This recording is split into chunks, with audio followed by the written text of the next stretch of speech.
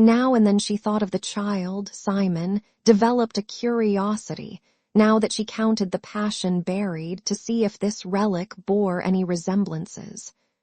"I have a notion to visit Penny Doherty," she was saying to Anton. "She's invited me. Says she's got guineas and we can have a clutch of eggs if we want. I could raise us a flock. Set the yellow hen on them." "Guineas, and that worthless Ooman," he scoffed. "Guineas are no work. You turn them loose and they pair off and care for the eggs by themselves. When you want a meal, you catch them where they are roosting. It's a far piece to Weems Crossroads but for guinea eggs. And I declared you'd not set foot off this place save to be married. So I said, 'I'm 20, and I'll be gone o'ernight, I promise, Pa.' 'I don't like it. You're a froward one. It costs a mort of money going on the train, all to see some poor trash. I'll make it up to you, Pa. You be back in a day, girl.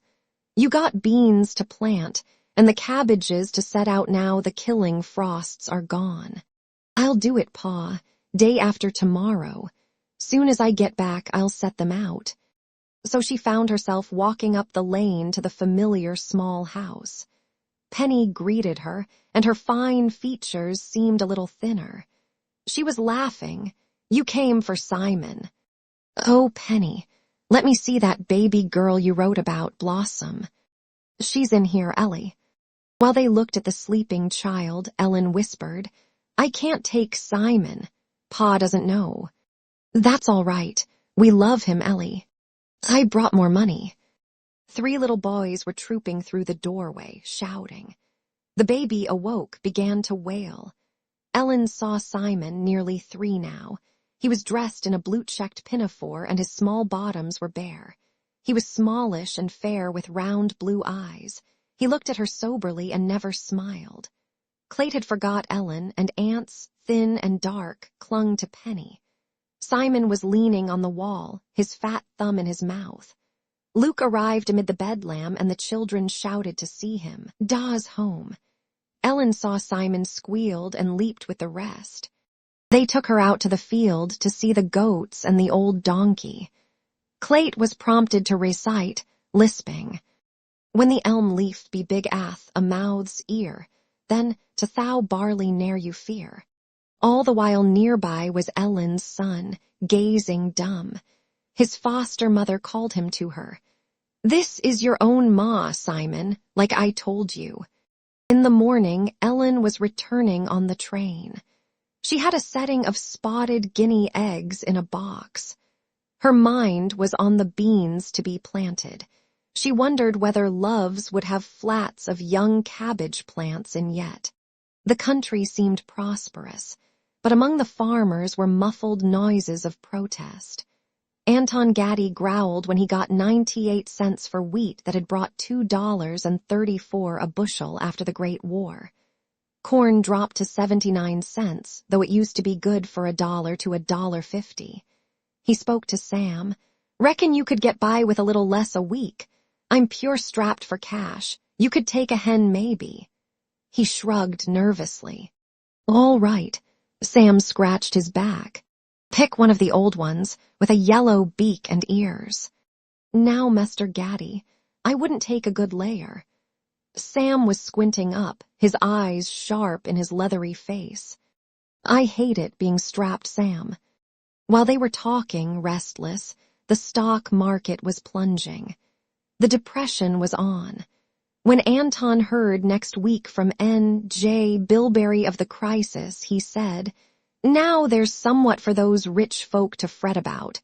It's no worry to us." Anton felt vindicated in his way of life, wondered idly if Garland had been affected, and he wished Frankie would write again. Her piano recital of last March had been a failure. The few letters she had written since ignored the subject. The flame in Anton's life that burned through this daughter dimmed, bewildering him, causing his dream to lag. Frankie's going to make that music yet before the crowd.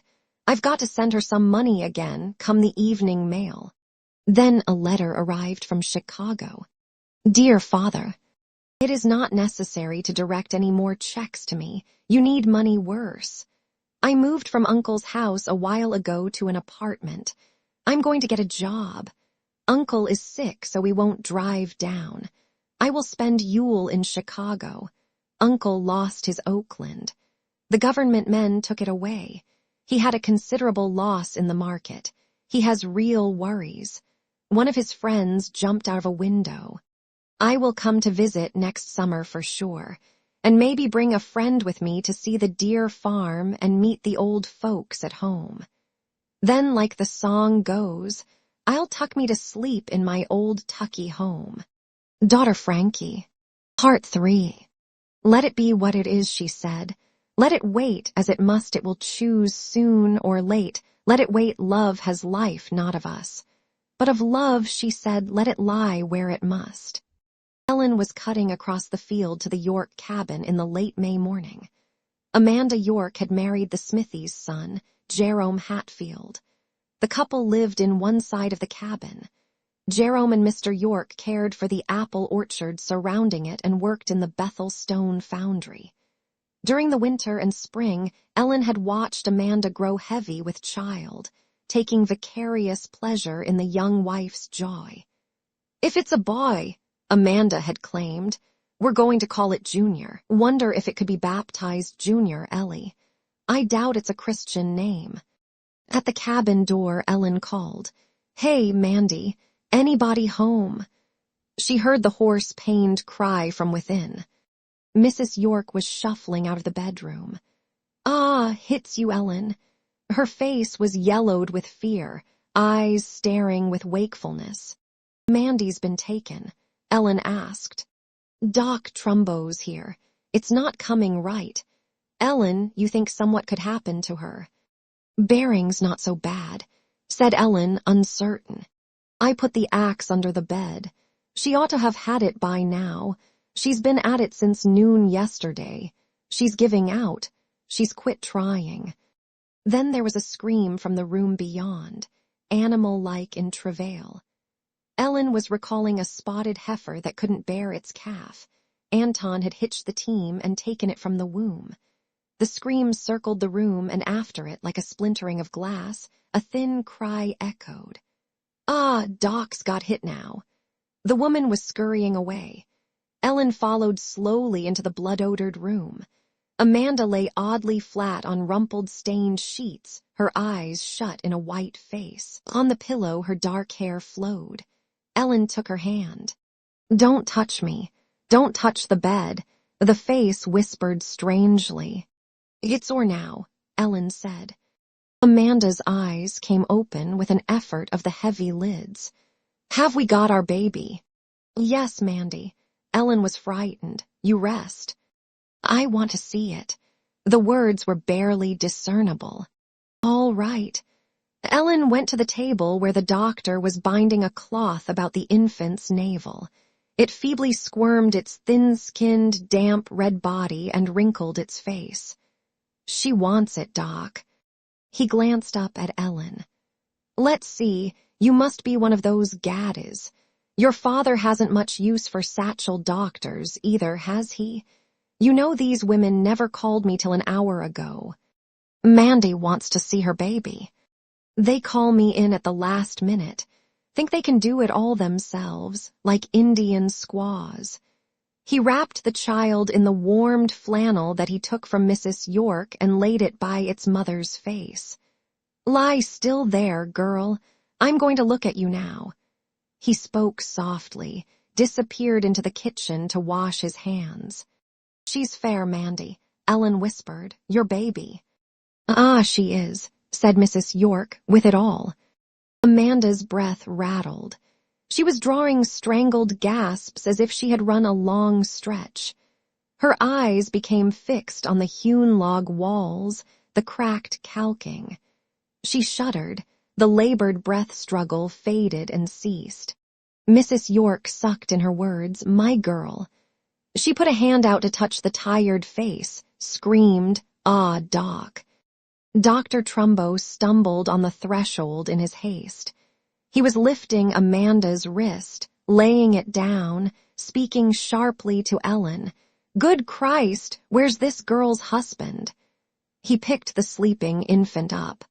"I've got to cover the mirror," Mrs. York mumbled, hurrying indecisively about the room. "So the baby doesn't die as well, and stop the clock hands. Now what else must I do?" "Jerome works at the stone foundry, Doc, same as Mr. York. I can call them from Love's store. First take the child here. This old one'll be no more use." He turned to Amanda's body again. Ellen laid the baby in the cradle. It was sleeping, its face like an inflamed pansy, lost amid ribbons and ruffles. "Ah, you did it, Doc," Mrs. York keened. "You were busy with yourself and your washing and you let it happen. I didn't want you here. It was only because Mandy made me. She'd have come through but for you." "Now, Mrs. York," he began. The woman appealed to Ellen. "Don't ne'er have a child, Ellen Gaddy. Don't ne'er get caught with a child." She grasped her arm, the tears squeezing from her old eyes, watering the wrinkles of her face. "I've got to go, Mrs. York." Dr. Trumbo continued. "She'd been hemorrhaging. These things will happen. I packed her, did everything humanly possible. I came too late." The woman was tabbering on the discolored sheet. Now what have I got?" "You've got the child." "I don't want hit." Ellen stood a moment in the cabin passageway before starting up the road toward Millville. "There's a thing I keep trying to remember." She spoke aloud, dazed. At the store, she cranked the iron handle to the wood box that hung on the wall. "Central. You'll have to speak up, madam. Give me the Bethel Foundry." When she had told Jerome and heard the click at the other end, she walked out slowly. Stacy called after. "Tell Maria Gaddy that eggs are down 3 cents again. They're hardly worth trading." Ellen didn't hear.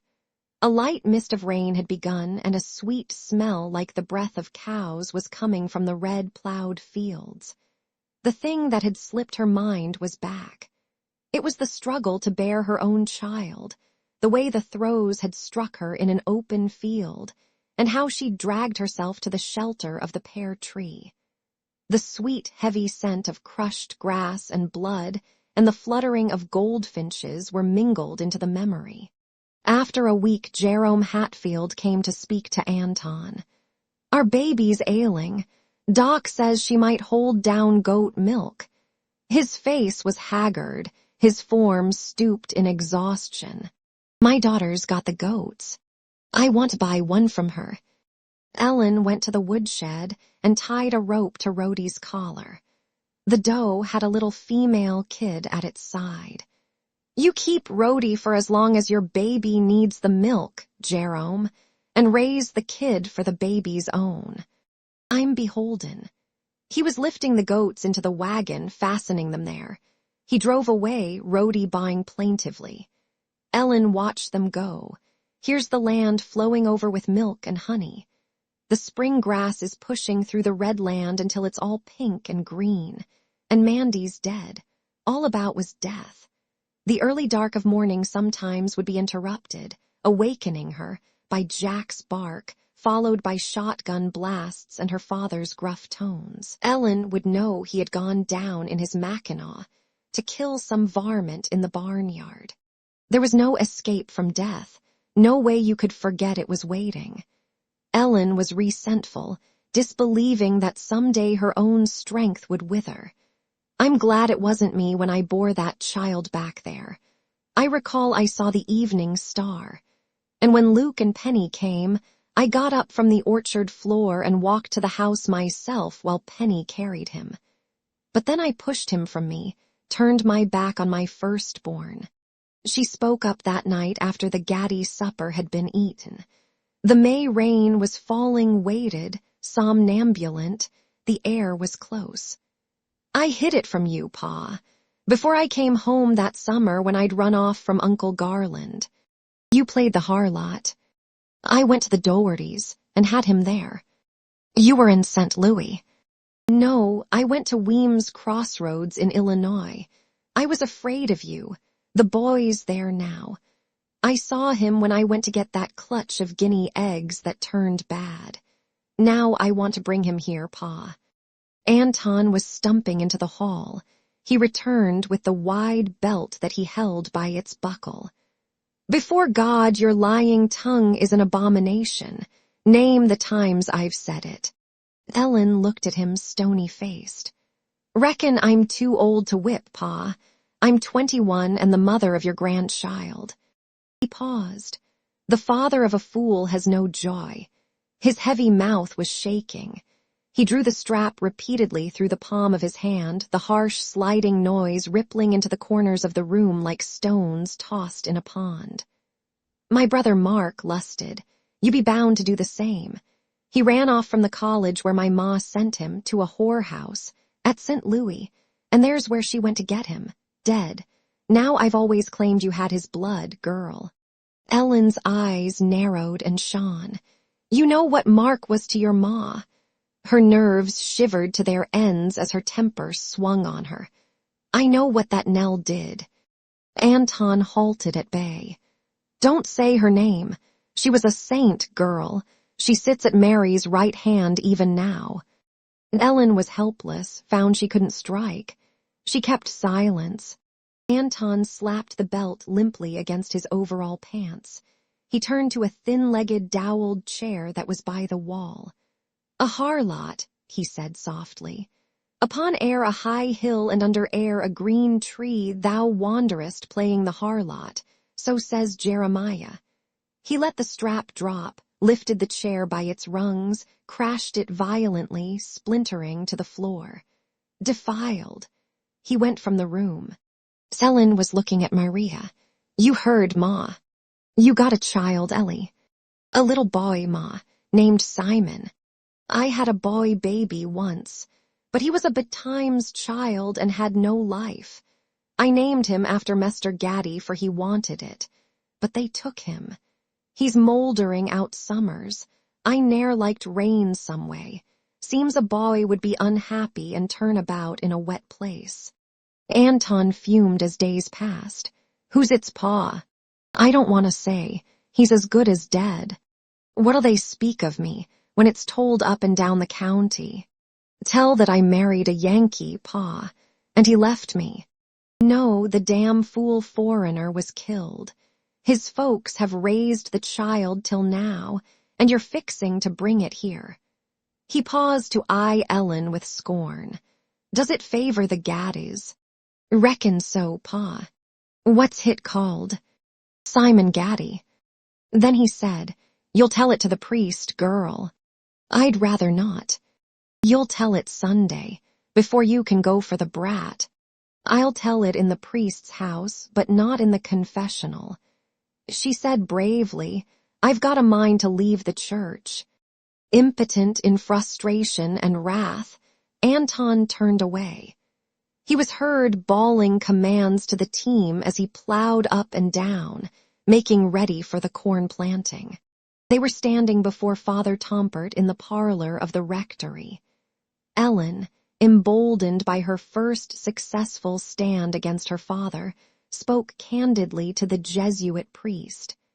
It's like the church wants to boundary God, Father, and he is thus and so. And if you say at such a time such a prayer, you'll get off so much sooner to paradise. This is false to me, Father. Hold, girl, you blaspheme, roared Anton. Father Tompert said, I'll speak with your daughter alone, sir. Wait outside this room, if you please. Then Ellen told the priest what was in her, and she added, In the Gospel of Matthew the Lord himself says, Don't pray where you're seen of men, but enter into thy closet. And when you've shut thy door, pray to thy Father which is in secret, and use not vain repetitions. The priest saw she loved God. He saw her mind was bright and she had thought this thing out. The wise Jesuit was not uncommon among those consecrated to the cross of his faith. He spoke to Ellen. It's not your kind that need the Mother Church, Ellen. We'll wait till you're ready to come again to us. Till then, the Lord be with thy spirit." He was walking to the door. She laid her hand on the sleeve of his cassock. "Father, is it wrong to lie to the neighbors and say I had a husband?" He looked at her while a bell tolled somewhere outside over a stitch of time. She saw his eyes were an indigo blue and the pupil in the center was a dormant coal. For the sake of the child, perhaps not. In the eyes of God, it may have been a marriage. I don't know. He folded his arms, went to the door. His face was smooth, his body moved ageless below the black frock. "Don't worry about your daughter, sir. She's in no danger of damnation. God is with her." Ellen put on the faded, dotted Swiss dress in the morning. She combed her hair, plaiting it tightly in a new way she had. Anton counted money into her hand. Maria was concerned about the census taker whom Tinny Bilberry had reported was coming and no telling at what hour. "Now, whate'er will I say to him? He be the government. I'm that fretted. Do you have to go now, girl?" The train coughed and clanged into the Weems Crossroads station. The road to the Dohertys seemed longer than Ellen remembered. She was passing the burial ground. A group of black-clad people were ringed at a fresh grave. Cars and buggies were parked by the roadside. She hurried by.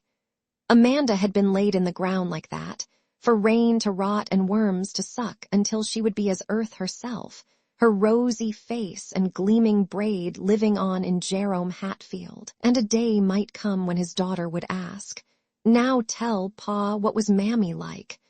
And Jerome would say, "Seems I can't remember. Appears to have fallen from me some way." Ellen reached the mailbox, went up the lane and heard a guinea cry. It came to her on a sudden that she was terrified, as if she had been sent to the dark cellar for supplies again. Something lurked there in the shadows. She lifted her skirts and fled toward Light and Penny and the gray-streaked house with door open and unscreened. Ellen studied her son that evening. They took the meal out under the crab-apple tree. Its leaves, not yet green, were coated with soft white hairs.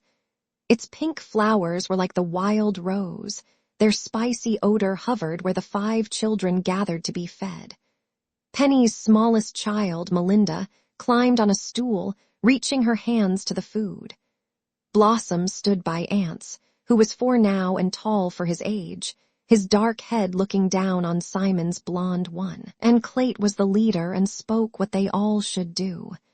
"If it wasn't for Clayt," Penny said, "I'd ne'er get this troop together, and we'll have another Doherty come Christmas. Seems I be heir in this strait." Standing about the table, the children were eating corn pone and bacon and beans. There was milk and a honeycomb. Melinda sucked her sticky, tiny fingers and crumbled the pone. Penny was cleaning the child's hands with a damp rag, laughing. "I got plenty of pullets now, Ellie. Luke built a hen house. I trade eggs just like you gaddies now. But say, the store's paying low this spring." Ellen saw that Simon's cheekbones and hair were like those of Christian Eye. He had Anton's long chin, but there was the look of Christian about his eyes and high cheeks and broad mouth. "I wonder at him, Penny. You're thinking of his pa, aren't you? I allowed I'd forgot what he looked like. Time goes so fast, but Simon calls him back to mind. Soon you won't see it. It'll just be little Simon. I reckon. I see Luke coming. We've been lucky. Webster laid off most of the hands when times got bad, but he kept Luke on. He'd let them all go before Luke." Penny's look wound itself about the man moving up the path, her love like a warm wind. "He'll be short and stout, strong like a bull." Ellen was watching Simon, who leaned against the table, his cheek on one fat hand while the other spooned beans unsteadily into his mouth. Luke slept in the mow of the shed that night, so there would be a place for Ellen. The women lay in the narrow bed.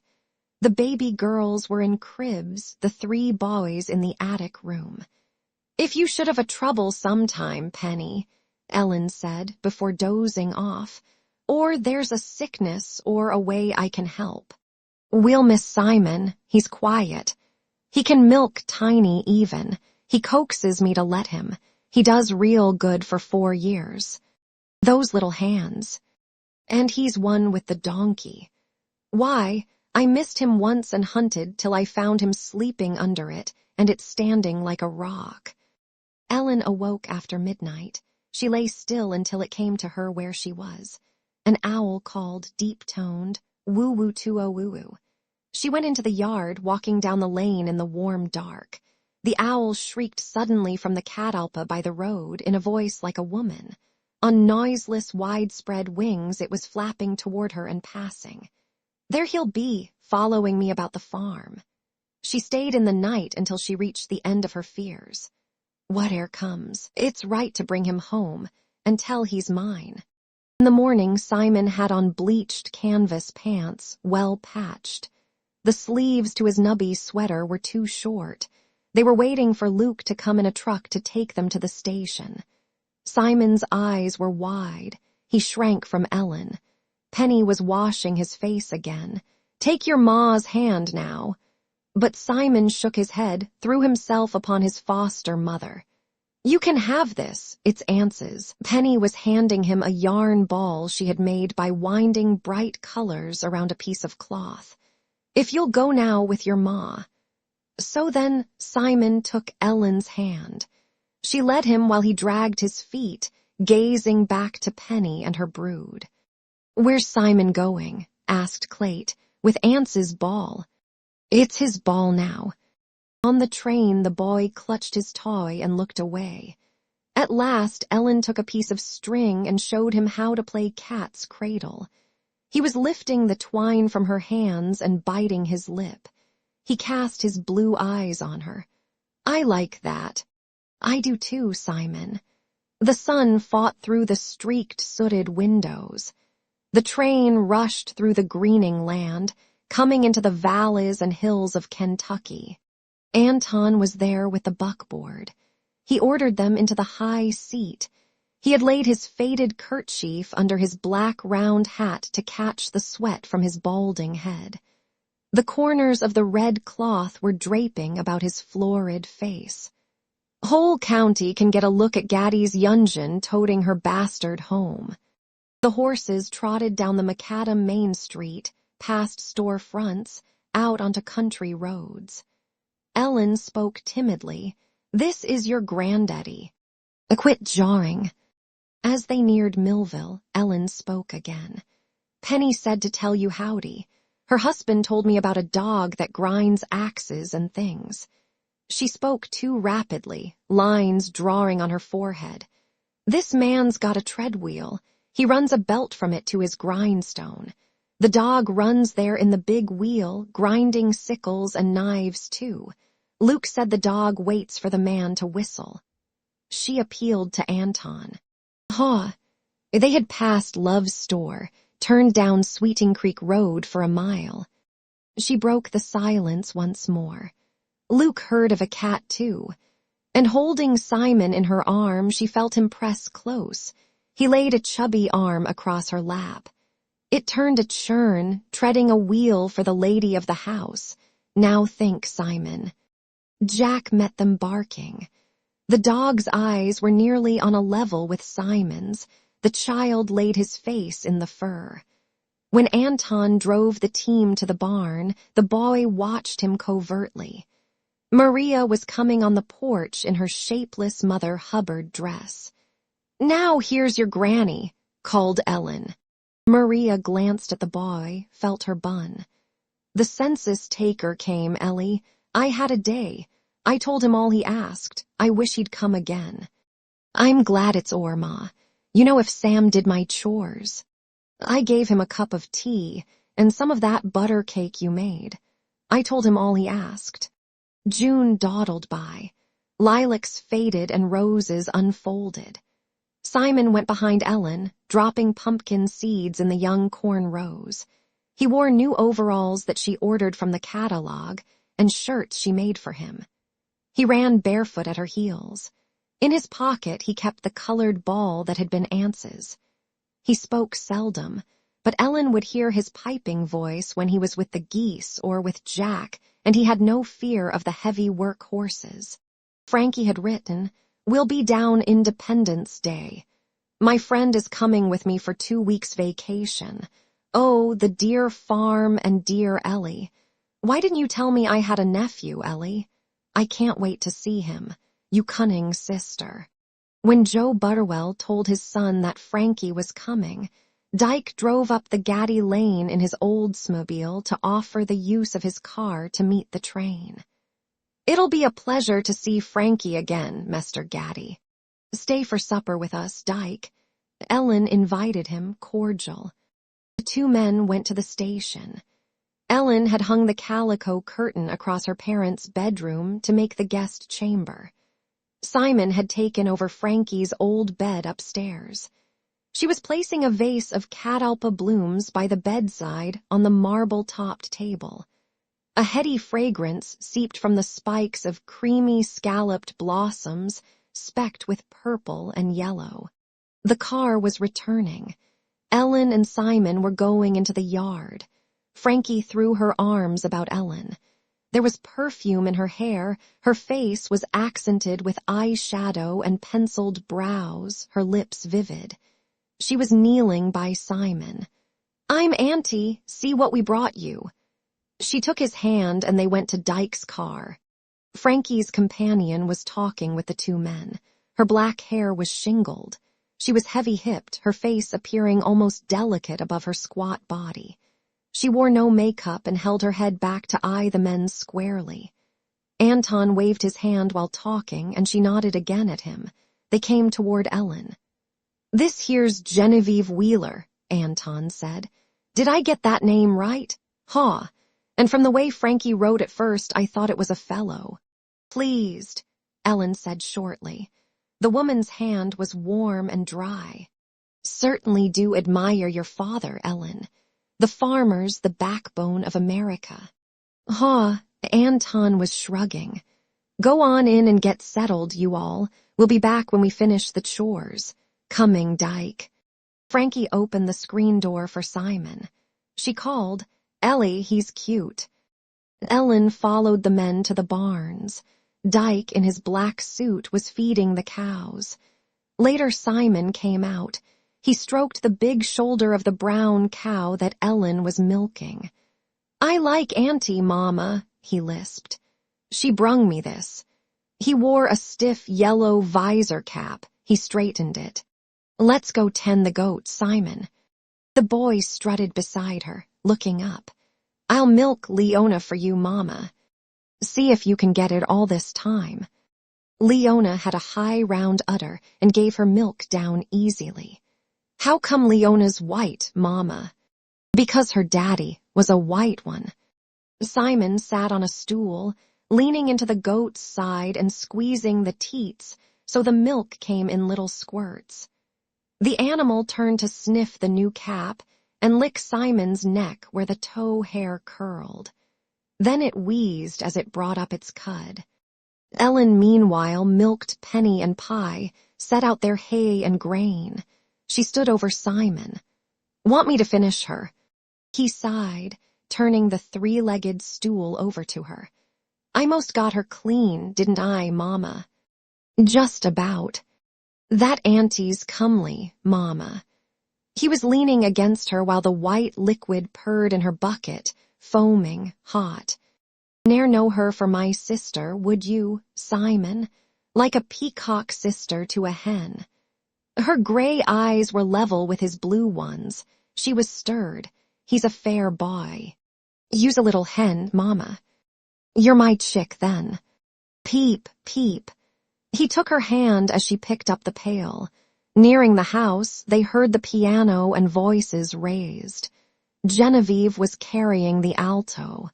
"Oh, Robin, Robin Redbreast, oh, Robin. Robin dear, oh, Robin sings so sweetly in the falling of the year." "Mercy." Ellen set the pail in the kitchen, began to help Maria with the meal. Simon stationed himself beside the parlor door to listen to the singing.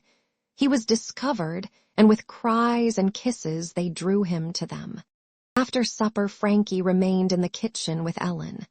Simon went up to bed.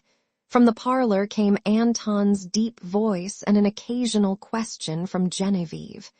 Maria was knitting and Dyke listened while he smoked a cigar. Frankie polished the plate she was holding. "Don't you like Jen, Ellie? Don't you like her? We've got a flat, you know. You wrote you left Uncle." "I left last February. The market crash changed him, Ellie. He wouldn't eat and stayed up nights going over papers. He got real crabby. Stingy, too. You'd never have recognized him. I stopped all my lessons. I was glad." "I see." He turned Mrs. Quimby out on the street. Frankie was smiling, prim. "Though, when I left, he closed the house up. He went to a flat he has in East Chicago. You know he's bad, Ellie." "How?" "He keeps a woman," she whispered. "He's had that flat for years. For lack of wood, the fire goes out, Frankie." Ellen was stiff. "That's a cute saying, Ellie. Where'd you hear it?" "You're so scatterbrained, Frankie. And I ne'er had any use for whisperers. You like my hair, Ellie. Jen says I look like Janet Gaynor." "Who's that?" "Ellie, a movie star." "When did you first meet this Jen?" "She's my best friend." Dyke stepped into the kitchen. "Hey." "Hello, Dyke. Wouldn't Jen let you talk?" "And no. She's like that. She has no use for men, except for one like Pa there. A good farmer." "You sure are different, Frankie. You're plumb pretty." Dyke stood his ground, blushing. "I always liked you, Dyke." Frankie was bold. "Remember how we used to argue about him, Ellie? I said he was tall and he'd do because I wasn't particular." "Frankie," Ellen cried. "Come out and look at the stars, Frankie. Please." "Go on, you too. I'll finish up." Ellen went into the parlor after a few minutes. She sat down by Maria. Genevieve looked up alert. "I thought Frankie was with you, Ellen." "She went out with Dyke a spell ago."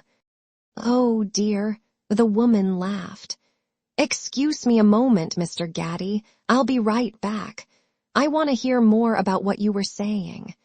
The heavy sound of her shoes was heard on the porch. "Why doesn't she leave Frankie and Dyke be?" Ellen asked. Anton was filling his pipe. "She sees the case I've got here farming." The two came in noisily, hand in hand. Dyke followed. "Here's your little girl, Mr. Gaddy. I'm afraid this young man was hiding her from us." "What do you think, Genevieve?" Anton was asking. "Of my daughter becoming a fine musician?" "Well, in time she could be. Nothing ventured, nothing gained. She's got talent, and she's a beauty. When I get more money saved, I'm going to get her the best teacher I can find." "I just love you, Pa," cried Frankie. "And this dear house, and Ma and Ellie and everyone." Tusk, such a little girl," said Genevieve. She stood by the piano. "Woodman, spare that tree touch not a single bough in youth it sheltered me, and I'll protect it now." Ellen was pressed to make fudge and coffee.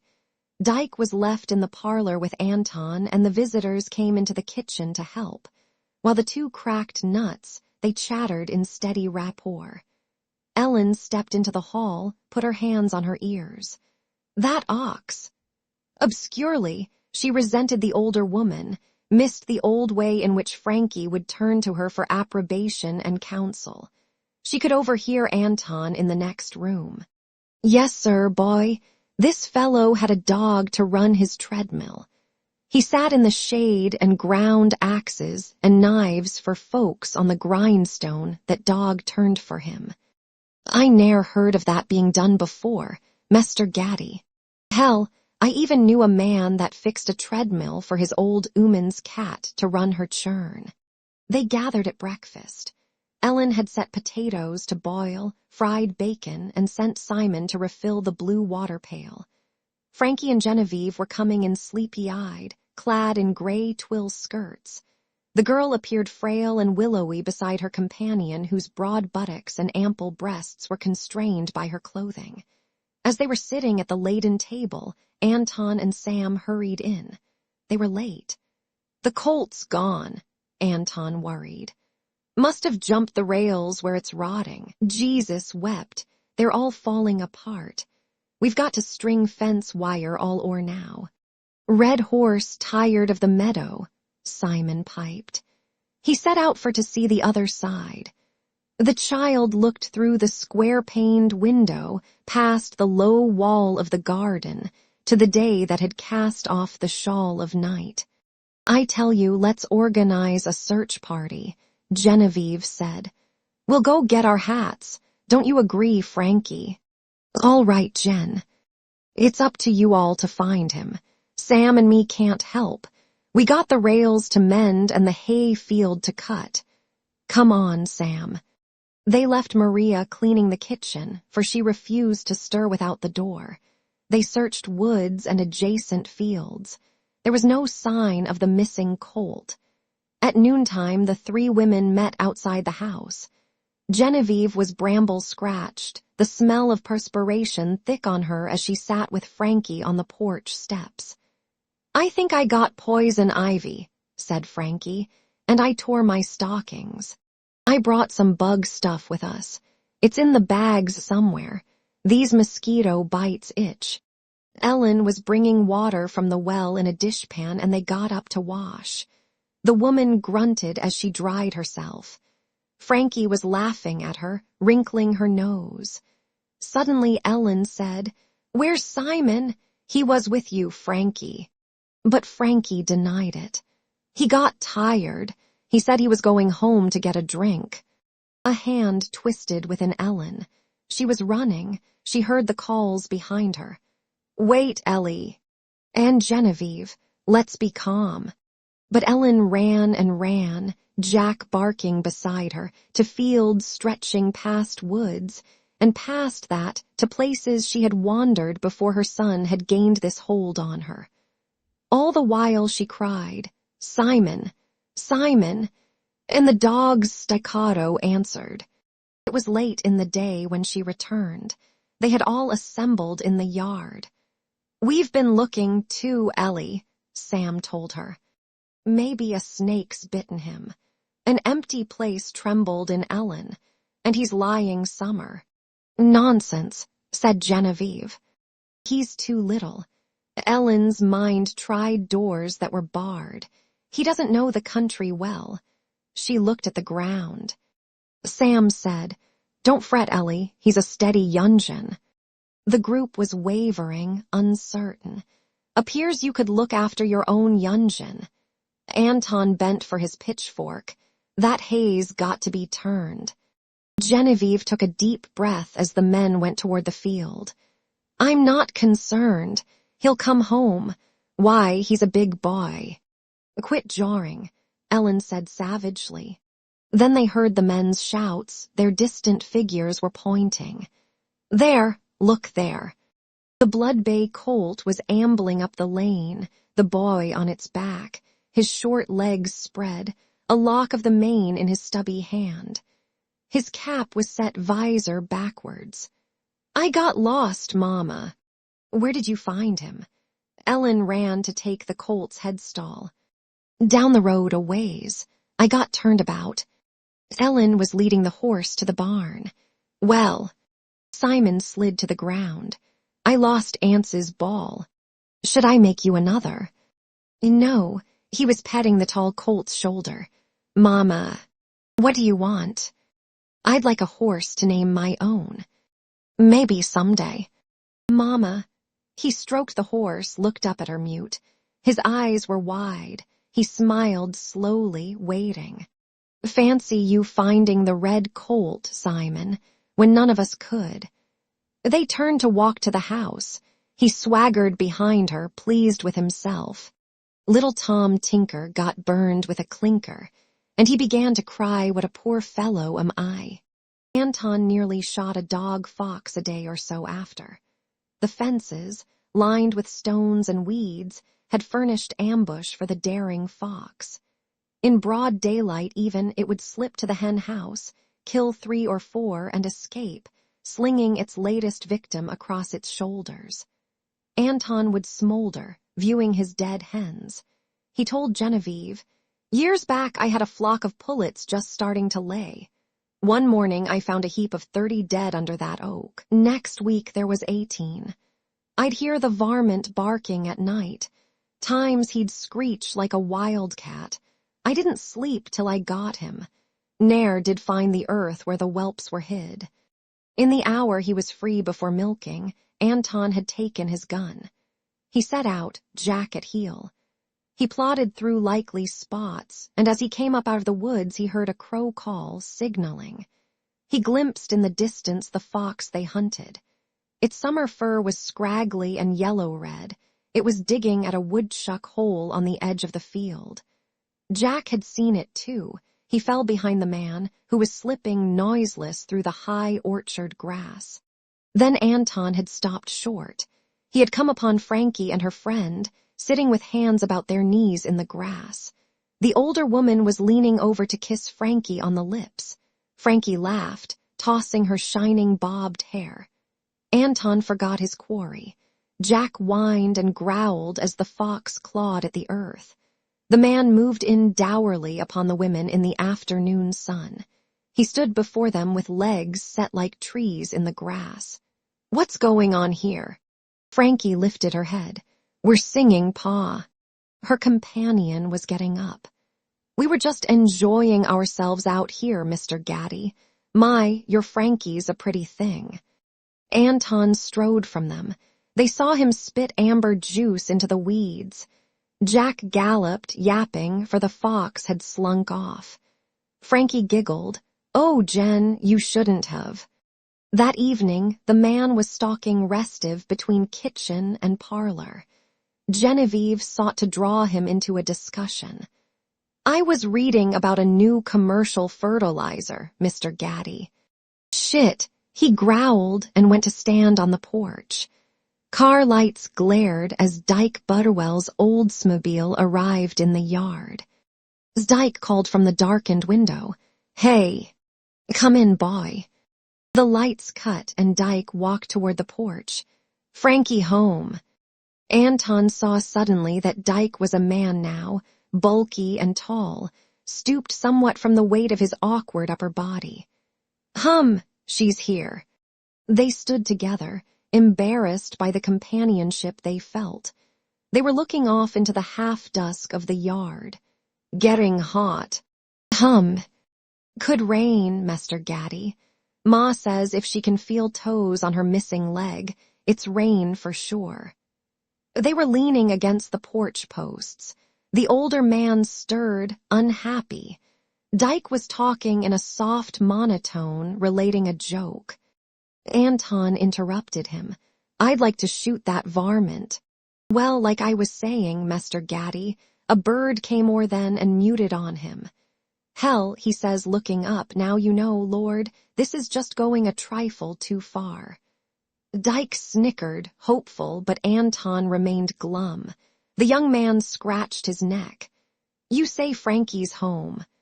They went into the house. Anton's voice was cold. "Dyke, I want you to take Frankie here to the movie house in Bethel. That way Miss Wheeler and I can talk about the farm." "You are sweet, Pa, but I don't care to." Frankie yawned, getting up from her chair. "Here we are on this old Kentucky home, and why go to the Flickers? We see them all the time in the city. But you're thoughtful, Pa." So instead Frankie coaxed Dyke to sing with them. Ellen saw how Genevieve's black eyes glinted when Dyke spoke to Frankie. She saw Dyke's confidence wither as he appeared a poor thing. Genevieve was saying, "Frankie told me you keep house for your mother." "I help her, Miss Wheeler." "I think it's wonderful you mop and dust like a daughter. That's an accomplishment." Ellen walked out of the room and onto the porch. A shadow was drifting by the hen house fence. "There's that fox, Pa." Anton grasped the gun that stood by the loft stairs. His body mingled with the shadows.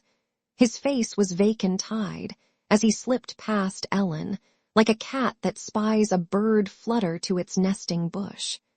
After the family was in bed and Dyke had driven away, Anton returned. He flung the yellow-furred carcass at the base of the porch steps. The dog worried it until Sam arrived at dawn and dragged it into a field for buzzards to pick. Simon came in dirt-stained to where the family and Sam Offut sat at the noon table. His hair was over his eyes and he brushed it back. He held a box turtle he had found. He was clutching it to his shirt and standing within the door. Ellen said, "Go clean up. And put that turtle away, Simon. You're late. Now run." But Simon went to stand at Anton's side. The man continued eating, pushing his food with his knife, his head bent in hunger.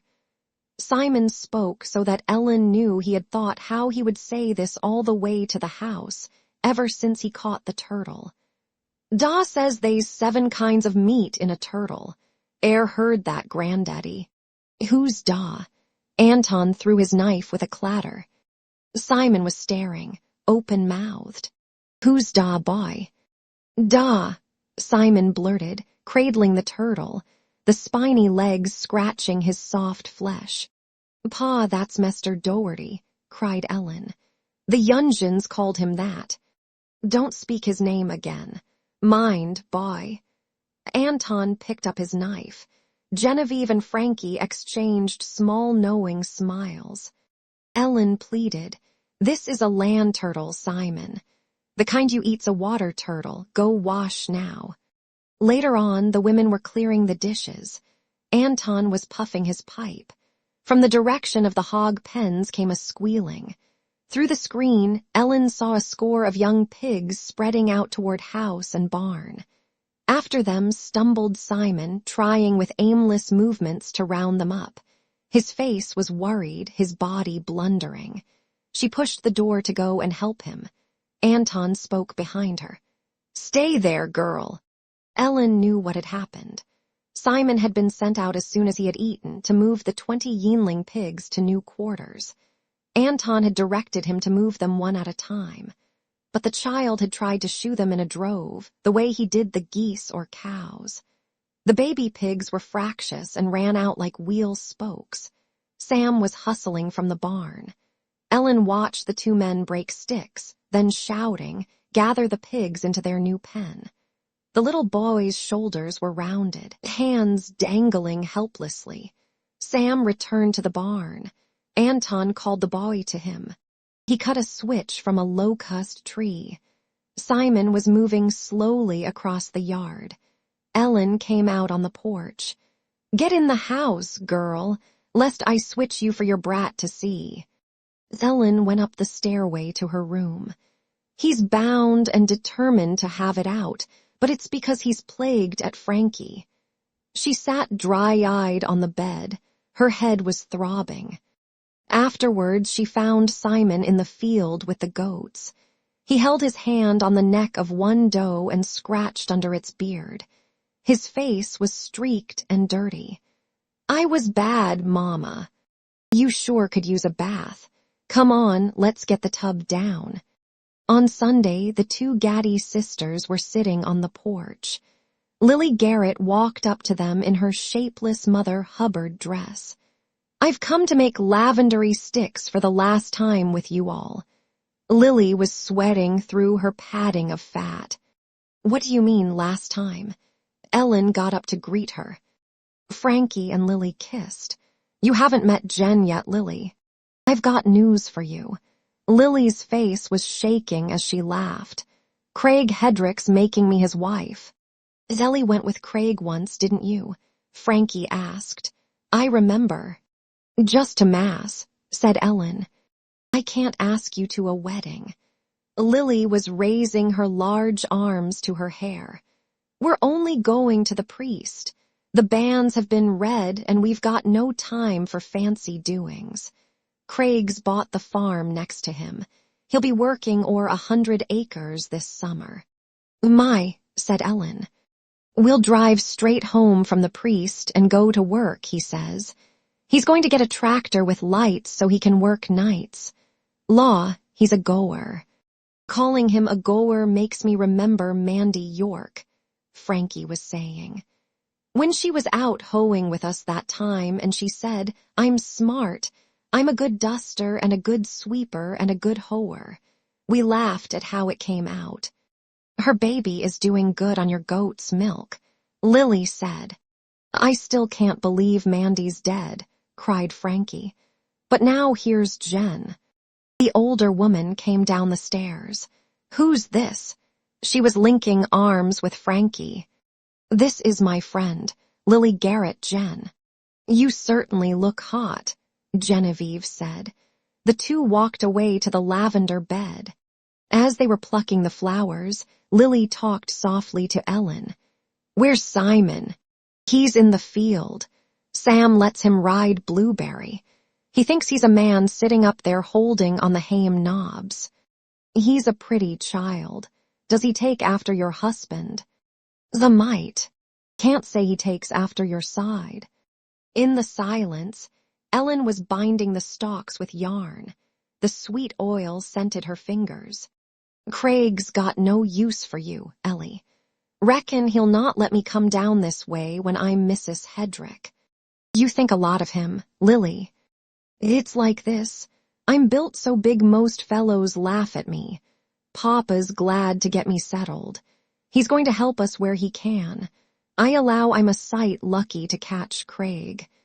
Ellen had never heard the flighty Lily speak so seriously. She seemed nearly sad as she came to this turning in her life. You'll make him a good wife. I aim to. I'd like to have a child like yours. They worked a while, the murmurs of the other two coming from the end of the bed. I don't know if it's right to tell such a thing on my promised husband, but I knew you long before him. Lily's face fired red. He says you be free with men, Ellie. Says he could name the ones you've slept with. There's lots of tales told, Lily. Says you weren't even married. The grapes are grapes of gall, Ellen spoke bravely. I don't care. You're twisting my words, Ellie, but I'll say more. The hot sun drenched them, drew the last moisture from the flower bed. Lily's curls lay straggled on her sun-browned neck, and Ellen waited. I'll be glad when Craig won't let me come here to visit you all. I know he wanted you for a wife. He tells those tales for the hate he bears you, being as you slighted him. Lily, there was nothing between Craig and me. I've seen a little silk rose he keeps. It came off that blue hat you wore when you went to Chicago that time.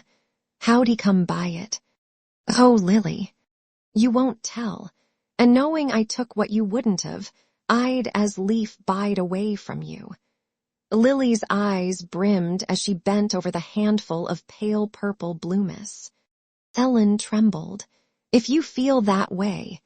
She was working down the perfumed rose away from her childhood friend. I don't care.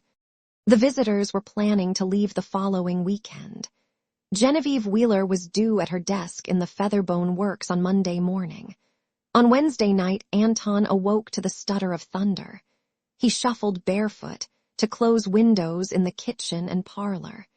As he was returning, he stopped a while at the calico curtains of the partitioned room where his daughter and Genevieve slept.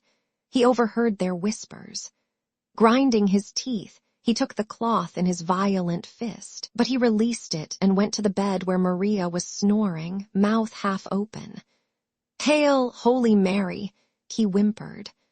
He prayed, envisioning his mother Nell, clad in a blue gown like the Virgin, her bright red hair flowing about her shoulders. He wept secretly, fashioning words he would say as he banished Frankie forever. The night's rain drew upward to the hot sky. The sticky air was clinging as the family slowly collected for breakfast. Frankie and Genevieve were seated, Maria was placing a dish of fried potatoes on the table before joining them. Ellen had brought a hot skillet of eggs from the stove. She lifted them onto plates with her iron spatula. "I'll take 2, Ellie," Genevieve cried. "This country air's given me an appetite." "Oh, Jen, you always take 2. A bumblebee caught at the glass was buzzing. Simon ran in. He had washed at the pump and water was dripping from his hands.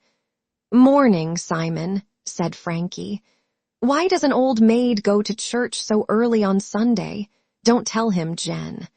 "Let's see, Auntie." The child studied his egg. Anton came in. The screen door cracked behind him like a breaking stick. The people turned. He spoke softly to his younger daughter. "The Bible says, were they ashamed when they committed abomination? Nay, they were not. Neither could they blush." He wiped his face with an arm dusted with chaff of hay and hair of cows. Ellen heard the bee mumble at the glass, and her hand, holding the skillet, was tiring. "You be not welcome under my roof now, girl. The Lord God'll have a reckoning day for you." "What's this all about, Mr. Gaddy?" began Genevieve. "Shut your jaw, unnatural ooman." Frankie was still, a paleness blanketing her features. She was wearing a high-throated shirtwaist, the color of her hair brilliant against its whiteness. Her linen skirt fitted her small hips. Her hands rested in her lap. Frankie had turned, after months of terror and insecurity in Garland's house, to the gentle dominion of the older female. The grip of her father's hand had gradually fallen away, and she had begun to think of the home farm as a place in one of the tunes they would sing, nostalgic and typical. First the farmer sows his seed, then he stands and takes his ease. They were gay in the small Chicago flat. Now the old fear of Anton was absent. She was waiting until he would speak again into the sultry kitchen. "You be gone." His voice was a blade cutting a cord. "When Sam and me get back from the wheat this noon. Christ, you be not my daughter any more." He stalked to the door and out. "What did Granddaddy say, Mama?" The high whisper spilled into the silence. "I don't know," sighed Ellen. Now he ne'er ate his breakfast. Maria was complaining with his fretting. But here comes Sam. He'll eat good. "There's simply no talking to Pa when he's set like that, Jen." Frankie laughed. "He gets so sore." "Tell, why does the old maid go so early to church, Auntie?" Simon asked. "Well, by golly," said Genevieve, pushing back her chair. "Let's get to packing."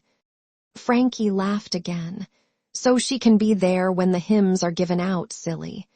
She got up, brushing her skirt. "Oh, Ellie, don't worry, you know Pa, and we did have our visit. You'll see we'll be back next summer." Frankie was going to the bedroom. "Don't call that much of a riddle," said Simon. "Don't get it. You want to go berrying by the lake?" Ellen set the skillet down on the stove. Her voice was unsteady. "They are real thick, Simon. All you have to do is shake them in the pail. You take Jack for company. Watch out for snakes, mind." Sam was coming up the porch as the boy took the lard pail and marched off, his hand on the dog's back. Simon's hair was white in the summer sun. His cap, grimy and wrinkled now, perched on his head. Ellen turned to free the imprisoned bee still tumbling at the pane. Maria spoke. "Want these cold eggs, Sam." Summer had hurled itself on the quailing countryside. The moisture was drawn from the bowels of the land, first from the stony top clay, until finally from the reservoir far below. The few humid clouds were carried away on winds that lived in the upper troposphere, and there was no rain. A drought prevailed. As daylight made colors known, an opossum was waddling through the oat field, where stunted stems withered before the white grains could form. It pounced on a fleeing lizard just before Sam Offut shot it cleanly through the skull. He plucked its young, no bigger than a thumbnail, from its nipples and left them in the field. At breakfast, he told the gaddies, "My old Ooman'll bake it. That's one thing Edie can do." Anton was restless. He walked outdoors, drawing on his cold pipe. "Turning the earth'll just dry it worse, Sam. No weeds are going to come up anyhow. What'll we do if it doesn't rain, Mester Gaddy?" Simon was watching them from the screen, his nose against the wire. He called, "Granddaddy, which way's the wind blowing?" The men looked at the burning sky. They stood in the yard a while, then went to the tool shed or scattered old hay to the cows in the dried-up pasture, puttering time away until it should rain. Simon was on the steps talking to the dog. Ellen could hear his sing-song. She told Maria, "Simon's at the aping age. He thinks he's Sam, or again he thinks he's Pa." That sweltering noon Anton beat his wife. It had little to do with the drought, although irritation had made his temper short. Anton seldom lifted his arm against Maria ever since a few summers past when she had taken to bed after he struck her. Anton had felt justified at the time, for Maria had been nagging him about the kind of wood for her pap's coffin. He had given her money enough for a pine box, but she demanded oak. "Oak's dear, Ooman. No more now." And when he had beat her, she was somehow hurt. He had been forced to hire the girl, Penny, to help while his wife was recovering. Maria was alone in the house in the hot morning. A salesman came to the door, a thin man wearing a flat-top hat. His striped suit was frayed around the lapels and seamus, "Madam, I presume you're the lady of the house. It's clear you're a pious one. I myself am a man of God. I carry the word." He was taking a Bible from his worn satchel. It was handsome, gold-embossed, gold-edged. He was showing her how in some sections the first letter was immense, with doves or flowers set into scrolled lines. Maria coveted it. "But I've got no money, Mester. This is such a bargain. As if I had the money. Sometimes a farmer will hide money in a mattress. It's his way. Or again in the rear part of a drawer that he alone uses." She began to shake her head, eyeing him. "There's few would think ill of a wife who knew a fine trade. Look at this good book." She turned the leaves, lingering over the gold letters. "What's its price?" $50, madam. To you 10. Well, he sat in the parlor while she found the bills laid in the ticking. She moved her mouth in an inner argument. She took some of them, replaced the roll in the straw. She walked back into the parlor. "Hit seems there be but 7. What do you say, Mester? I'll make you a special." He was reaching for the money. "I'll take it." At noontime, when they finished eating, Maria spoke. "There's a thing I did." She went to get the Bible, her eyes moist and bright. The smoke from Anton's pipe dwelled over the used dishes, and his brow drew in puzzled lines. "How's this?" He was taking the book from her. "Where'd you get the money?" "Amid the straw, then, under the bed." "How'd you think to look, Ooman?" "Peddler said it would be there. So he knows is the way of a farmer. I took but 7. Then Anton was hitting her on the shoulder from where he sat because he had been shown for a fool. He rose, seizing his black shirt and ripping it so buttons fell tinkling. His chest was exposed, matted. He struck her again. "Prices are falling so I can't sell, rising so I can't buy. There's a drought on us and you have to thieve behind my back." He lifted up his fist. She ran to the bedroom where the wardrobe closet stood and crouched in the camphor-ridden woolens. She whimpered, "Ma'am." Ellen waited until Anton had gone to join Sam in the yard. She picked up the Bible and put it on the table before Simon. Most of the book of John was missing, and Kings and Isaiah. Later Anton would hunt in vain for Jeremiah, his favorite prophet. But now Ellen was turning to the first book 0 of Samuel. She had accepted Anton's violence as she did the drought, linking them in her mind as manifestations of indisputable power, and she would give Maria time to recover, in the same unquestioning way in which the farm folk would woo the land back with seed and share when the rain came.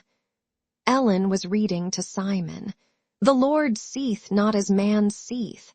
Man looketh on the outward appearance, but the Lord looketh on the heart." Simon examined the pictures while she made order in the kitchen. "Here's varmints I ne'er knew of, Mama." The windows were open. Anton had taken a screen down the day before to mend it, and Ellen had hung strips of cloth to keep out flies that bred constantly in the barnyard. Simon snatched at those buzzing about him. When he caught one, he would slide from his chair and let it out the door.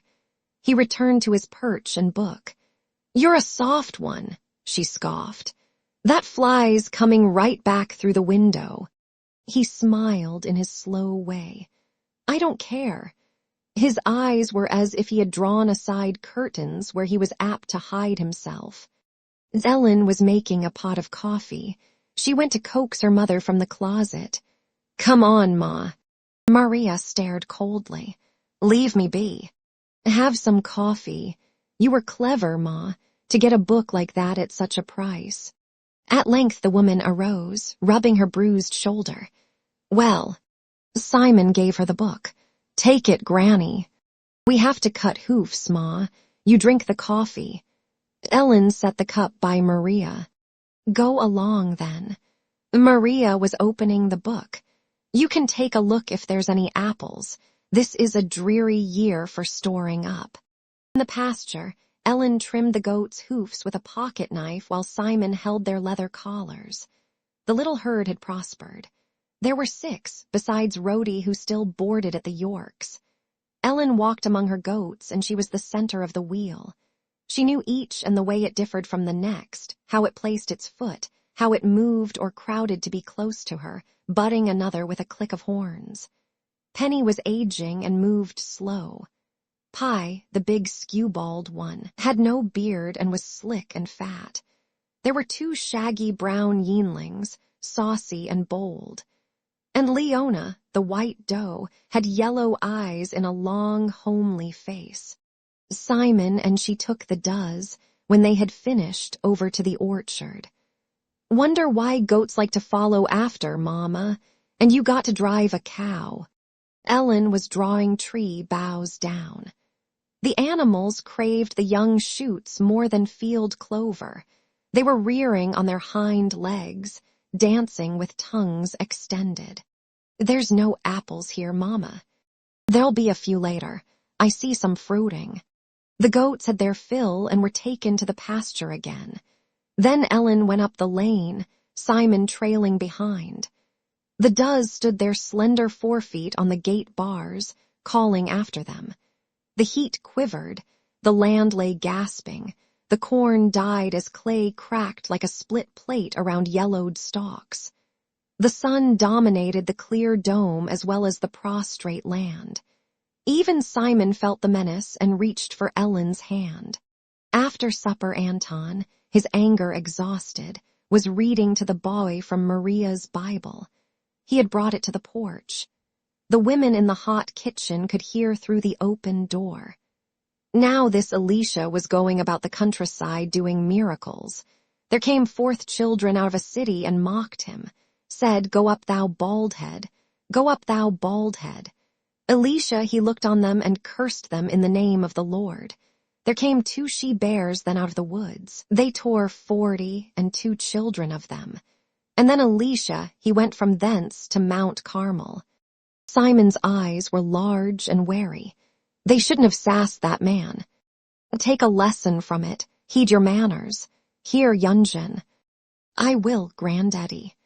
The women came out with cornhusk fans that Maria once had fashioned. Anton turned pages, seeking the words of Jeremiah. "You got a reaming to top all here, Ooman. Go fetch my own Bible, boy. This one's not put together proper." Then he read, "Thus saith the Lord, Stand ye in the ways, and see and ask for the old paths where is the good way, and walk therein, and ye shall find rest for your souls. Ever since Ellen and Anton had visited Father Tompert, and she had voiced herself to the priest, Ellen had discovered a new freedom. She had found herself supported by the church in her dispute with it, in her desire to find her own path. It gave her a wholeness and a bravery toward Anton. So she would keep Simon at her side on Sundays while her parents rode to church. Maria was disturbed. Hope you don't burn for this, Ellie. Wonder what Jesus would say if he came through Millville today. Anton had grunted, angry, to the team. Haw up. Unknown to Ellen, he had spoken to another priest in Bethel regarding his daughter's departure from the church. This man was old, his face creased in deep lines, and he advised Anton to obey his parish priest and to care for his own soul. After her sister had gone away with Genevieve Wheeler, Ellen would watch Anton going about his work abstractedly. He would stop now and again to raise a hand or mumble to himself, then startle as though coming out of a dream, and resume his work. He declared no one was to speak Frankie's name. One day Ellen, rummaging for a lost tool in the shed behind the hog pens, came on the remains of a glass bowl garden, the one Frankie had made when she was 15 to please her father. It was smashed, and Ellen knew Anton had hurled it there in a smoldering rage. He began to use certain phrases with Simon such as he had used with Frankie. "A storm is nothing, Poppet," he said once when thunder moved over the sky, failing to see that Simon had no fear. He baited the boy, too, told him to watch the butchering of an old milk cow. "This is man's work, and you just as well learn it early." He smote the beast with a maul behind the ear. When it staggered to its knees, he used the maul again. Sam cut the jugular with a sticking knife, and while the lifeblood flowed, they fastened chains to its hocks and hoisted the limp body up. Simon brought a pail of water for washing, took the liver and kidneys in a pan to the kitchen. He helped carry meat that the women were frying down in fat for the lean winter coming. He stumbled up the steps to the kitchen with his load. Granddaddy killed old Jess while she was looking at him. He needs the money, Simon. She wasn't good for a milker anymore. He's going to take the hide and one side to Bethel. He could have laid his kerchief o'er her eyes. He took up the blood-stained pail. With lagging step he returned to his tasks. Anton found Simon was apt to be slow and chided him. He was scattering handfuls of slaked lime on the hog house floor, sending Simon to refill the pails from the sack in the yard. In the oven-like heat, the white dust clung to their sweated clothing and skin. "Think menfolk are always going to wait on your lazy ass. Now when I was a youngin, I learned on a stick." Haw.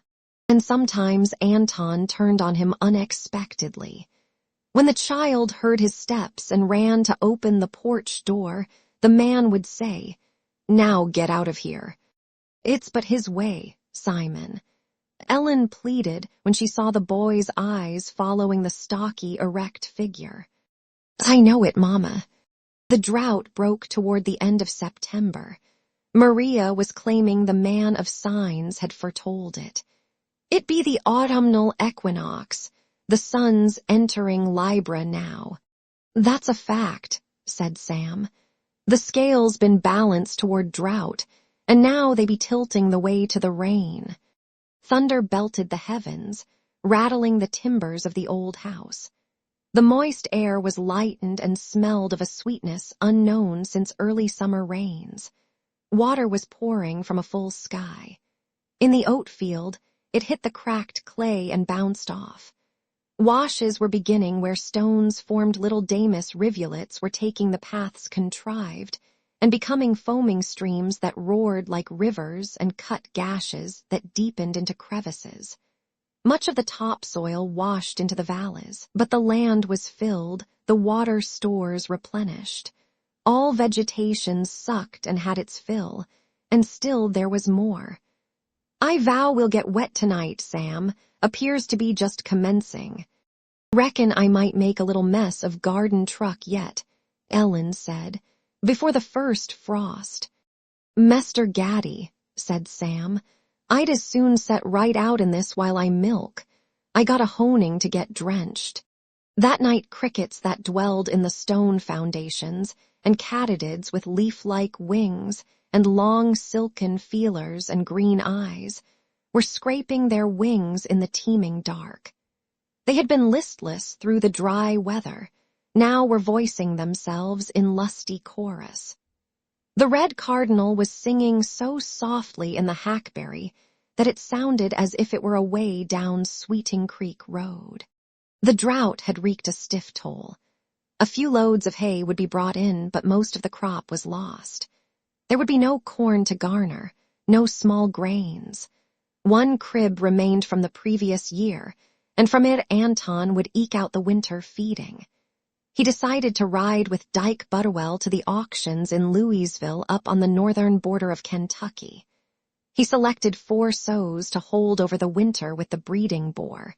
He would sell the others and all the yeanling pigs. They were flat-sided, poorly finished. The men hoped that in the city they would get a better price than was paid locally. Dyke had loaded his father's excess hogs in the Butterwell Chevrolet truck.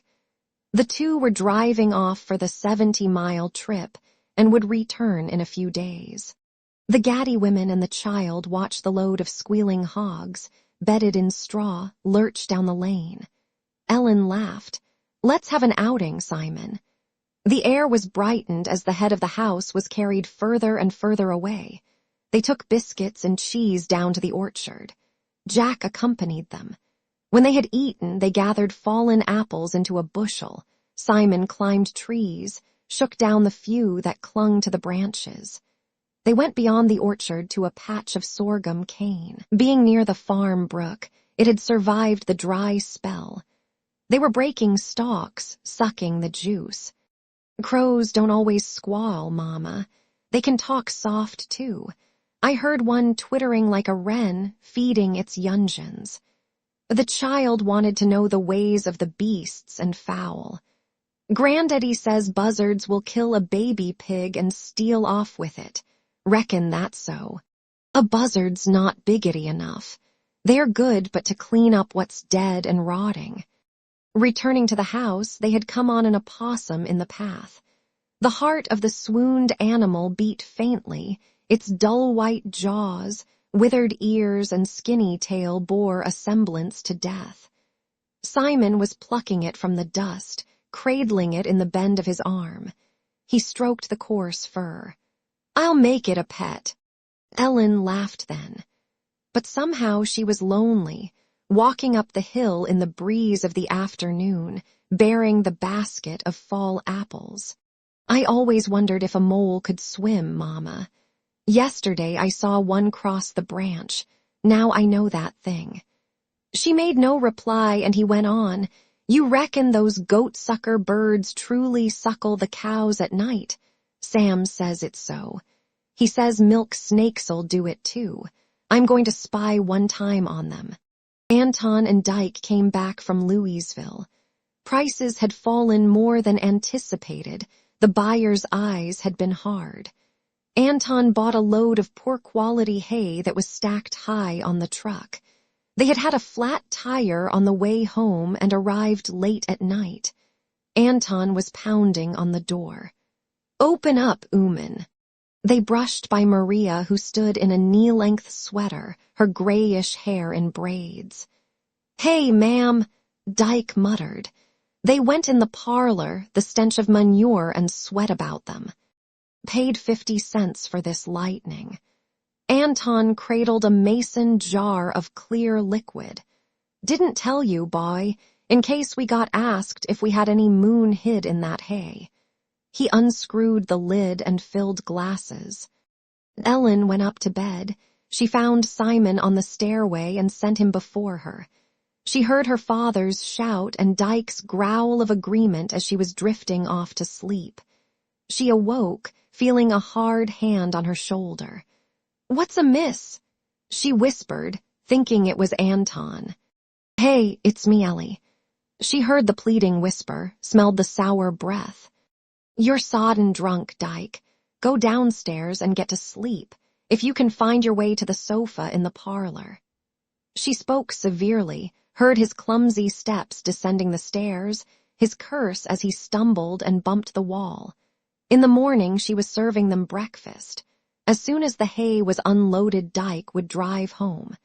Ellen could see he had no sure memory of his visit to her room. She caught his covert glance. He thinks it was a fancy he had. In that fall, Ellen had a dream of Christian I. It was her first thought of him in many months' time.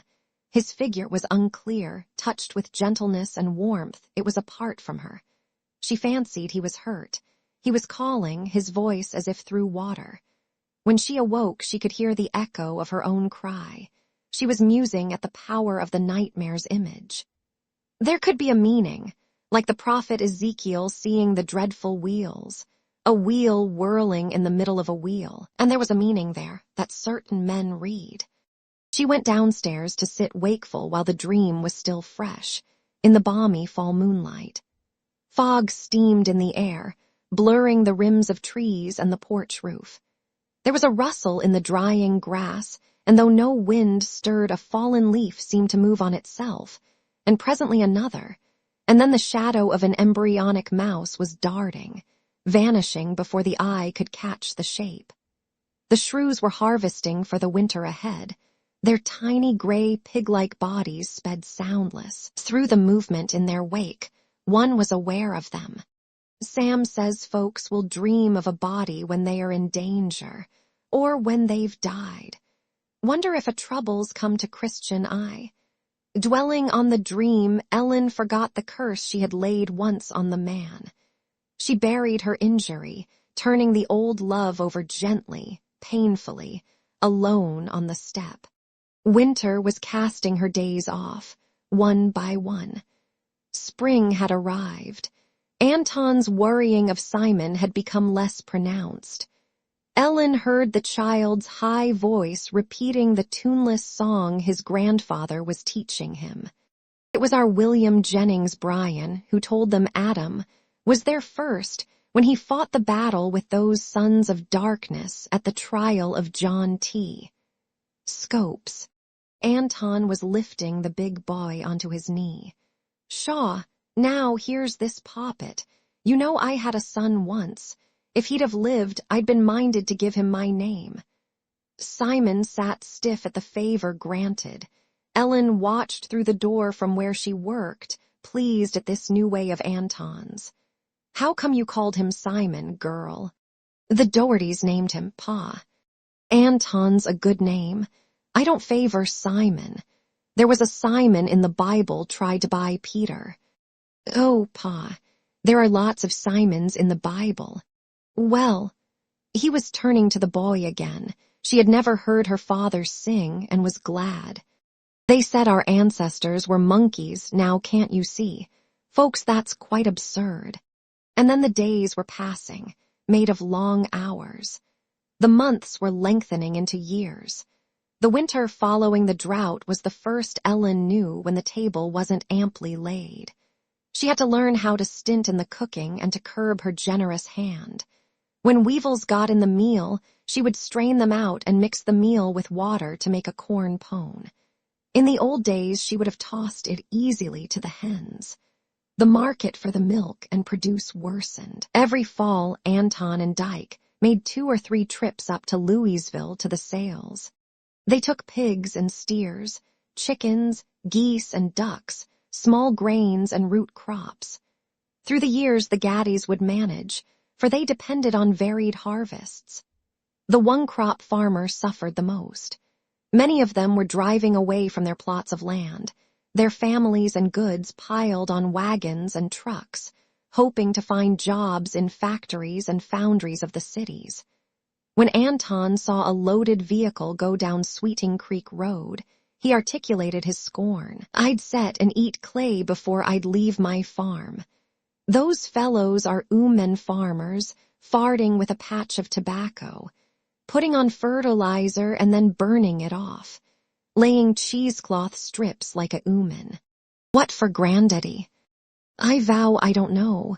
Then they go to the auction and hit don't sell for nothing. They buy moon from the patent medicine man and come back with their pockets empty. So go on. He shouted at the retreating wagon, and don't come back. And don't come back, cried Simon shrilly. Anton turned to the boy, his eyes hot. You stay on this farm, Poppet, and someday maybe it'll all belong to you. Anton slowly was transferring the fervor he used to spend on his younger daughter, Frankie, to this boy, Simon. He was taking him over. As time passed, he judged Ellen's guidance of the child. You be a fool, girl. You'll spoil him rotten. When the boy remembered and did as bid, Anton was pleased. When he disobeyed, he whipped him, stolid. Thou shalt beat him with a rod, so it said. I'll take no sass. You do as I say, Simon. In his way, Simon tried not to make errors that would aggravate his grandfather. He had developed a spasmodic pain in his chest that would come at odd moments. He told no one of it, but sometimes, when he thought about it, believed he would die. Then he lay vacantly staring upward as he had done in the Doherty shed in the vague days before he came to live here. At times he dreamed of Aunts Doherty pinching his arm, whispering, Gaddy brat, Gaddy brat. He awoke struggling and muttering. When Ellen questioned him, he couldn't remember the details of the dream. She would sing, soothing, until he slept. Dear mother, I said, come and bind up my head, you ne'er shall bind it any more. Sweet William, he died of the wound that he bore, and fair Ellen. She died also. In 1934, another drought smote the farm. This time the condition was prevalent over the Midwest, involving dust storms and soil erosion. Over these depression years, there were no visits from Garland Gaddy. At Christmas, he would send a package through the mail. It would be placed on the parlor table. Ellen's parents went straight to bed when they returned silent from midnight mass. On Christmas morning, the family would find cigars for Anton, and for Maria and Ellen mittens, or a wool scarf. Garland was unsure of Simon's age. When he was 6, Garland sent him the book Ben-Hur, and when 8, a set of ABC building blocks. Ellen wrote to thank him, urged him to come at the next holiday. Sometime, she told Simon, I'll show you Chicago and your great-uncle who lives there. Don't I have an aunt there, too? Yes, someday maybe you'll meet her. Don't ne'er say her name to Granddaddy. I know, that's Auntie. She brought me a yellow hat one time. Ellen never heard from Frankie, but once Garland put a card in her package of fur gloves. Love from Uncle and Frankie. So she knew that they saw each other, and it was a comfort. The years were sweeping by. In 1935, the federal dole was stopped and the National Relief Program got underway. Anton was told that for $25 he could have a WPA privy constructed. Since the old one was in ramshackle state, he decided to go ahead. Christ, Sam, Hit must be 15 feet down. They stepped within the new painted door, looked into the openings. It'll take 100 years to fill that hole. More, Mester Gaddy. Sam paused. I recollect Pa. He hung the door on the last shithouse we Offuts had, swung it in by mistake. Said it e'er plagued him after that, for when he sat out there he liked to have a door swing out so he could watch the neighbors go by along the road. He'd call out to them if he had a mind, friendly like. Well, I'll take the cow barn any day. For a fact, it's a sight more natural. Simon was growing. He was 9, stocky and strong, heavy for his age. The bones of his shoulders were knobby so he would appear undernourished when shirtless. Ellen laughed at him for his diffident ways. You're shy as a field-raised calf, Simon. If the boar broke loose, though, or if a new heifer kicked because her udder was hot and tender, Simon was fearless. He laid his hands on her when she kicked out, vicious, or walked up to the great angry seed hog. Once Anton thrashed the red horse with the lines. It was harnessed with another, and when the load began to move, it reared, balking in the traces. Anton whipped it. The boy loved the red horse. He hurled himself before it so the lines were lashing him. Anton saw the white stripes. What foolishness now! It's the blinders, Granddaddy. And it was true. This horse had always worn the bridle with blinders. The wrong bridle had been put on, and he saw things in a new way, frightening him. Simon was sent for the other bridle, and then the horse pulled squarely with its mate. "Beasts are plagued fools sometimes," the man said. But the boy's eyes were gazing straight ahead as red welts rose on his cheek and arm. He grit his teeth against the familiar pain searing his breast. Anton went into Millville to the priest one afternoon and had Simon baptized. When they returned, he told Ellen. She protested, "Pa, it doesn't matter, but you could have said you were going. And he's riding to Mass Sundays, too, along with us, proper pious. I can't hinder you from being a heathen, but I'll save my grandson." Ellen glanced down at Simon. The man was pressing him. "You want to go along with me, don't you, boy?" "Yes, Granddaddy." "Well, all right, Simon. You know your mind, I reckon." She watched them go, saw Simon running to bring the cows and start the feeding. Ellen was 26. She was quite handsome, but there was a coldness in her bearing. Her oval face was sober, gray eyes austere. She wore her hair plaited tightly and pinned in a circle around her head. She never knelt in the honeyed grass at night as she once had, weeping over the lost love and her restive longings. It was as if a scar had formed, protective, and a part of herself was sealed off underneath. She moved quietly through the days as if waiting, and she seemed satisfied. Simon spent his hours with the beasts of the farm or trailing his grandfather. When he felt the need for Ellen, he sought her out, standing near her. They were alike in many ways, shy, spare of words. She taught him songs and read to him from the Bible and the almanac. He brought home an average report card and she signed it, Mrs. Ellen Gaddy. He queried her, "How come I got no daddy?" "He's dead, Simon." "Tell, what was he like?" "I can't rightly remember. Like you, I reckon." "If more comes to you about him, will you tell me, Ma?" "I will. Granddaddy says he be the same as a father to me." "Well." Ellen saw her old friend Lily again one day. She had not visited with her since Lily had become Mrs. Craig Hedrick 5 years earlier. If they met, Lily would walk away, turning her head aside. It was late August. Ellen and Maria were making apple butter. The spicy fragrance filled the kitchen. There was a gentle knock, and Ellen put down her wood ladle, wiping her hands on the brown-stained apron. "Yes. Don't you know me, Ellie?" "Lily." Ellen opened the door wide. "Come on in." "I was just hankering to see you. It's fierce lonesome at home. I ran off." "What do you mean?" Ellen was taking the old tone with her at once. "Hush, you're crying. Craig sent me to hoe the truck beans. It seemed I couldn't bear it any more. I up and walked away." Lily's blonde curls that she had always taken such care with were pulled into an untidy knot at the nape of her neck. She was stouter. "I'm afraid to go back. Craig was running the tractor in the corn and his man was working the mules. He told me I must clean the bean patch."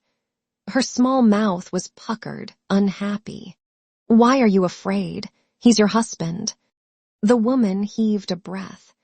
"He's taken to whipping me like Papa did, so I told him I was carrying a child to make him stop." "Well then." "I've got no child. I can't seem to get caught. Craig wants one as bad as me.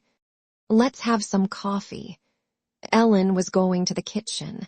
"Ma, you know Lily, she's Mrs. Hedrick, remember?" "Hey, Mrs. Gaddy." Lily was eager. Hey there, Lily. How's Mr. Garrett's bees? Oh, my husband says Papa's making a sight of honey this year. He's got o'er 20 hives now. I've not been to see him myself these many months. Ellen laid cups on the table while the water came to a boil. She put out a dish of hot apple butter, slices of fresh bread. It's like coming home here, Ellie.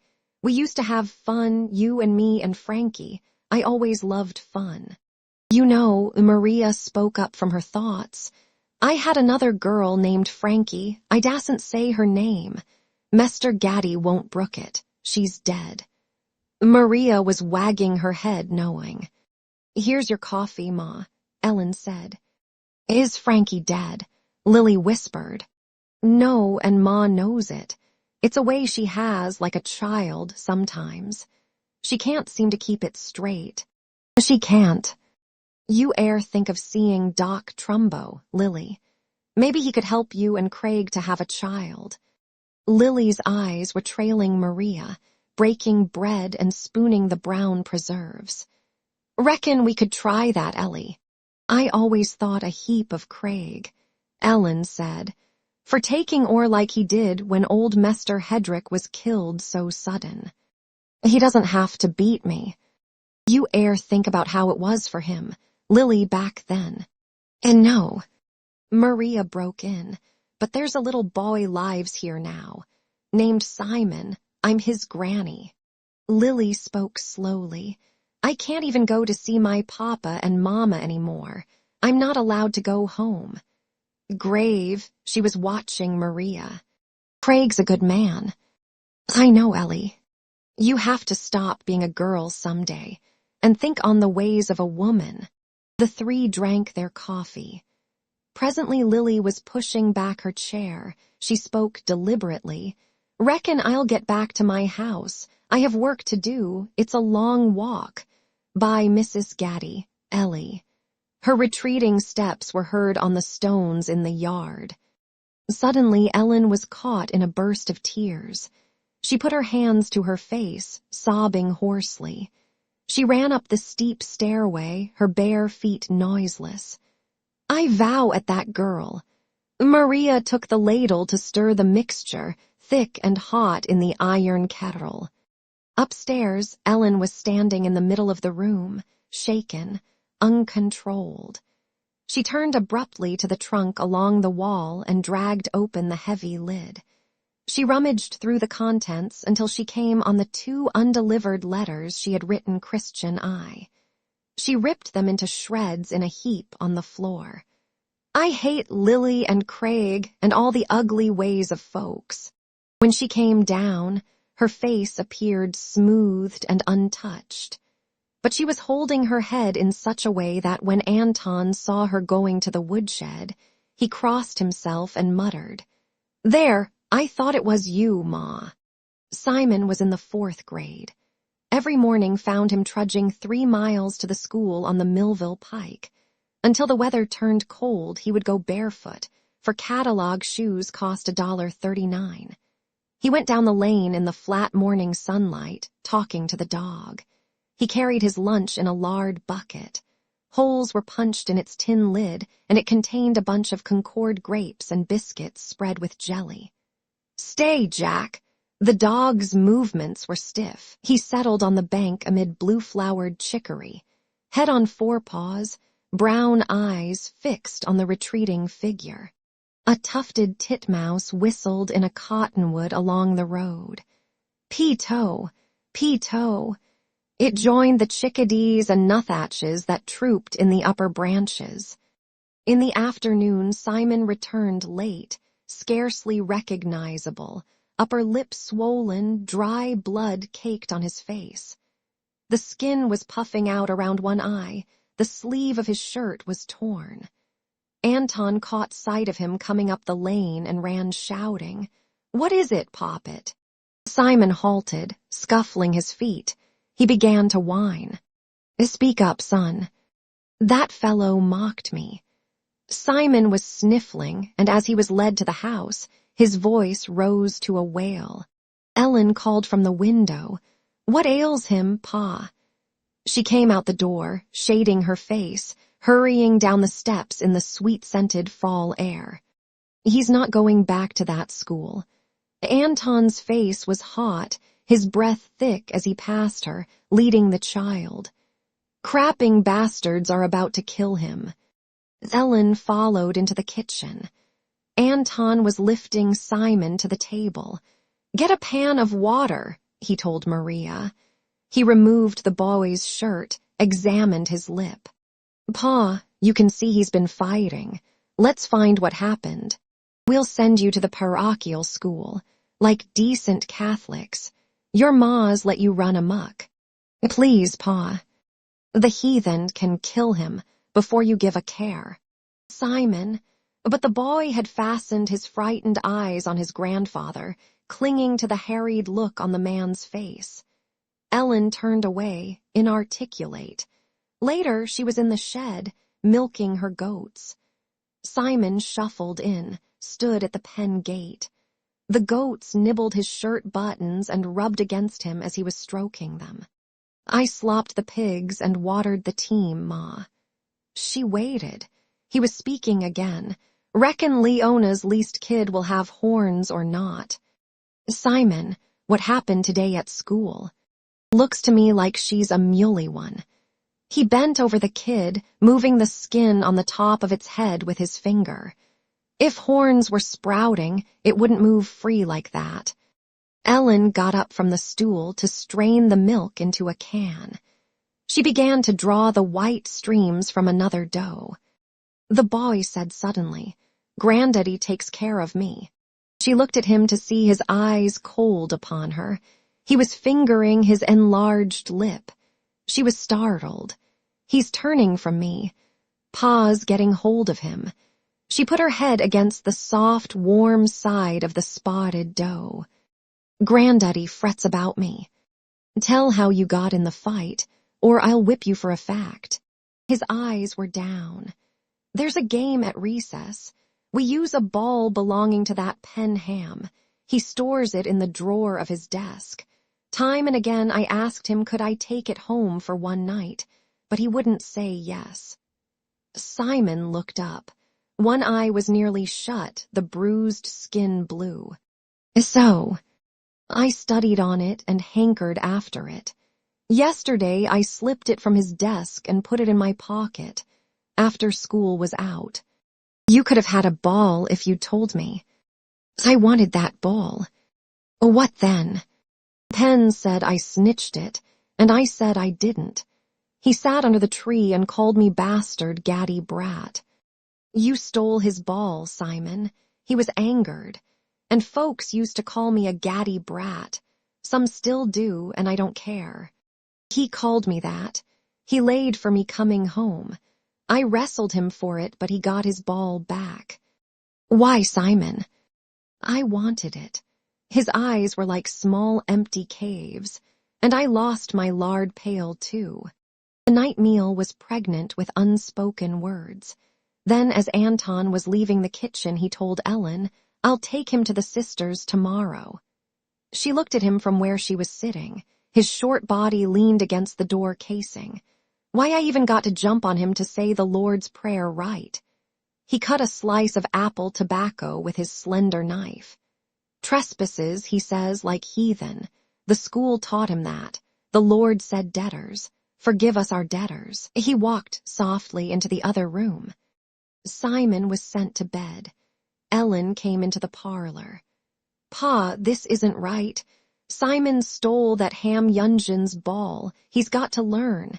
He should go back and own up. He's 9 and he knows right from wrong. You're always preaching the Bible, and this is the time to stand by what it says." "Haw, I'll say a thing here, girl." He was speaking fast, harsh. "He has no daddy since you begot him in whoredom. Now I let him come here like a son. I look on him so. Don't stand against me. It was the same with Frankie. You pulled her out of school too. You know it. You're mourning because I didn't take you out." Anton rolled the quid in his mouth, continuing gently, "You know, this boy's a good bit like my brother, Mark. Minds me of him. He settled into a chair. Some way Ma favored Mark or Garland and me. I know why. What do you know? He drawled. He was handsome, not ugly like you. How come you say that? I know somewhat else. Speak hit. He wasn't your full brother. Nell Gaddy ne'er wanted you or uncle, that's a fact. What? He roared. She married your sir because she got caught, like me with Simon. Ellen moved to stand over him by his chair. She ne'er wanted you, I say.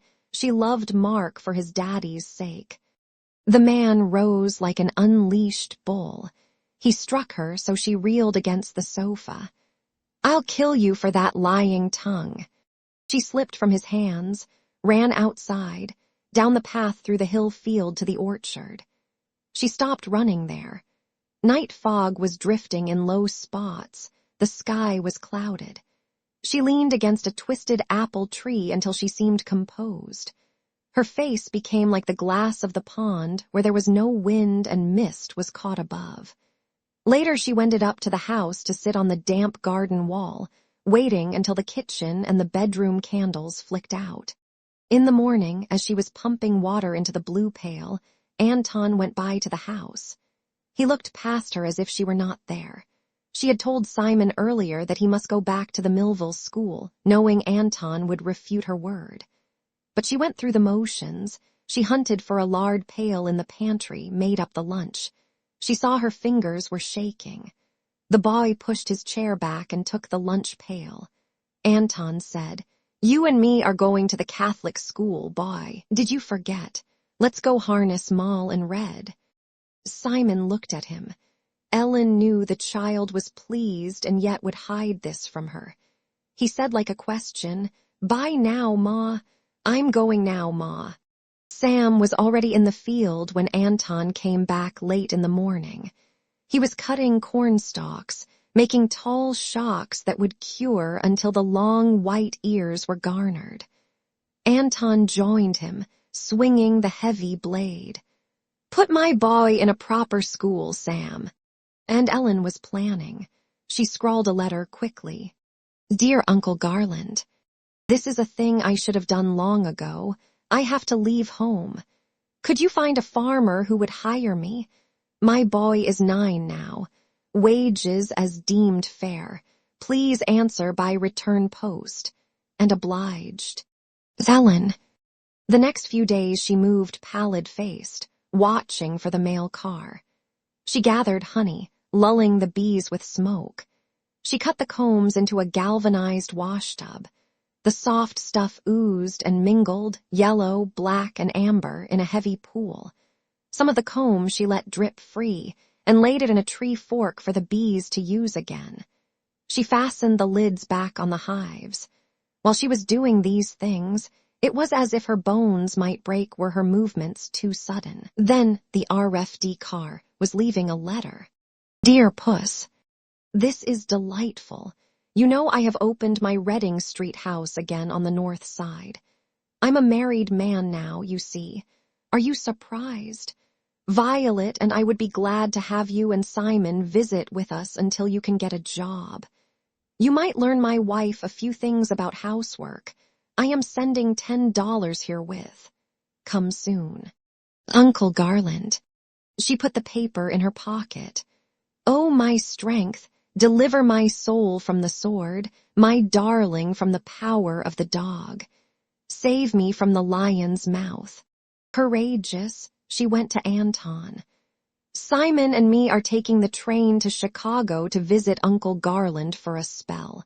He's got married and he wants us to come. You will not, he ravened. No. By the law, Simon's mine. The child was coughing. He clutched his chest. But the two who fought over him didn't see.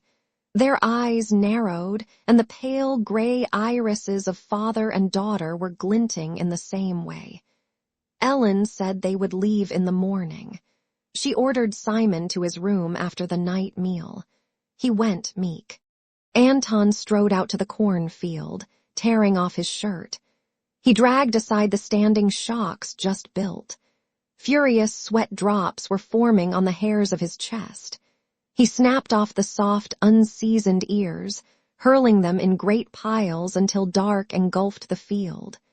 Reaching for the next stalk, he stumbled, falling. He lay panting a moment before getting to his feet and came to the house to lie emptied and exhausted beside his sleeping wife. Sam and Ellen milked without him in the morning. They breakfasted, and then Ellen went to the door of the bedroom. She was looking across at the unkempt, bent figure on the bed under the crucifix, elbows on knees. At length she turned away, taking Simon's hand. He held his other over the buttons of his shirt. "You're not afraid?" he queried, timid. But Ellen was speaking to Maria. "I've got to go, Ma, you see that." "Where you off to? Is Mester Gaddy going?" "No, just us two." Ellen kissed her.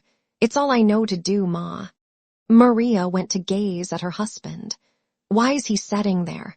Ellen fled with Simon.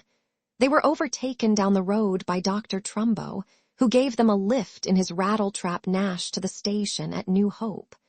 A north wind blew up, keening in the corners of the unheated station. It struck down dry autumn leaves and herded them into desolate piles. They boarded the train at noon. Simon mounted the iron stair before her. He turned and peered from the windows at the retreating town. "Don't put your feet on the clean seats, Simon." Ellen did not look back. Anton had shaken his head at the noon meal his wife proffered him. He stared at the floor. In late evening, he arose at last from his position on the bed. Maria was in the parlor poring over her gilded Bible. Anton took a long, thin butcher knife from a kitchen drawer. He went onto the half-dark porch, taking down the lantern that hung on a bent nail and lighting it. He was making his way then with measured gait to the woodshed. Wind coming out of the north chattered in the branches of the hackberry. The yellow light was shedding over the pen of goats lying in oat straw. They blinked up at him. Rhodey, who was skittish, arose and snorted. As the man was fumbling with the gate latch, the other beasts got to their feet, one at a time. Sensing an outsider, Leona's pair of 3-week kids turned to her warm side when she stood, seeking her udder. Feverish, Anton was seeking a peg, feeling with his fingers. He hung the lantern, his breathing quickening. The first doe he grasped was Penny. When he bent her old neck back by the beard and the red ran down into the fur, she died almost gently. The clever ones saw his game. Rhodey was rearing upon the furthest stone wall. Her hoofs made a subdued pattering. Leona's white throat came next, for she was foolish and made no play at running away. Her 2 kids were dispatched too, uttering feeble bird-like sounds. And then Jenny and Babs, bawing low, were snared by their shaggy beards. Their taut silken throats were bending to the knife. The hot blood spouted on the straw and the man's boots. He was lunging for the spotted pie, powerful and large, catching her by a hind leg. She pulled loose and, bleeding, kicked out, striking him on the neck, making a dark bruise. "Ha, come here now." He threw his body at her, encouraged the struggle. He took a pleasure in the battle, prolonged its ending, letting her heave, crying in alarm beneath his weight. Then he was dragging her along the straw to the knife he had dropped. Rhodey was the last. In a silent, crazed way, she was still leaping against the far wall. This doe had always been apt to startle, since she had been left untended over a winter, and spring as a yearling when his daughter Ellen had been away in Illinois. Rhodey's small hoofs were beating again and again upon the wall. Anton trapped her by the collar. She made no sound, dropping slowly to the bedding. He breathed loud, threw his hand as if he had spoken and were justifying himself to someone. He walked out of the shed, leaving the gate ajar, the lantern flaming. He strode to the bedroom and knew his wife.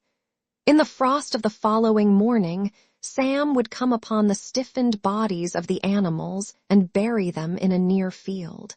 While the wind of late September hurled in dreary gusts about them, the two stood in the chill of the next morning before the brownstone front of the house on Reading Street. They were walking up wet granite stairs strewn with blown leaves. Ellen rang the bell. The woman who opened the door was tall and narrow-shouldered. Her eyes were dark and like a dog's seemed to beg. Her hair was a brown mane, piled sleek. She put her hands on her hips. "Hi, you must be Chicken's niece. I'm Violet. Come out of the wet." She was preceding them into the living room. The old green carpet was shoddy. The trivia of ornaments that had burdened the mantel and end tables had been taken away. The oval dining room table had been moved into this room, and the drapes replaced with white ruffled curtains that drooped as the starch wore out. "This room's bright now," Ellen said. "I like ruffles and trimmings. Is this Simon? Chicken told me about you. I'm Aunt Vi. Sit down. I'll get some lunch." She bustled out. "I'm tired, Ma." "So am I, Simon. Are we e'er going back to Granddaddy's?" "Maybe someday." She was pushing aside the curtains, looking down into the street where traffic moved. "Will we live in this rich house?" "For a spell, I reckon." "How do I call that lady?" "Aunt Violet, you say, and be mannerly." "I'm not hungry, Ma." "Take off your shoes. I'll give you dry socks from the bag." They waited until Garland's wife returned with a tray of hot milk and coffee, slices of pound cake, and a plate of bananas. "You like bananas?" she asked. "I do. I feel like one of the quality when I have bananas around." "Where's Uncle Garland?" "He's at one of the restaurants. He's got two, you know. He gets home about 4:30 and goes back till late at night. Have a banana, Simon. They'll rot before you can snap your fingers." "I don't want any. Go away." "Simon." The boy began to weep softly, laying his head on the arm of the chair. "I'm hot." "He doesn't look good, Ellen. Let's put him to bed." "Pay no mind to his talk. Aunt Violet." "I don't," she said cheerfully. "Nerts, I forgot to make up your beds. Wonder where I stored the sheets this time." Upstairs in a little room, Simon was undressed and put to sleep. He drowsed uneasily. The bedstead was of black enameled iron. There was a battered wood bureau and a cane-bottomed chair. Simon awoke, whimpering, "Ma, did Ance take back his ball?" "How do you mean?" "I don't know, Ma. What did I say?" She felt the dry heat of his forehead. Violet came in the doorway. "Hi, Simon. Brought you some ice cream." She offered him the little dish. He sat up, his blue eyes darkening. "I ne'er meant what I said, lady." "I don't mind, Simon. Eat before it melts." "Do you have any tonic in the house?" Ellen whispered. "I think Chicken would say call the doctor." "My pa ne'er had one. Only Satchel Doctor I knew let a friend of mine die." "Didn't you have one when he came?" Violet was nodding at Simon. "No." The boy finished the ice cream, laid the dish on the faded bedspread. He stroked the sheet, closing his eyes. "Sing about that William, Ma." She waited until Violet had gone. It was in the merry, merry month of May, when the meadows were fresh and gay, sweet William hung his bugles round about his neck, and he went riding away. He slept. Ellen went downstairs to help with the housework. Violet knew little about it, made simple chores tedious, and in her careless way laughed it off. "Chicken says, I've got a niece at least that's a model housekeeper. I like things to be in the place they live. You take last night. The soup was ready, but I forgot and put the potatoes in late. They weren't done. Nerts. Good thing Chicken brings things home from the restaurant." While she was talking, Ellen busied herself. She boiled starch for the wilted curtains. How long have you and Uncle been married? I'm what they call a common-law wife. I guess I can tell you, being Chicken's family, so to speak. We've lived on the east side ever since 32. Or was it 33? Last year, Chicken gave me a box of stationery with Mrs. Garland Gaddy on it. He says, we've got a checking account, you and me, the National Trust. That sounds like Uncle. Ellen stopped scouring the bronze-trimmed icebox, wiped her hands. All the time he'd had it in his head.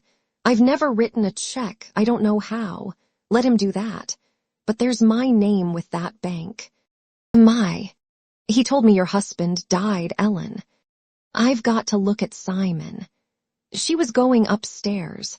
The covers were thrown back, the boy's face reddened.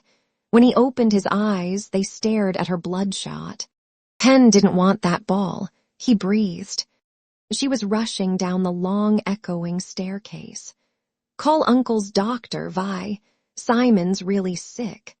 She went back. The voice met her wheedling. I didn't wet the quilt, Daw.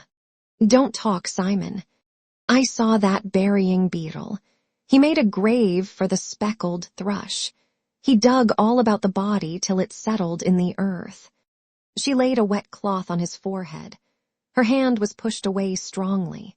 Now, God, shall I give up my firstborn for my transgression? The doctor arrived. The watch began. For nearly 3 days the fever would possess Simon's body. Garland came and went, but Ellen didn't notice him, that he was changed. His hair whitened, his figure grown portly, his mustache shaved so his face had lost its sharpness. His blue eyes looked out shrived. Ellen saw only Simon. She sat in the cane-bottom chair and watched. Simon was laying his hand on his breast. Now there's that pain. I won't tell Mama. His voice rose. Granddaddy clobbered old Jess. Ellen asked the doctor, how come he grabs at his chest? I've seen him do that before, but he said it didn't hurt. He might be afraid of something, Mrs. Gaddy, that he's not aware of. Some anxiety. It's possible. Late in the night, Ellen was sitting alone in the glare of the small overhanging bulb. The doctor had said that only time would reveal the extent of the child's malady and his strength to combat it. Gusts were rattling the house eaves. Rain drummed insistent on the glass behind the stained brown shade. Her eyes sought patterns in the striped wallpaper. Gaddy brat, bastard Gaddy. Simon was crying in the way of the young, without effort, his tears wetting the pillow. Violet came in, her brown hair hanging to the waist of her dressing gown and bound with a clasp. I had a brother, she said, was sick like that as a child. He came through. The doctor thinks Simon's getting better. He told me when he went out. Don't cry. Why does he cry, Aunt Violet? I don't know. Maybe he's thinking thoughts we can't know of. Reckon you're right, Ellen sighed. I know one way to stop it, but you might think it improper. What, Aunt Violet? I doubt the quality ever heard of it. It's a way people did where I was brought up, even with babies. We lived in the slums, all in one room. Mom would stroke my brother's privates. She was forced to hush him so Dad could get his sleep, and it quieted him right off. Well, I don't know. I'll just use the wet cloth. How is he? Garland's rasp sounded from the door. Just closed up the restaurant. Busy tonight. It's after midnight. Ellen didn't turn. He's better, it seems. He is, Chicken. The first time he's resting good. I'll go make your tea. You want some too, Ellen. Sure she does, Vi. She pattered away down the hall. Won't be long. Garland was coming in by the bed. Poor fellow. He's a fine kid, Puss. I know it. Tears began to flow down her tired face. You all been so good, taking us in, Uncle. Chrissake Han. It's Anton, isn't it? Yes. Was he mistreating the kid? And no. Hell, then he was lording it over you. Not that, I don't mind that. She was whispering, weeping.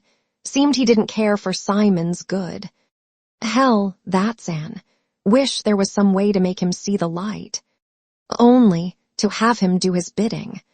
What makes that bastard that way? I'm fed up with him. I'm done. To make Simon a part of him like his own son would be. Ellen was looking up. She saw that Garland was old. He had always seemed young, vigorous.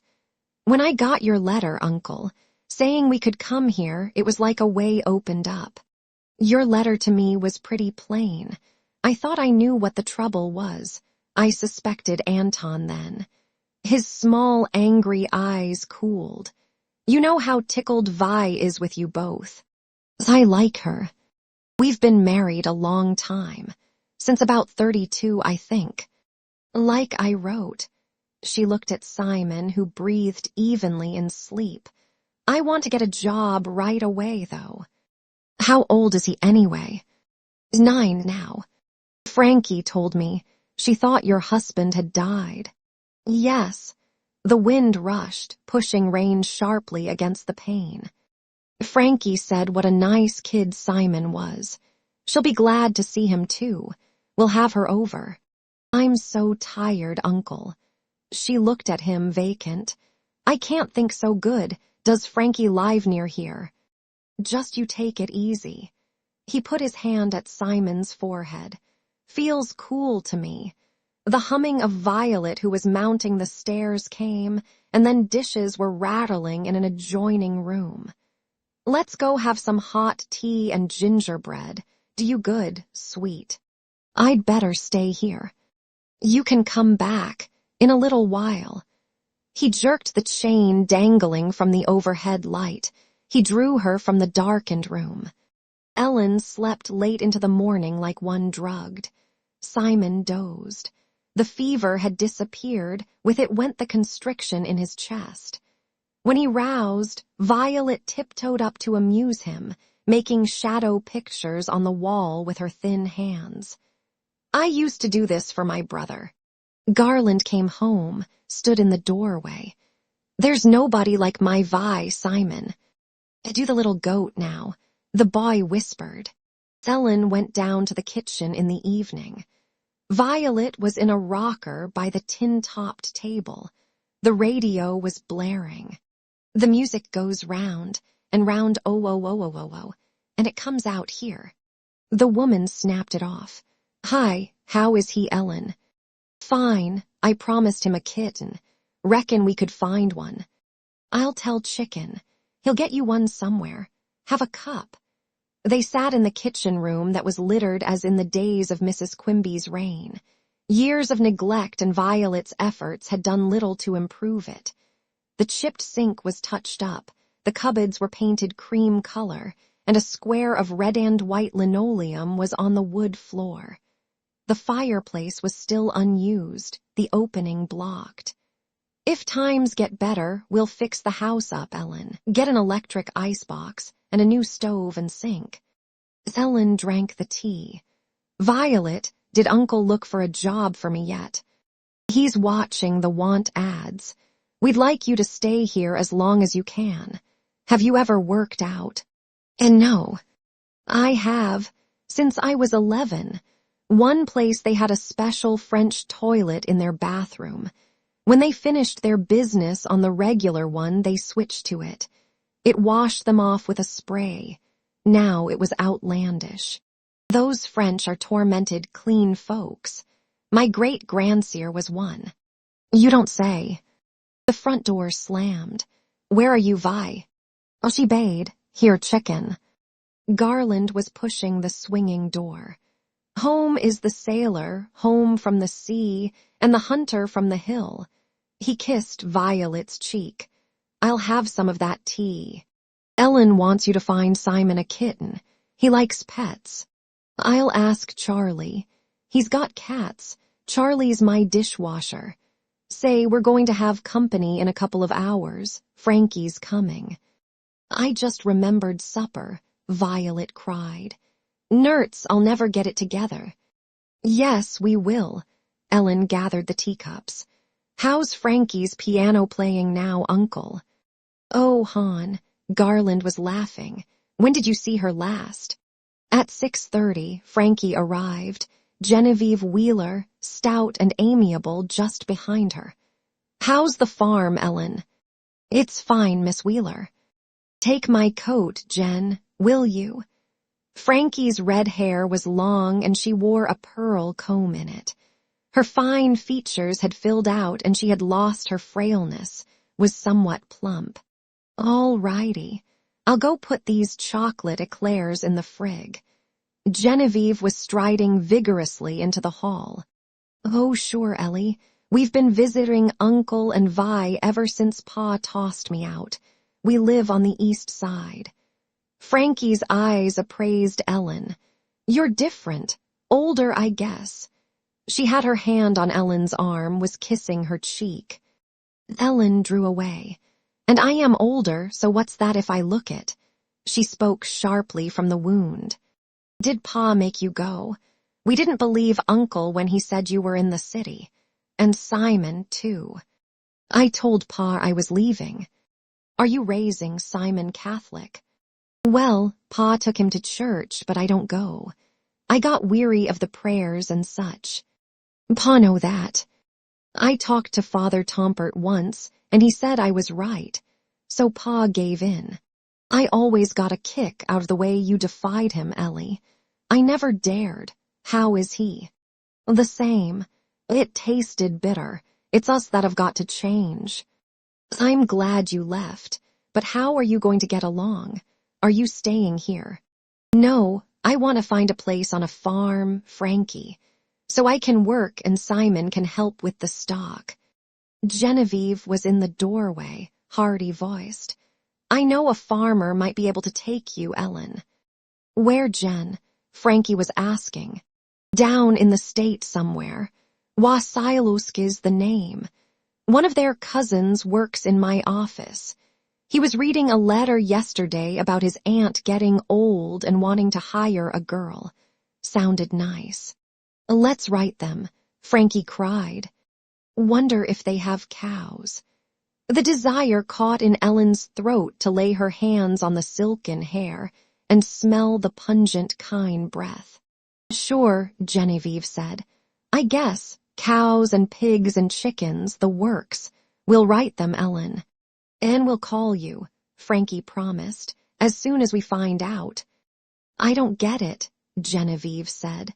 Wouldn't you rather find something here in Chicago? My kind of work's so much more interesting than the drudgery of a farm. It's stimulating. No, Miss Wheeler. You could live with us, Frankie offered. You could do steno work like me. I'll bet Garland would be tickled silly if you'd stay with them, Genevieve said. Vi's such a slob. Frankie giggled. She's not, said Ellen. She's good. I didn't say she wasn't good, Frankie was shrugging. But she's a slob. She's perfect for her chicken. Garland thinks he's taking care of the downtrodden, said Genevieve. She's good, Ellen repeated. Why don't you stay then? Genevieve asked. They need a housekeeper, said Frankie. I'd rather be on a farm if I could. Besides, Simon can't bear to be cooped up. But Ellen knew she wanted to be away from Garland and his wife, and Frankie and Genevieve Wheeler. She wanted to leave all ties, to start on new ground. The next day, Frankie called to say they had mailed the letter and when the reply came would let Ellen know without delay. Ellen walked through the park, Simon beside her. Leaves were dropping, scudding into damp niches, mingling with soot particles and bits of paper and debris that gathered in gutters. Sleet sheeted from a dull sky. They returned to the house. Violet was bringing a bowl of popcorn into the living room. Garland urged Ellen, top hat us at the Acme tonight, with Fred Astaire and Ginger Rogers. Why don't you come with us, Puss? I don't care too. Make me some fudge, Ma. All right. When Garland and Violet had left, they went into the kitchen. Simon sat in the rocker while Ellen was hunting through cupboards for ingredients. "When you reckon Uncle will get my kitten, Ma?" "Soon," he said. "Wonder if Leona's kid sprouted horns." "Uncle says the man that washes dishes at the restaurant has a cat that littered, but they aren't weaned yet." She was stirring the hot mixture in the iron pan. The strong odor of chocolate filled the air. Simon stared at the red and white checked linoleum, held the arms of the chair to keep it from movement. "Reckon Sam milks the goats out good." She poured the thick fudge on a buttered cold plate. Her body was tense and unyielding. Her braids lay like marble coils about her head. "Uncle says those kits are spotted, black and white and orange." Simon got up and followed her into the living room. He was nibbling at a sweet brown square, his eyes looking past the ruffed curtains to the steady noise of the street. "I say, Ma, I get to honing for them." It was 2 weeks before Frankie came for an evening again.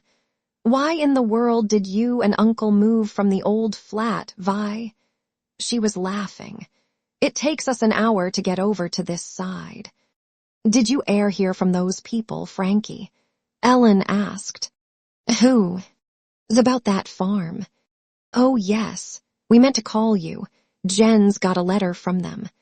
"It's here somewhere in my bag." Genevieve searched. Ellen took it quickly to slit it open. "Mrs. Gaddy, I hear you want to hire out. Winter work is light here. Can you come say latter part of Jan? If satisfactory would pay $4.50 per week and board. Child to work according to size. My wife raises chickens, needs help with them and house, also garden stuff. That is all I have to say. Matthew Paul Wasilewski Hidden Creek, ill, RT, 1. "Well," asked Jen, "good or bad?"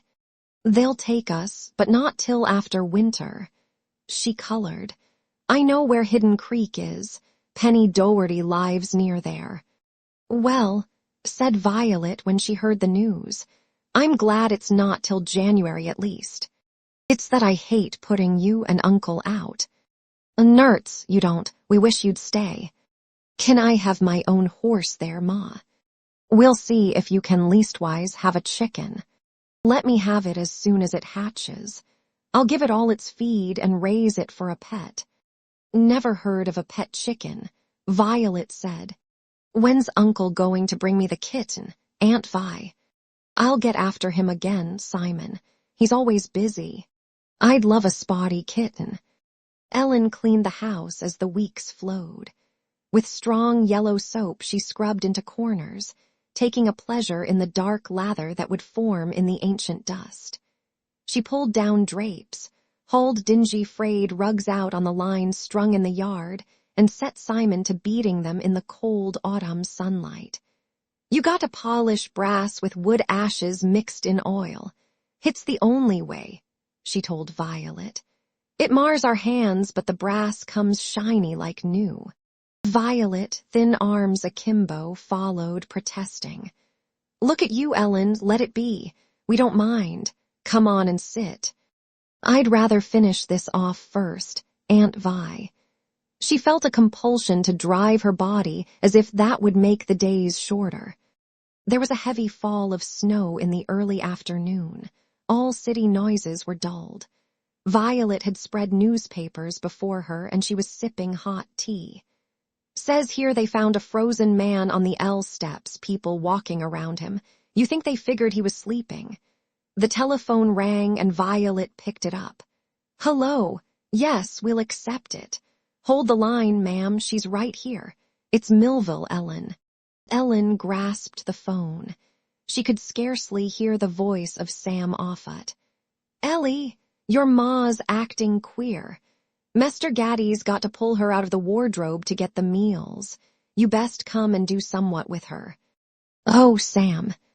She's not been the same since you left. I allow I don't know how we'll make out at butchering." "Is Pa all right?" "For God, Ellie. He thinks she's being ornery, but I don't know. Seems like she's off her head to me. Where are you, Sam? At Love's. I traded a basket of eggs. The hens are doing good for this weather. I says to the Central, there's a Garland Gaddy lives at Chicago. He's got my boss's niece there, Ellie Gaddy. Can you get her to this phone? She says, collect. I says, look, I got no money. Can you fix it so I don't have to pay? Lo and behold, I was about to walk out when Stacy hollers, it's for you, Sam. How about this age of miracles? I'm hanging up, Sam. I'll come some way. She cut off his voice. What do you reckon that call cost, Aunt Vi? What's the matter, Ellie? I want to know. I'll pay it back. When Ellen told Frankie, the young woman laughed as if embarrassed, the light catching in her blue eyes. I'm done with all that, Ellie. You can go. Haven't you got any pity for Ma? Uncle says she has to be taken to a place the state runs. When she's there, we'll go visit her, and Jen and me will give what money we can spare. Frankie's full face was set, her mouth pouting. Ellen and Garland were going by train to New Hope, leaving Simon in Violet's care. Garland hired a man to drive them to the Gaddy farm. The corduroy country roads were uneven because of the freezing and thawing of winter, and they were jostled in the back seat of the worn-out Model T. Garland was relaxed as he stared out at the countryside. His jaw had dropped.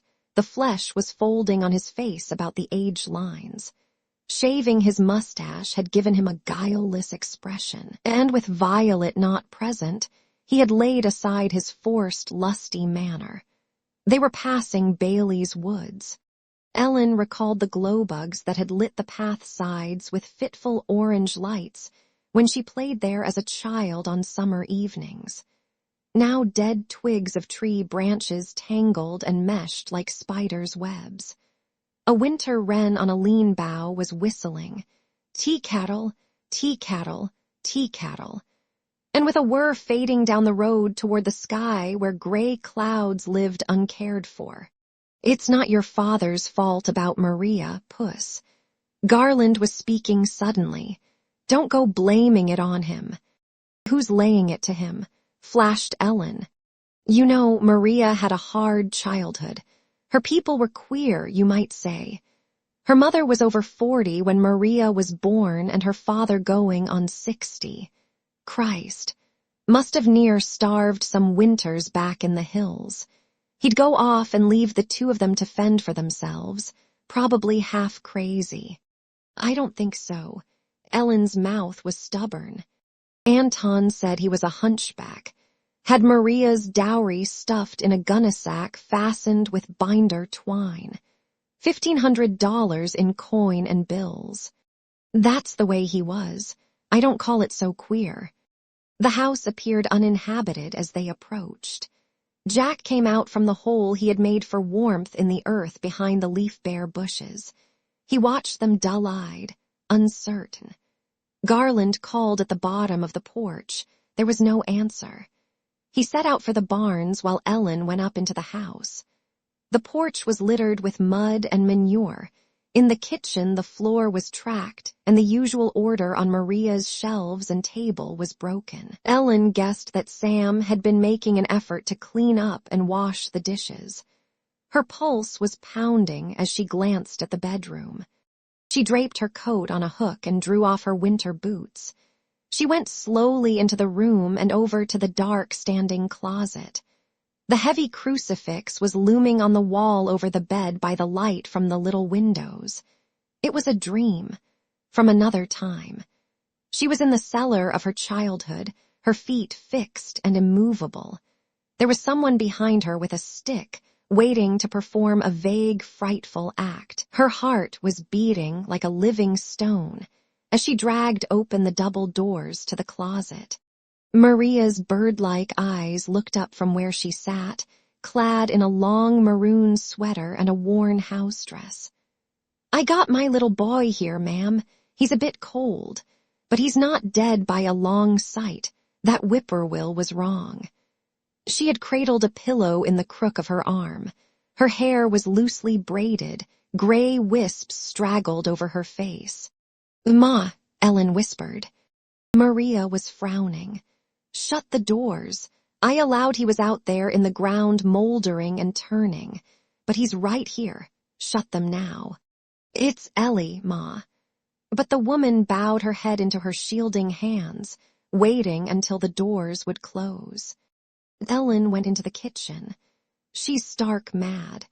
She stirred up the fire, adding lighter wood and a log from the bin. The three men scraped noisily coming up the porch and into the room. They stood in their mudded boots, their breath steaming up. Anton stamped his boots and coughed, rubbing his fingers together above the stove. "Evening, Ellie," Sam said. She nodded, holding herself from them, over at the side by the windows where a chill seeped in. Anton had on his black bear fur cap. The collar of his tattered mackinaw was turned up. He shrugged and said directly to Garland, "So hell I'd get her out mealtimes. She wouldn't go to Mass, and the last few days she wouldn't get in bed. He inquired softly, "Has she gone loony?" "Would she cook for you?" Garland asked. "Fair to middling," said Sam. "But always she'd set out for the bedroom," Anton was saying, "and I'd pull her back, like she aimed to anger me. She needs a doctor and care. What are you fixing to do?" "I'll have to make some calls first. Where's the nearest phone? I think the state will take her. We have to see a doctor and you'll have to sign papers. You come with me, Anne."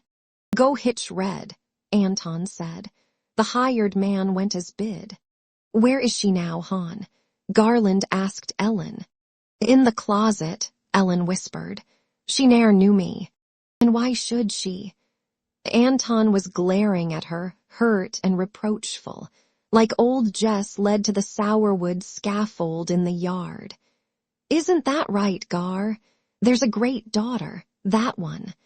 The door slammed after him in a gust of cold air, and Ellen shrank. "Your ma's probably best off right where she is, Puss. She isn't violent or anything." "No, just sitting there harmless. She used to do that sometimes when Pa had his back up. I thought it was a place for her to get away. Far as I can remember she'd do that. But now she's talking daft and she didn't know me." They stood, hands hanging useless. Nothing moved. The silence was complete. Then the buck wagon clattered outside. Garland roused, picked up his Homburg hat. "Be back late. Not much of a Christmas this year, Han." From the window she watched them climb onto the seat. The chestnut horse was restive, its winter coat woolly and ungroomed, dry manure casing its flanks and legs. It carried its broom-like tail high and pawed the ground. It moved off, the two figures hunched against the cold, heads drawn down into scarves and collars. Ellen left the house, going toward the woodshed. She called to the dog, but he had disappeared. She went seeking her goats.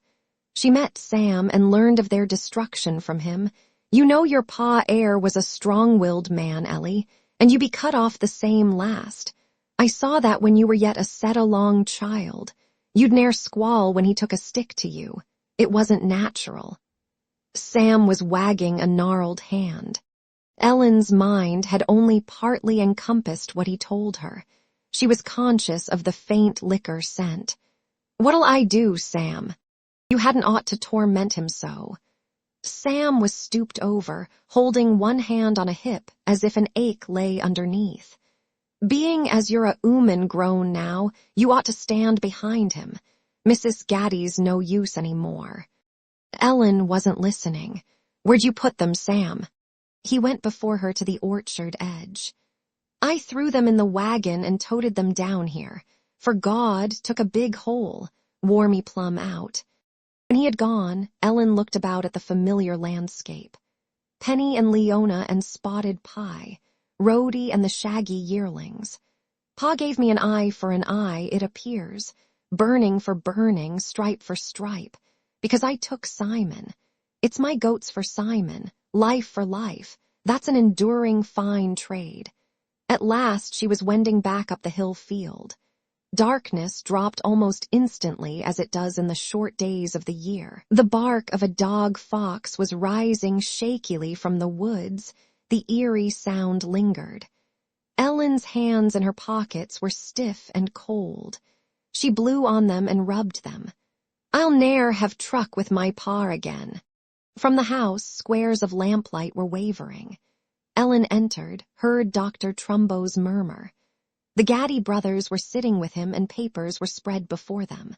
They all wore their overcoats and their headgear was cast near their hands as though, in the half-warmth of the kitchen, they were passers-by with a bit of business to perform here. Ellen removed her coat. She shook the grate in the stove and laid a fresh fire. That's all we be, passers-by, strangers sitting in his home, dragging the past on our shoes. If we could but lose that burden, start afresh. The fathers have eaten sour grapes, and the children's teeth are set on edge. There's Pa whom I ever loved, thinking of ways to make him see me since I was a least youngin, following him with my eyes, running to do for him. But I never saw Pa for himself, only for the way I wished him, like the songs that seem to happen in another land. From this valley they say you are going, we will miss your bright eyes and sweet smile. I loved Pa in the land of myself, in a valley of my mind. While Ellen was mixing the cornmeal, her hand was turning the egg and buttermilk into it quickly. Tears started and fell unheeded. She laid plates before the men and they ate silent by the mellow light. Forks and knives chinked. The smell of burning oil pervaded the room. Ellen went to where the woman hid herself. "Come get your supper, Ma." Maria laid her head on her knees. Ellen brought her a dish and she accepted it. The doctor and Garland were lighting cigarettes. Anton puffed his pipe. Ellen finished the dishes and swept the floor. Dr. Trumbo arose then. It was time to go. He drew Maria struggling and whimpering from her place, and Ellen persuaded her to change from her ragged clothes. "Here, Ma, take off that sweater and those rags. Put this on." She was offering the old crepe de chine dress. "It's silk." Well, Maria felt of the black material. She was putting her pillow down. When she had dressed, they came into the kitchen where the others waited. "All set?" asked Dr. Trumbo. Anton was watching his wife from where he still sat at the table. He was pushing tobacco angrily with his thumb into the pipe bowl. "There goes the last of my oomen folk. Now who's to do the cooking, Gar? Sam, you think." "I'll get her bag." Garland went into the shadowed bedroom. "I've been a righteous man, and pious." Anton carped harshly. "Here we go, Mrs. Gaddy." The doctor was taking Maria's arm. He led the way with Ellen to the car, into the black night. Garland was bringing Maria's valise. He paused at the open door to the porch. Light from the kitchen made a hesitant path reaching to the top step. "Goodbye, Anne." Car lights had beamed suddenly in the yard, revealing the shrouded figures of the women climbing into the back seat. Garland cleared his throat. "I'll remember when I first met Maria." Anton did not move. Pipe smoke wreathed and dimmed his lined face, his strong shoulders, his powerful arms stretched on the table before him. "Man born of Ooman is of few days, Gar." Garland was running his soft hand nervously through his white hair, fingering the place where his mustache had used to be. He hurried down the steps. "Let's go, Doc." Ellen sat in back with Maria. Dust from the car floor mingled with a vague clinical smell. She drew an old alpaca robe about their knees. It was damp to her hands, musty. "I remember winters, Doc," Garland was saying. "We cut shoes from hides my father tanned. They had only one last, so both shoes were cut the same. Pa'd say, your feet will wear them into shape to fit. Times I thought it was the shoes shaping my feet. You think everyone nowadays buys shoes, Mester Gaddy? They come down out of the back country or I hunt them out. ridden with hookworm, wearing shoes made like yours were, no right or left. Chris' sake, bet you see some things, Doc. Sure, black snake root for the stomach, butterfly root for female trouble. Dr. Trumbo grunted. Lady came in yesterday, said she was near starvation. She was down to her last chicken and couldn't wring its neck, said it was her pet. That's the lot of a farmer. That's right, Mr. Gaddy, always dealing with death. The Yunjins play with the calves and lambs and maybe teach them tricks. Then they have to watch them slaughtered, always losing whate'er they get attached to. The feeble lights of the car parted the night. Ellen watched the slack shoulders of the men before her. Maria breathed deeply, the pillow slipping from her angular fingers. Fellow was a grave digger, see. Garland was telling an old joke. He dug one too deep this time, so he was shouting up from it, help, get me out of here. I'm freezing. A drunk came staggering along and he looked in. Says, hell, fellow, no wonder. They forgot to cover you up, and he began to throw in what was shoveled out. Now, that's a good one, Dr. Trumbo was whispering. I'll remember it. Sure wish I had you to go the rounds with me. A day later, Ellen and Garland were back in Chicago. Simon met them at the front door. Look here, what Aunt Vi gave me for my Christmas. A sleeping calico kitten was within his shirt, a soft lump. Ellen laughed at him. My. When Simon touched it with a finger, the kitten stretched a paw and yawned. Simon was delighted. See that? You made him right at home, boy, Garland cried. Violet was stepping down the wide staircase, trailing her housecoat, her hair undone, her eyes wistful. Garland put his arm about her tall form. Miss me, wife? Sure did, chicken. I didn't hear the doorbell, I was sleeping so hard. You know Simon was in the school play. He was the shepherd and he brought a gift. No, I ne'er, said the boy. I just knelt by the sheep, singing round John Virgin. Garland was carving the holiday ham that night. Next year we're going to have a turkey, Vi. I hear they might vote FDR in for another term. We'll see prosperity again. Ellen watched Simon eating, struck by it. He held the fork in his left hand, pushing the food with the knife as his grandfather did. She said abruptly, How come you hold your fork so? I ne'er noticed that. It's not proper. Your fork goes in the right hand. Let him eat Christmas dinner like he wants, puss. Reckon I'll always see those ways Pa stamped on him.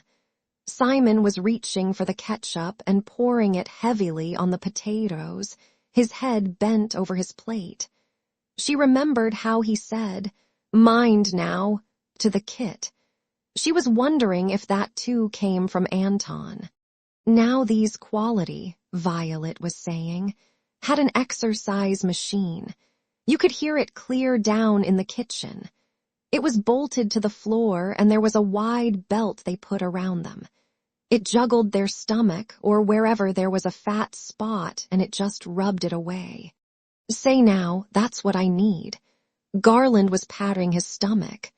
Anton and Dyke were loading the Butterwell truck for the trip to Louisville. It was late January. They had become familiar with the town since their first excursion 6 years ago at the beginning of the Depression. They had come to know the wholesale section and the waterfront district where the Ohio flowed, and where auctions were conducted in the shadow of tobacco warehouses and mills, and the newly operated distilleries, reeking and guarded. Now, too, they would manage more than one yearly trip. They found it necessary, in fact, to go many times. Sam Offutt had moved in with Anton the week after Maria went, bringing along his wife Edie. She was plagued with lumbago and vestiges of various diseases contracted when much younger, and she seemed satisfied to settle with Sam in Mr. Gaddy's house for as long as she was required. She learned to carry out her duties to his partial satisfaction. She cooked 3 meals and cleaned occasionally. She was cowed, however, by the Catholic icons, refusing to dust the crucifix, or the statuettes, or the framed Sacred Heart. "Be careful what you say near the things, Samuel," she warned. "They be Romish. You know Mr. Gaddy's not a true Christian like us."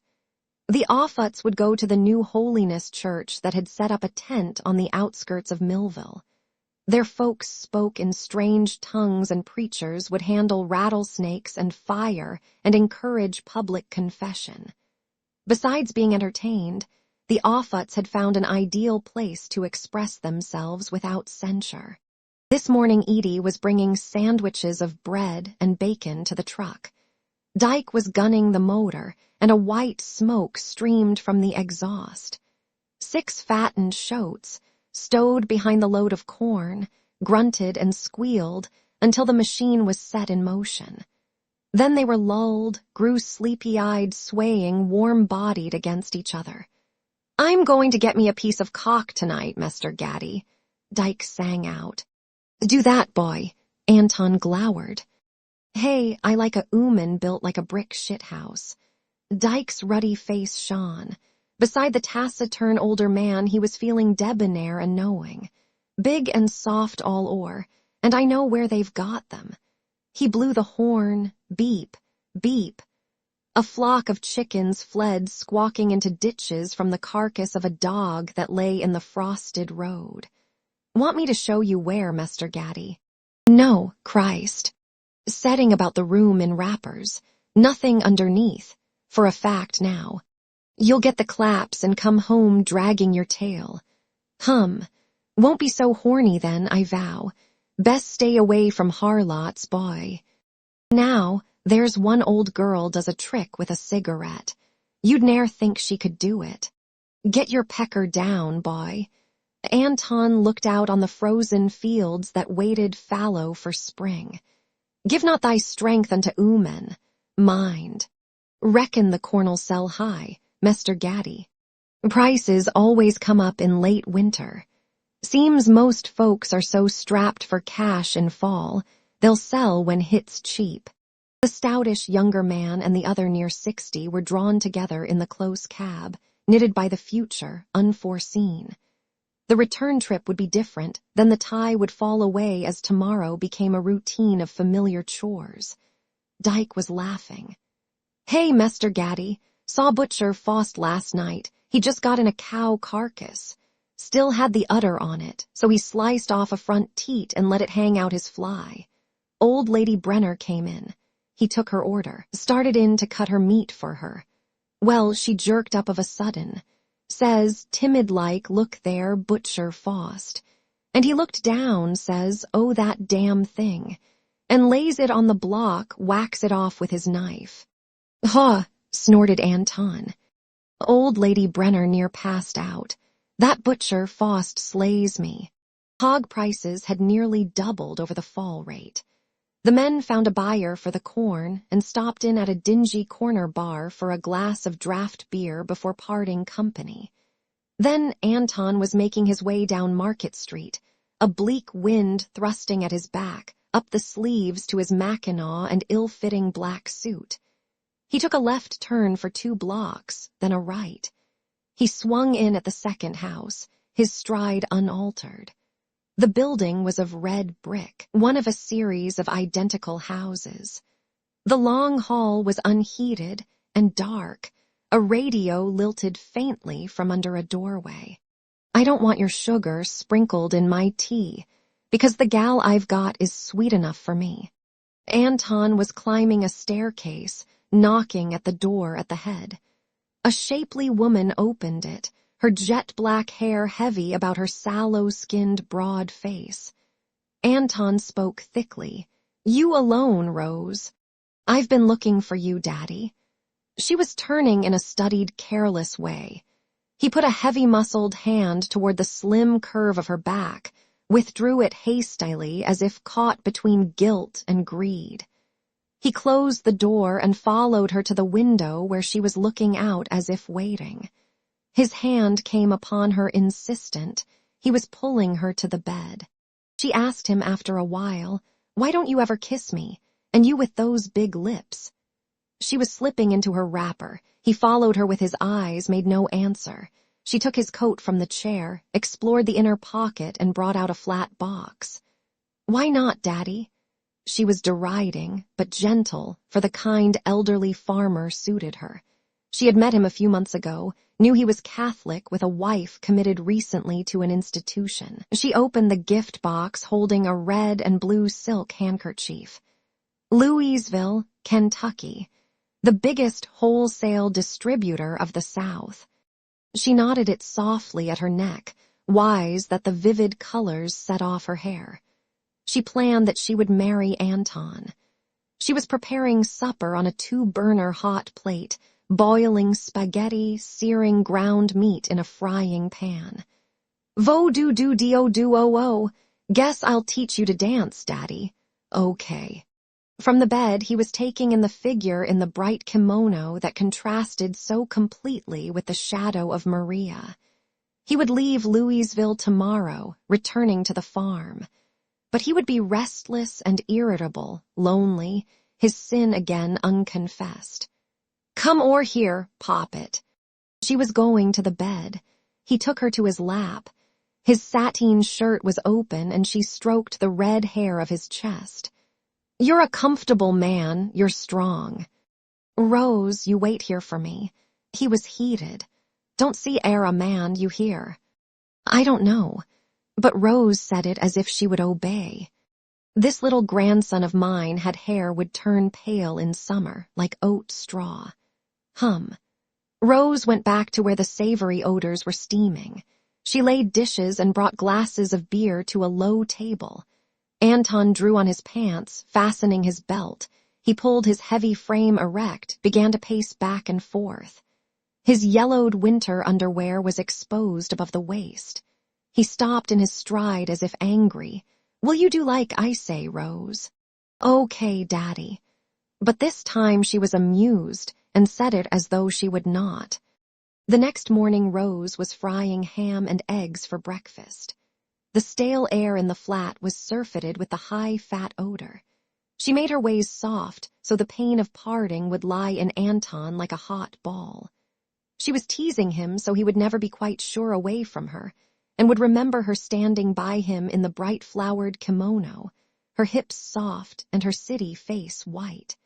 She was forking the food onto his plate.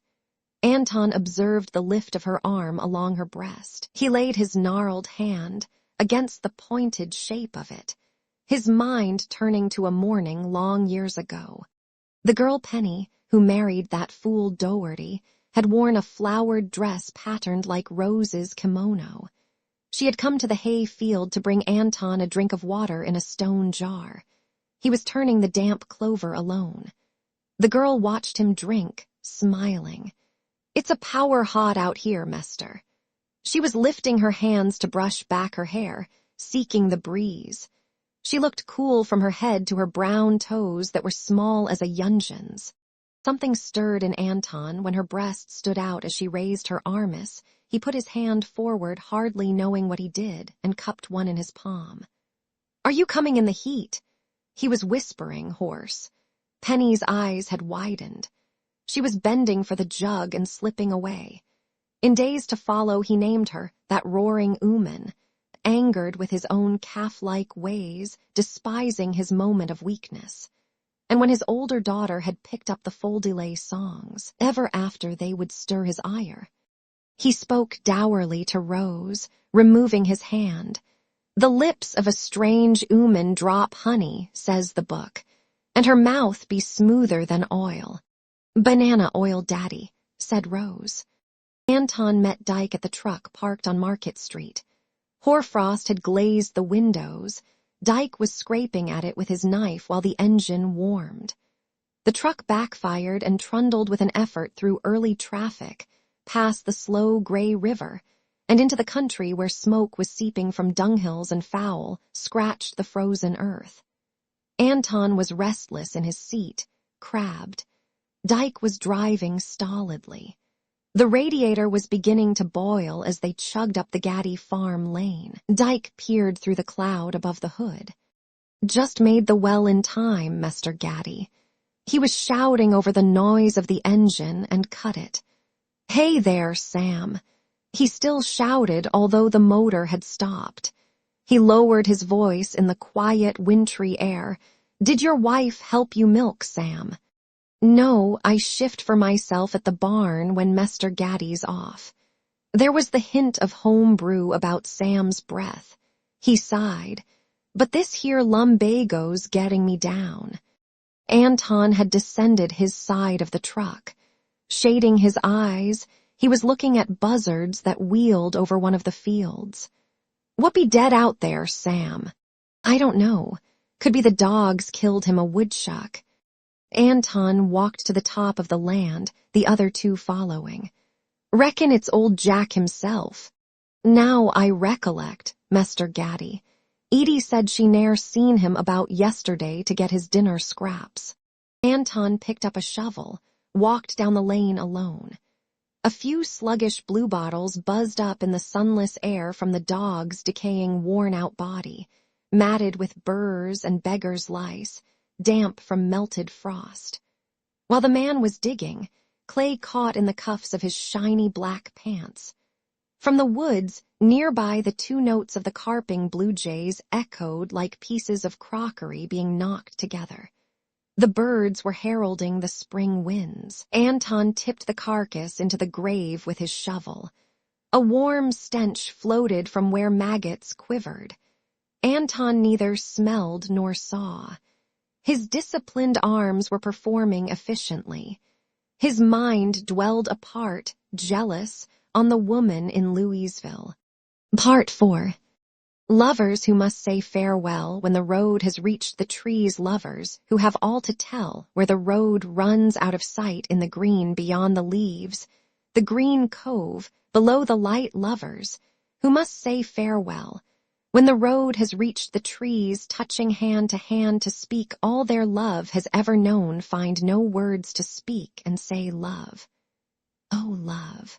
Ellen had spotted the wagon before Simon, drawn by a strapping team of grays. The little farmer had a white beard and mustache. He was touching his hat and yelling across the tarred road to where they sat on the station house steps. "Hi, you Mrs. Gaddy." They took up their bags and ran. Simon was scrambling into the wagon bed. "Hey, Mester."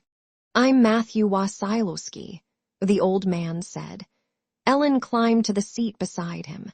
He was clicking to the team, and the shod hoofs resounded on the patched streets of Hidden Creek.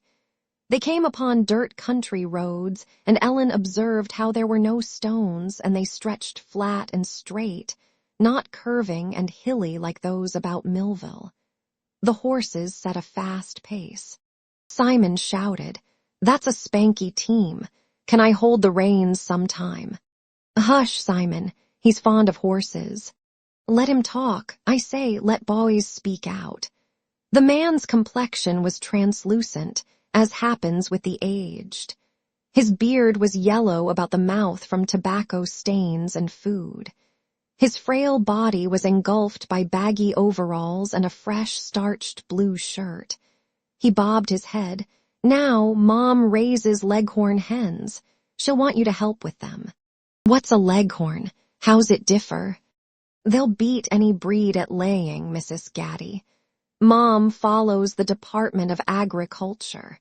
She reads the bulletins, and she sees the county agent, too. He told her to put those runners on her chicken sheds and tow them out to pasture. Say, feeding them on grass like a cow. Keeps down disease, the agent claims, and saves feed. You think this land's rich? You should go to the old country someday. Poland, where I came from. Plums as big as my fist. Apples the size of my head. Never a drought. We had one where I lived 2 years ago. Where you from? Kentucky. I heard that drought was widespread. We had it bad. Most all the crops died right in the field. Our boys took a loan on the mortgage. They shouldn't have done it. Debts are bad. In the end, it was the triple of that pulled us through. Roosevelt paid for what we didn't have to plant. Did he pay you folks too? No, but I knew a man got a government check for letting hogs root up his tobacco. I ne'er did understand how that worked. Now in Poland, Mrs. Gaddy, they never heard of a drought or a triple either. Say, Mester, Simon spoke up, what are those horses' names? Off one's Pearl, the other's Major, son. That Pearl's a sight the prettiest. Yes, and that Major's the smartest. Who do you think's pulling this load? Simon fell back abandoned in the straw of the wagon, shouting in glee. He lay gazing up at the sky and the bare treetops that came into view. That's it, the old man pointed. 90 acres. 2 women and a man were coming from the White House into the yard to welcome Ellen. Mom was fleshy and large-framed, her eyes shy. She was shaking Ellen's hand. Guess Pop told you all about the fruit in the old country. Why, he did. Sudduth was their younger son, 32, scrawny, anxious-eyed. We sure can use your help. We've been after Mom a long time to get someone. Here's my wife, Adele. Pleased, said Ellen. Howdy. The woman held her head on one side like a bird, waiting. You all could call me Ellen. I'll show you to your room, Ellen. Adele was going ahead up the stairs. Her face was harrowed from the years but retained the child's shape, round and eager-eyed, looking for encouragement. 2 little girls with eyes like hers looked from behind a door. This is Mrs. Gaddy, Hannah. Grace. My boy Denny is in school. The girls squealed and ran to hide. Adele was stopping at the room that would be Ellen's. Simon was to have another for himself. They came together later for the evening meal, Pop at the head of the table, Mom at the foot.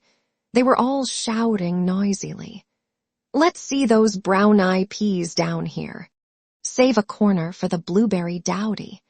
Let a child talk up, I say. Pop maneuvered the food through his mustache, his head on a level with the children. I got 100 in penmanship, cried Adele's son, Denny. My, at that child, said Adele. The girls printed for me. I sure could follow it good. Mom felt the sisters were being slighted at times. At her left stood an empty chair. That's Uncle Dan's place, Hannah was saying shyly to Ellen. Dan's my older brother, Sudduth explained. He's off at the cattle sale in Weems Crossroads, trying to buy a Crestmore bull. We already have a purebred bull, but he's the sire to so many of our heifers we don't get the good of him anymore. Say I've been to Weems Crossroads, Ellen said. I visited some folks there. Dan's going to see if he can bid a bull low, Sudduth said. Nothing but the best for Dan, said Pop. By the name of Doherty. Ellen was hopeful. Nothing but the best. Sudduth was sopping the juice from his plate with dark, home-baked bread. Never heard of a Doherty, Pop said. You know, Sudduth, if a purebred cow jumps the fence and gets to a grade bull, you can just as well sell her. She'll be no good from then on. That's ridiculous, Pop. I've heard of it, Ellen said. There was a mare bred to a zebra stallion, Pop told him. Every foal she threw thereafter was striped. Now that's proof, Sudduth. He pounded his knife. There, Ellen whispered, for she had heard this same thing. Pop, that old tale's been shown up long ago. I'll get out the article for you to read in the Breeder's Journal, Old Superstitions. While they were talking, the cats were underfoot, 3 or 4 of them, tiger-striped and black. They wound under the table legs, and sometimes one of the children slipped them a bite of food. A little later, Ellen and Simon went up to bed. The talking and shouts from below were seeping through the flooring as Ellen dozed off to sleep. She heard the cock crowing in her dream, insistent, shrill. She threw her arm in offending gesture, engrossed in the nightmare. She was running up the stairway from the cellar, her father racing after. "I'll kill you because you took the boy." She shouted to stay his hand. "You dassn't kill on the cock's crow, Pa." She awoke, her voice straining in her throat. She lay listening, oppressed by the dream, letting it recede. "I won't hold to any of it. I'll button it into a far part of me. I want to weave a new way here in this land where all the folks are foreign. I'll make a place for Simon and me. I'll put the past away. I vow I will." It was not yet dawn. Darkness kept the room corners. She threw back the covers. The air was chill, but there was an earth odor, fresh, redolent of spring. She was throwing open the window, looking out at the muddled, unfamiliar landscape. The eastern sky was gray and hushed. She sat on the low sill in the sleeveless garment she wore at night, hugging her cold, bare arms, her hair hung clinging and disheveled. It was late January, but it was warm, the first false spring. There would be cold days yet, and the last frost might come as late as mid-April. But already in protected southern exposures, a few flowers were opening, a jonquil or narcissus, releasing suppressed and forgotten perfumes.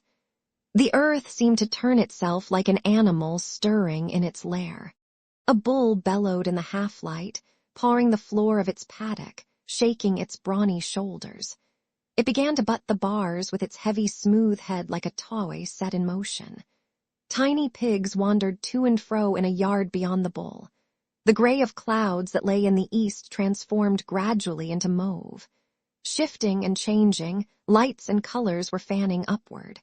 A man's figure strode around a corner of the house. There was a blackened white face at his heels. The man was tall, seemed young, his hair thick and black, unruly. The cuffs of his pants were tucked into leather boots. He stopped to shake tobacco into his left hand and rolled a cigarette swiftly. The dog jumped repeatedly at his arm, yapping sharply in the pink-tinged air. As he was walking off, his bass voice came clear. "The minstrel boy to the war is gone in the ranks of death. You'll find him his father's sword he hath girded on, and his wild harp slung behind him." A warm breeze stirred from the east. Ellen shivered. On the brim of the color-draped sky, the first round edge of the red sun was emerging as if pulled by a string. The fields were stretching forth under the rosy light, spreading wide and tended, damp with dew. The pungent sweetness of the earth was arising from its bowels. Time moved quickly. The sun came whole over the line of horizon, lay alive in the brilliant, stained sky. The man's song had faded. Voices began to call back and forth in the reaches of the house. Ellen turned from the window. The room was furnished with a white wood bedstead, a dresser with a tiny mirror, a table and an upright chair. There was a striped rag rug on the floor, made by Mom. The curtains and bedspread were yellow and threadbare, streaked unevenly by sun rays over the years. She dressed and hurried down the dusky stairs. Simon and Denny sat whispering on the bottom step. "You seen my room, Ma?" They followed her. Adele was turning the handle of the coffee grinder, the friendly, crusty noise filling the kitchen. "Denny's got a room, too." "I always had a room." Denny hiked his suspenders. When breakfast was nearly ready, Sudduth came in with the man Ellen had seen earlier. They washed at the sink, then leaned against the wall to wait for food to be set out. Ellen had difficulty finding things. "Where does the sugar live, Mom?" "This is my brother Dan," Sudduth said as she was passing with the bowl of sugar. "Mrs. Gaddy, Ellen." "How do you do? Mom keeping you busy? You've got to watch her." He was a head taller than Sudduth, older than he had looked from the windows, with an air of authority. His straight hair hung over his forehead, his eyes were greenish-yellow, his ears pointed at the top. His lips were thin and flat, his nose angular. His skin was olive and creased. There was a birthmark on his left cheek, and when he flushed it darkened. "That damn bull's a beaut, Sudduth, supposed to be delivered this morning. We'll charge a service fee on him. That'll pay his price a few times over. Let's eat." Mom was carrying a bowl of fried potatoes in one hand, a platter of smoking ham in the other. When they had finished, Simon got his coat from upstairs, for he would set out with Denny to school. There was over a mile to walk. He stood in the doorway and his blue eyes settled on Ellen. "Bye now, Ma."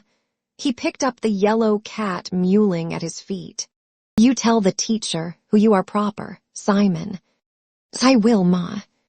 "Say you're living at the Wasilowski farm." "I know." Dan rolled a cigarette, leaning back.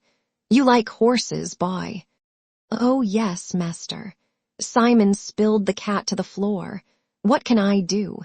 "You groom them every night. Will you do that?" "Mornings too, master. You won't find a loose hair." "Call me Dan." The man was laughing. "We'll see what else we can find for you." The boys ran off and Ellen said, "He's proud to just lay his hands on a horse." The day had begun. When the beds were made and the kitchen floor scrubbed, Ellen scoured the white refrigerator and the electric stove. She washed the white-painted wood cabinets that lined the walls. "Pop made those," Adele said, 3 years ago. They got the notion one night when Mom was reading the Farm Woman's Magazine. Dan and Sudduth put the old pantry cupboards in the shed for machine parts. The brothers drifted in at noon, hobnail boots clacking on the floors, preoccupied in talk of the new bull that had arrived by truck. They ate hastily, hurrying out. Mom said the hens were to be deloused. The county agent advised it. The women caught each bird by the leg, shook the can of powder over it and turned it loose so it escaped to the yard, shaking its feathers, clucking indignant. Dust from the litter mingled with the powder and hung in the air. The women sneezed. Mom's face was hot. "The roosts have to be scrubbed down next." At supper, Ellen was tired. When she finished her plate, a cat jumped on her lap. She let it remain, for she saw it was the custom. It was purring, kneading its paws. Simon joined in the clamor, and Ellen was bending her thoughts to how different these ways were from the house where she had been raised. "Come play for us, Uncle Dan," Denny was coaxing.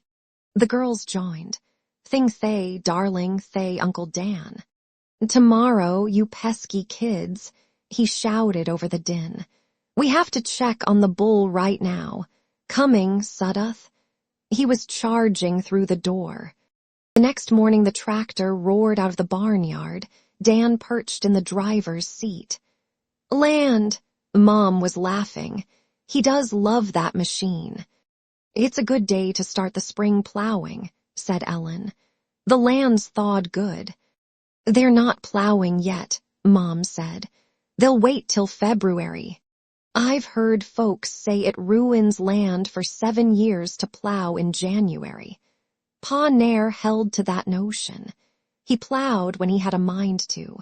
"Sakes, Ellen," Mom was amused. "That's not it, it's the house. We've got a busy year laid out here. Adele's going to have her own home, her and Sudduth." She was turning to Adele. "He went by already with the team and the scoop. Did you see him?" "Sudduth's just raring," said Adele. "We've got to be ready to paint, and all in late summer, Ellen. So Adele and him and the kids can get moved in the fall. I want everything to be perfect when we leave, Mom." Adele was earnest. They told Ellen that lumber was stored at the warehouse in Hidden Creek. Part had been bought in fall when cash crops had been sold, and part was still on credit against the early wheat crop. "There's kegs of nails and rolls of tar paper and shingles in the shed." They drew the plans out on paper. Mom was proud. "There's going to be another big event here in the fall." Mom's eyes gleamed secret. "Wait and see." At mid-morning, Ellen was busy. "I declare at this iron, it's so light." She skimmed over the clothes swiftly, laid them folded and smooth on the newspaper-covered table. "It sure is a help having you here, Ellen." Mom was mending, a wicker basket beside her. "Makes me feel old, though, not doing my own work. It's only I forget about the cord and keep walking off with the iron." The kitchen door slammed. "It's me," Dan's voice shouted. The sound of running water came. "You'll see, he's had trouble with the tractor," Mom said. The tractor turned over on me. His voice was muffled. "Cut myself." "That suits you fine, Dan," Mom called. "He can play now. Nothing suits him like when some piece of equipment won't work and he can get his head under it. Rather do that than work." "You don't have to shout. I hear you." Dan appeared in the doorway, rubbing his face with a white Turkish towel, a gash on his browned forehead. He was shaking his head cocky. "Ellen, you think my family's crazy." When she was washing the supper dishes, she heard the tinny sound of the piano in the sitting room. Simon was behind her at the kitchen table leafing through his new school books, waiting for her. "Wonder who that is playing?" she asked him. "That's Dan. I've ne'er heard that song, Ma." Simon smiled, his blue eyes curious. She put the plates away. "It's right melancholy." A Spanish cavalier stood in his retreat, and on his guitar played a tune. "Dear, the music so sweet would oft-times repeat the blessings of my country and you, dear. Oh, say, darling, say, when I'm far away sometimes you may think of me.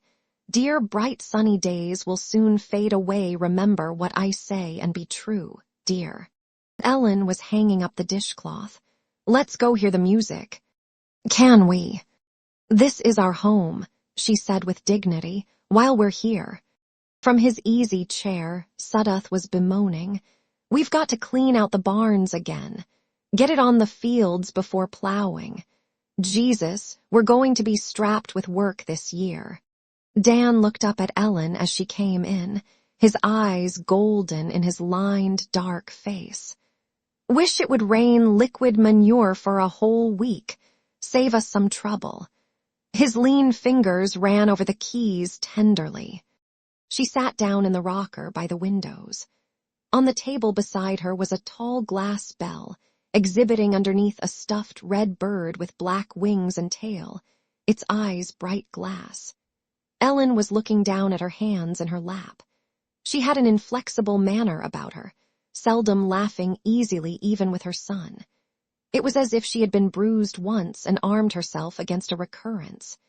And when she would make her hair into braids in the morning, winding and fastening with tortoise-shell pins, she would pull tightly. There was an unconscious satisfaction to the act as though it were easing a guilt. Ellen held herself at times almost like one righteous.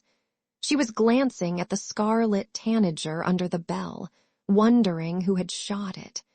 Vaguely, she was listening to the words the man sang. They differed from those Penny had taught Ellen. "When your heart was mine, true love, and your head lay on my breast, you could make me believe by the falling of your arm that the sun rose up in the west. The weather turned brisk, the temperature fell, the dew had frozen in a white sprinkle. Mouths of animals and men steamed. The excavation for the cellar of the new house had been completed, a square gash in a rise of land at the far end of the farm. Now let it freeze, Mom was saying. They can still lay cinder block. It's like a dream come true, said Adele. Them building our house. Land. The little girls had spread old mail-order catalogs on the kitchen floor. They cut and snipped, squabbling. It's mine. You shut up, booby. You see, Mom, Adele pleaded. It's not right you should have to put up with this commotion. Ellen was savoring the friendly companionship of the two women.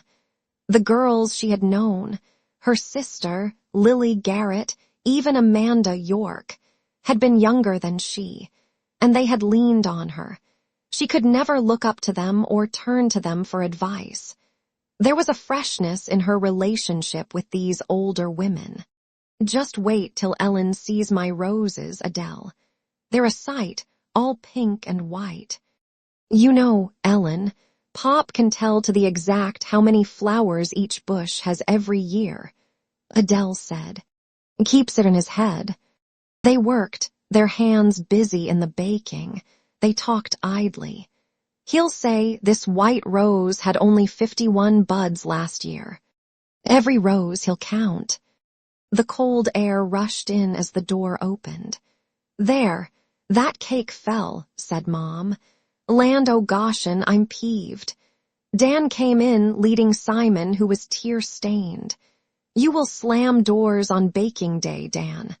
"Damn it, sorry, Mom." He bumped his knee, Ellen, fell down. Simon was pulling his torn pants leg up to reveal a soiled bruise. He held his tongue between his lips. Phlegm was dripping from his nose. "Hit don't hurt now," he mourned. Ellen washed the wound. Her mind was apart from the accident. Wonder why Dan came in with Simon. He needn't have. Simon's 10 and not a baby. Maybe Dan's thinking on me. I don't want him, nor any man. She was wrapping the strip of cloth about the knee. Dan was lighting one of his hand-rolled cigarettes. "Press my suit today, Mom, will you? I'm taking Star to the Grange dance." "All right, Dan." As the two went out, Mom shouted, "And don't slam it." "Star's his girl," Adele was telling Ellen. "She's lots younger than him." "Oh, I don't know," Mom said. "She's nearly 19, and Dan's over 40. "Wish they'd set the date," said Mom. "Keeps me on edge." "You think Star'll settle down to being a farmer's wife?" Adele asked. "After all, she's used to a maid doing the work. Why, I bet she can't cook even." "She loves him, that's what counts. She's an only child. She gets whatever she wants." "Star's so pretty," Mom told Ellen. "Her folks have spoiled her," said Adele. "But Dan's crazy about her. Marrying will settle her. She's the nicest-looking girl in the countryside." Mom was complacent. "Dan wants his bull to have the best bloodlines. He's got to have the latest machinery, the newest hybrid seed." Adele sawed the air with a flower-streaked hand. "I wouldn't be his wife." "Well, you've got Sudduth." "Praise the Lord." Adele was laughing, an edge to her voice. "When are they getting married?" Ellen asked, quiet in her relief, detached. "Didn't I tell you there might be a big event this fall? The date's not fixed, but when the house is built, there'll be nothing to stop them. Sudduth figures that's why Dan's in such a stew to get the cellar dug." "Now there, I forgot the eggs," Mom was saying. "They have to be gathered at 10 too and after supper. Maybe you'd better take over that job too, Ellen." Every Saturday afternoon, Ellen would find an envelope on her dresser, in it $4.50. When she laid them in her drawer, she felt a wealth and a peace. She was moving less uncertainly in the new household. She was the hired girl, and the value set on her talents gave her a self-respect. On Sundays, Pop, Mom, Adele and the 3 children would go to the Presbyterian church in Hidden Creek, Adele driving the Dodge car. Sudduth and Dan would work on the new house. Ellen walked out with Simon to see the farm, for during the week she was too busy. Simon showed her the gray horses he groomed, and she patted sleek brown and white cows, fastened in metal stanchions, munching hay, their tongues curling about the wisps. "Aren't those stalls modern, Ma?" They passed the hog lot where white-banded pigs were squealing and snuffling at a trough of water in the cement lot. "They're not dish-faced like Granddaddy's pigs." "I see they are not. They're a different kind." The shouts of the men were faint on the air, mingled with the low, lonesome bawl of the new bull. "Someday I'll tell Simon what Pa did, and why we had to leave." Wonder how little Rhodey is, Ma. Oh, Simon. And fat old Pie. And Leona, if their hoofs are cut regular. I don't know, you still honing after them. Reckon I'll tell him sometime what Pa did to my goats, cutting their throats. You miss your granddaddy. She was looking off to the bowl of sky. The far calls floated and echoed in it. Reckon he was e'er good to me. It's nice here on this place. And there was old Jack. I set store by him. Denny's face is pretty. He's a scrappy thing. Well, they walked back. Dan wore a white shirt on Saturday nights with a blue detachable collar. He knotted on a brash necktie and brushed his shoes, stood at the doorway to the sitting room where the family convened. He seemed older to Ellen when dressed in the brown suit, his lean body pinched into tight cloth, the tough skin of his face emphasized. He was leaning against the frame, the birthmark a dull red. He tapped tobacco into thin paper, licked the edge, twirled the ends, all in a quick motion. How's this tie, Ellen? Too loud. Think my girl will take a second look. I reckon. She was patting the cat, inwardly disturbed. Well, if she was smart, Sudduth mocked. She'd run the other way fast, wouldn't she, Pop? The old man cackled. Ellen felt stiff and plain, smiled faintly as Dan walked out. I'd never be that star. On weekday nights, Dan played the piano. His energy was contagious. It was as if his day had just begun. In the lamp glow, their faces turned to where he sat. There are many flags in many lands. There are flags of every hue. But there is no flag, however grand, like our own red, white, and blue. The family were joining in, swept away by his exuberance and health. Sometimes Ellen sang with them. Then hurrah for the flag. Our country's flag its stripes and white stars too. There is no flag in any land like our own, red, white, and blue. She was saying, I know a languishing one, Dan. Lord Lovell, you know it. I can play the tune if you'll sing. All right. He found the keys easily. They like me here. She dwelled on it. It's not like home where Pa jeered when I sang Penny's songs and Ma never heard me. Lady Nancy, she died as it might be today, Lord Lovell. He died tomorrow, Lady Nancy. She died out of pure grief, Lord Lovell. He died out of sorrow. It was the first week in March, on a warm, windy day, when the bees swarmed. Pop had on an old hat decked with a bee veil. He was wearing long gloves and had tied strings around the bottoms of his overalls. He carried a smoker to still the swarm that hung like a living sack on an oak branch. Ellen saw him from the window. He stooped and moved until finally the bees were in the new hive, their angry droning muffled, subsiding. The old man came in, taking off the veil. He only got one sting. My sister Frankie and me used to beat pie pans and make a racket when our bees wanted to swarm. How come? That's so the workers can't hear the queen calling. Did it keep them in the home hive? 2-3 times it did, but the queen's call is strong. Don't tell the boys, they'd call it a superstition. They go by the book too much for me. His teeth flashed through his beard. Before going up to bed, Ellen went out into the night. There was a light fog. She was curious about the bees, went to listen to the new hive. From it came a faint, contented purr. She laid her hand on the wood. It's like they are one creature, like the whole drove's got but one mind. Her hand was feeling the movement within, the insects changing position endlessly. While she was standing enclosed in the darkness, she heard Dan humming as he came back from the barnyard. His boots rasped on the pathway. She was waiting for him to pass, but he sensed a presence and stopped. Who is it? It's me, Ellen. She could see the coal of his cigarette. The air was balmy, brought up during the day from the south. The wind's laid, he said. Overhead, a twisted sliver of moon was freeing itself from dodging clouds. The starlight was dim, pulling at the mist gently. "What are you doing?" "Feeling the bees move. The hive's like an animal." "That's so. It is." She heard his body settling against a tree trunk, like it's bedded down for the night. The silence dwelled while she waited on him. "What happened to your husband, Ellen?" "He died." "How?" She was seeking his face, but there was blackness. "He was killed." "I see. How?" After a while she said, "It was in the haying time. He was down on the wagon bed." The words were dragged up from some other part of her.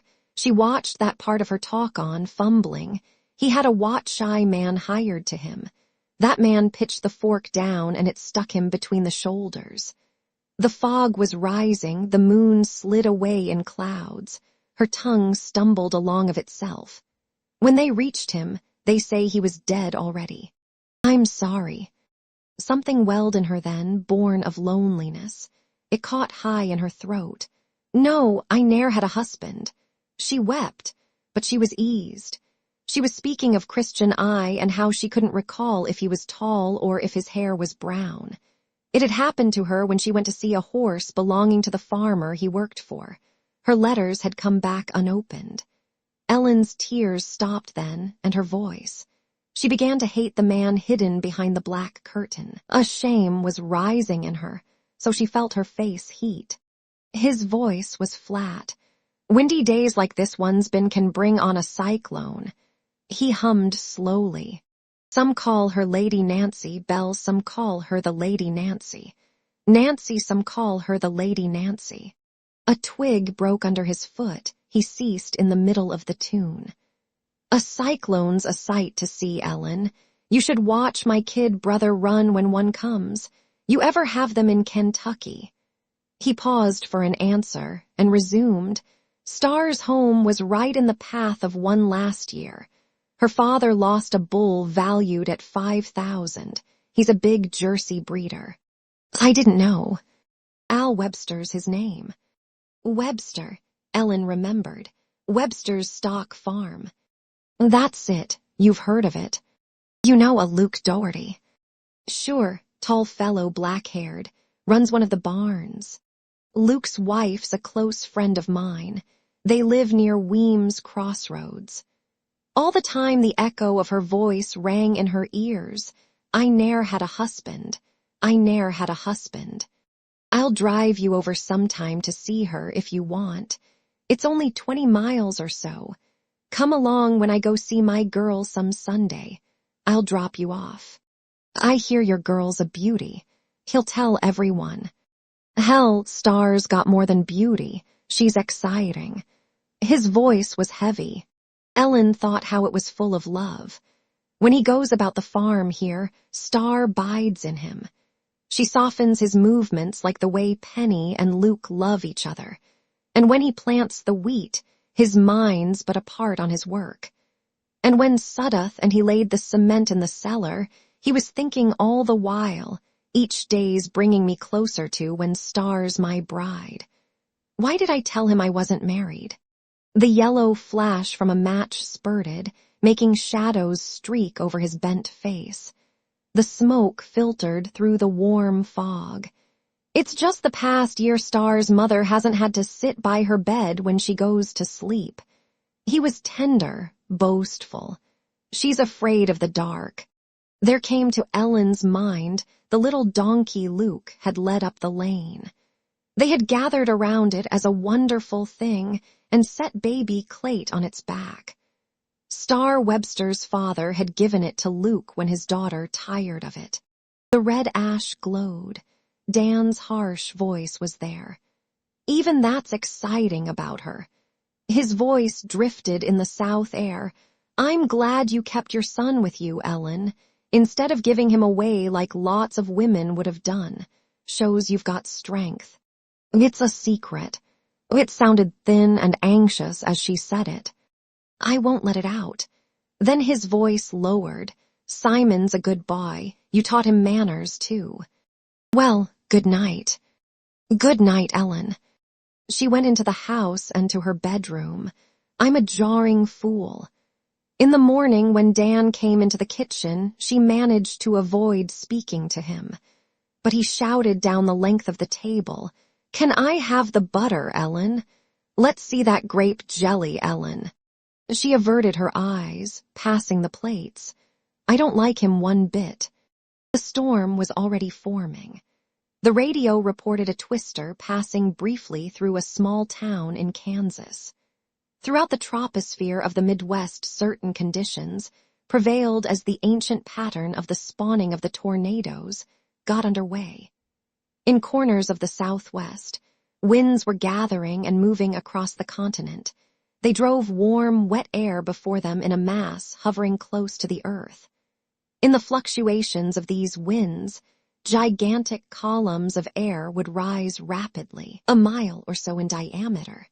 At the spreading foot of these tall clouds, rain would gather and often local storms occurred under them. To complete the scheme, 8 kilometers above ground, the cold jet stream was rushing constantly in from the west at tremendous speed.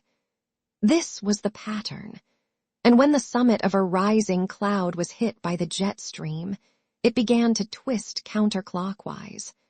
The movement was transferred in a spiral down the length of the column into the ugly, widespread base. A whirling funnel of great power would lick downward.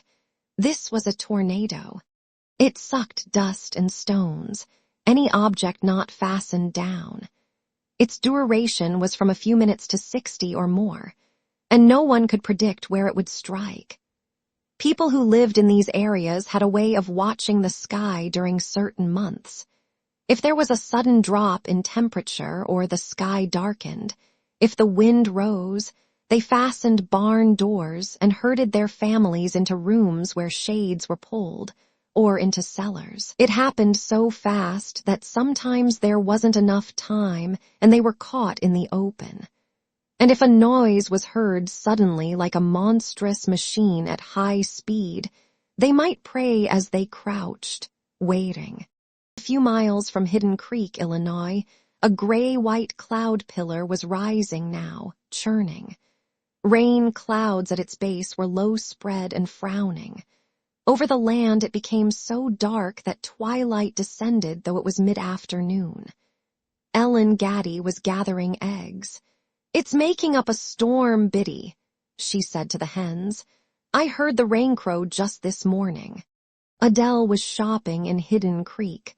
Sudduth was distracted because she had taken the girls with her in the Dodge. Hannah had a sty and they planned to stop at the doctor's. "I said, Adele, it's fixing to storm.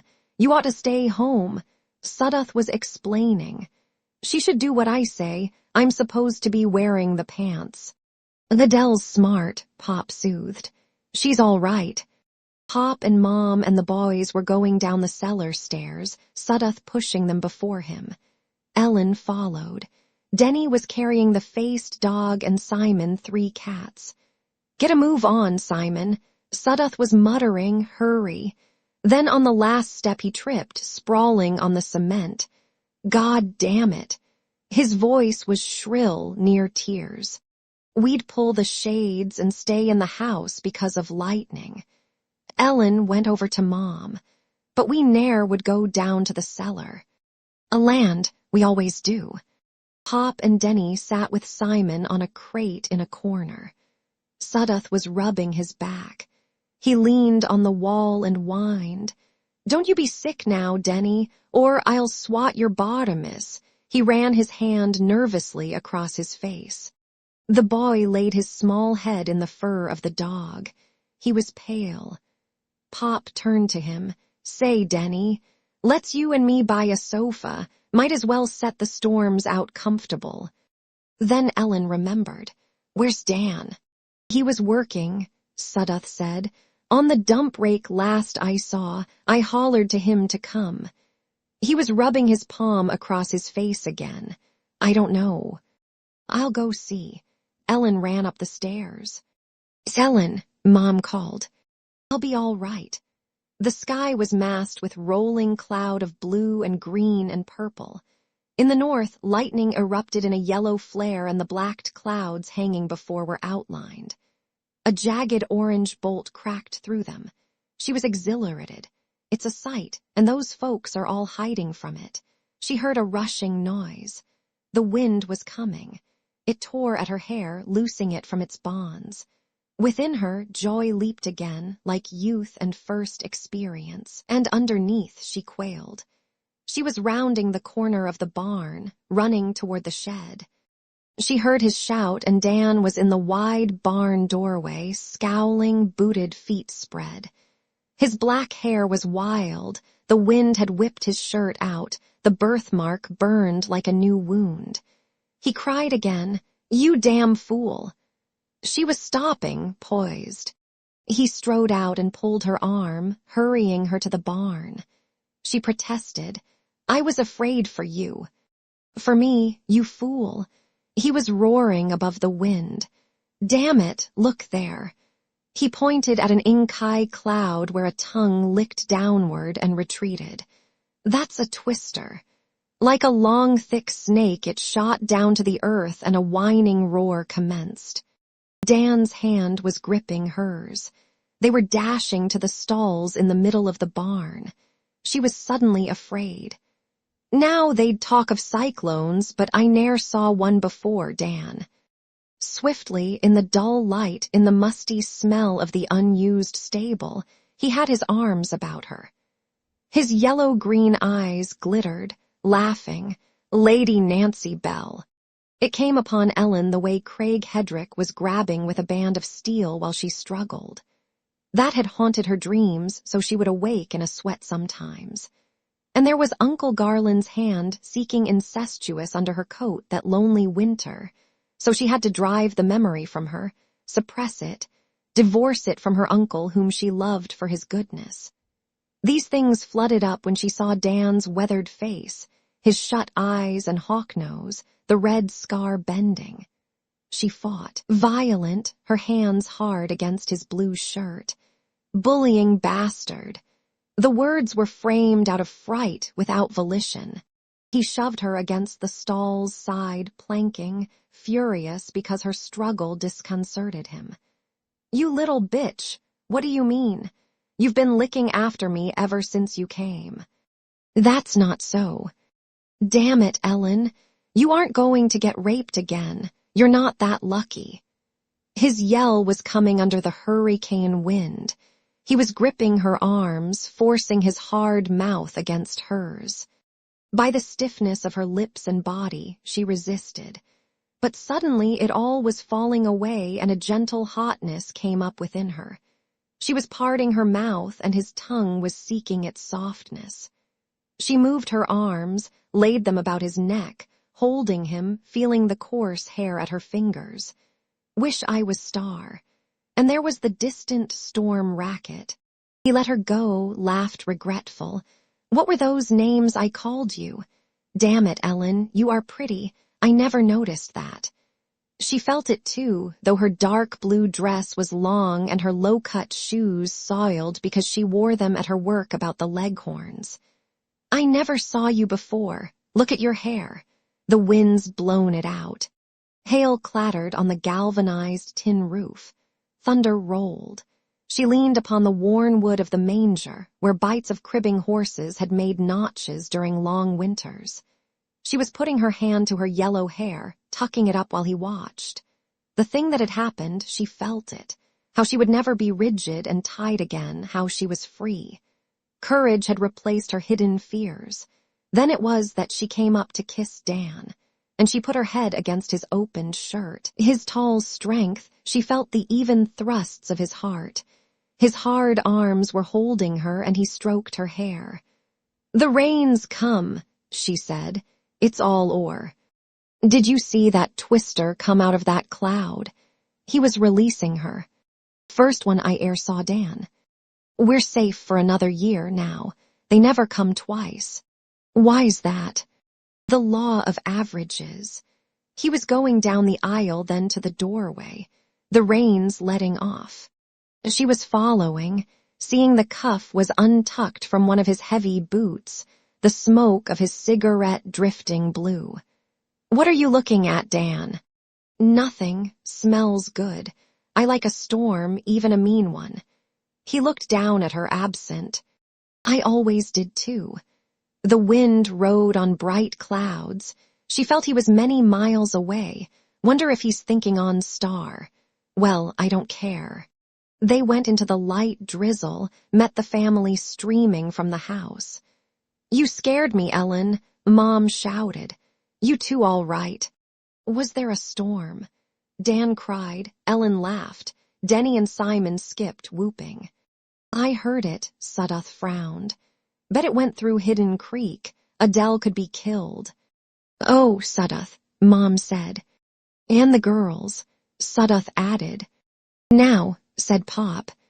"And she's with child." "What's that?" Pop said. "No, she's not." Mom was soothing. "She'd have told us, Sudduth. She was just taking Hannah for that sty. She didn't want it. She tried to kill it with vinegar."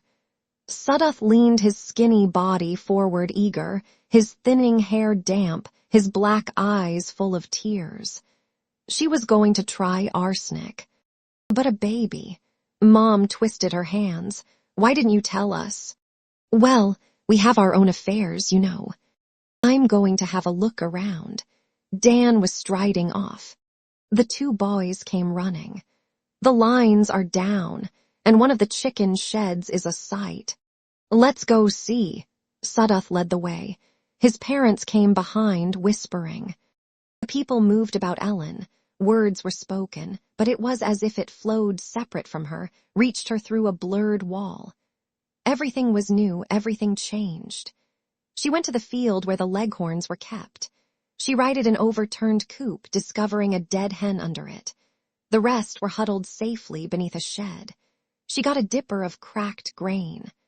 The white flock was coming up one by one, clucking, bobbing brilliant red combs and wattles, discarding their fright, as they pecked the seed in the clean afternoon sunlight. I came down the mountainside, give my horn a blow, everywhere them, pretty girls, says yonder goes my bow. I went down in the valley green, to win to me my love. When I was done with that pretty little girl, she turned to a turtle dove. The tongue that Ellen and Dan saw had spun over a path 50 yards wide, catching a neighbor's cow shed from an angle, sucking rafters aloft, strangling a cow while her bull calf brayed feebly below. It had prowled across the level land, come upon turkeys in a corn field, the gobbler shrieking insanely, flapping, trailed by his harem of hens. They were sucked into the wind like dust. Green oat shoots were rooted out so that when the field ripened later, there was a clean swath across its bottom third. Varied incidents had occurred. A nest of newborn rabbits was flipped up. Numbers of birds that clung to fence corners were torn loose and pounded into obstructions. The mortality among the insect life was untold. It had circled Hidden Creek. Adele was at the doctor's office, calling to say she would be home as soon as her shopping was finished. "That's fine," Sudduth said in a low voice to Mom and Pop in the doorway. "That goddamn stare. I wrenched my back good." Through coming years, he would try out different chiropractors. For weeks at a time, the pain would recede, then each movement would drive a dull fire as he dragged his way about the farm. The family would laugh at his self-concern, taking it as Sudduth's way. He talked about that first twister of 36, like men talk of a battle. When he spoke to his children's children, putting a hand on the small of his back, it would seem to them that Sudduth had by himself stemmed a tornado in its path. Mom stood apart now from her younger son, whispered irritably to Pop, "That boy's still a baby. You know, I'll be glad when they all clear out to the new house. I plumb admire Adele for the way she puts up with him." The next evening a chill wind was blowing. Ellen went to her room for a sweater. The furnace was not stoked in these spring days and there were no fireplaces. As she was coming out, putting it on, she saw Dan leaping softly up the stairs, 2 at a time. He laughed, catching her arm, pushing her back into her room. There he was kissing her. She breathed to him, "You know what I read in the Bible, Dan's a lion's whelp." "Ellen, your lips are soft." He put his finger on them. A hot flood was taking her breath. He was loosing her, chucking her chin. "And I've got a date. Damn it, Star gets her dander up if I'm late. I'm out of gas, too. I'll have to stop on the way." Ellen went down the steps to the kitchen where the dishes waited. Jealousy was rankling, but her gray eyes were mellow. I'd not get my dander up, was he late? Through days to follow, Dan would come on her, take her aside to kiss her. If she went out in the night, sometimes he followed. And if she knew he was in the tool shed, she went to see if the chicken house door beyond was locked. If he met her in the hallway alone, he led her back to her room. They heard footsteps passing in the hall as his mouth lay on hers. He bided his time, careful, waiting on her shyness. "Come here, honey." So the days of March went by and April started. Spring and Dan's in the same world with me. Ellen and Adele were laying out the kitchen garden. Ellen's hands in the earth were like a mother's. She had never seen such black, rich soil. She held a clod, kneeling in her soiled, damp skirt. She was crumbling it. "Look here, Adele, ne'er a stone or pebble. Where I used to live, they've got stone fences every way you turn. Sometimes a rock grows so big in a field they plow in a ring about it. Sam Offutt claimed those rocks were nailed to the center of the world where the fire is, to hold the earth together. A land. Sam was full of tales. This is a fine garden. I call it a dirty job, though. I'd rather work at the house, Ellen. I like my hands clean. Dirt makes them dry and the nails break easy. I don't mind." Ellen was putting her hands down in the soft loam she had spaded. Adele brooded. "I'm going to have another baby." "I'm glad for you."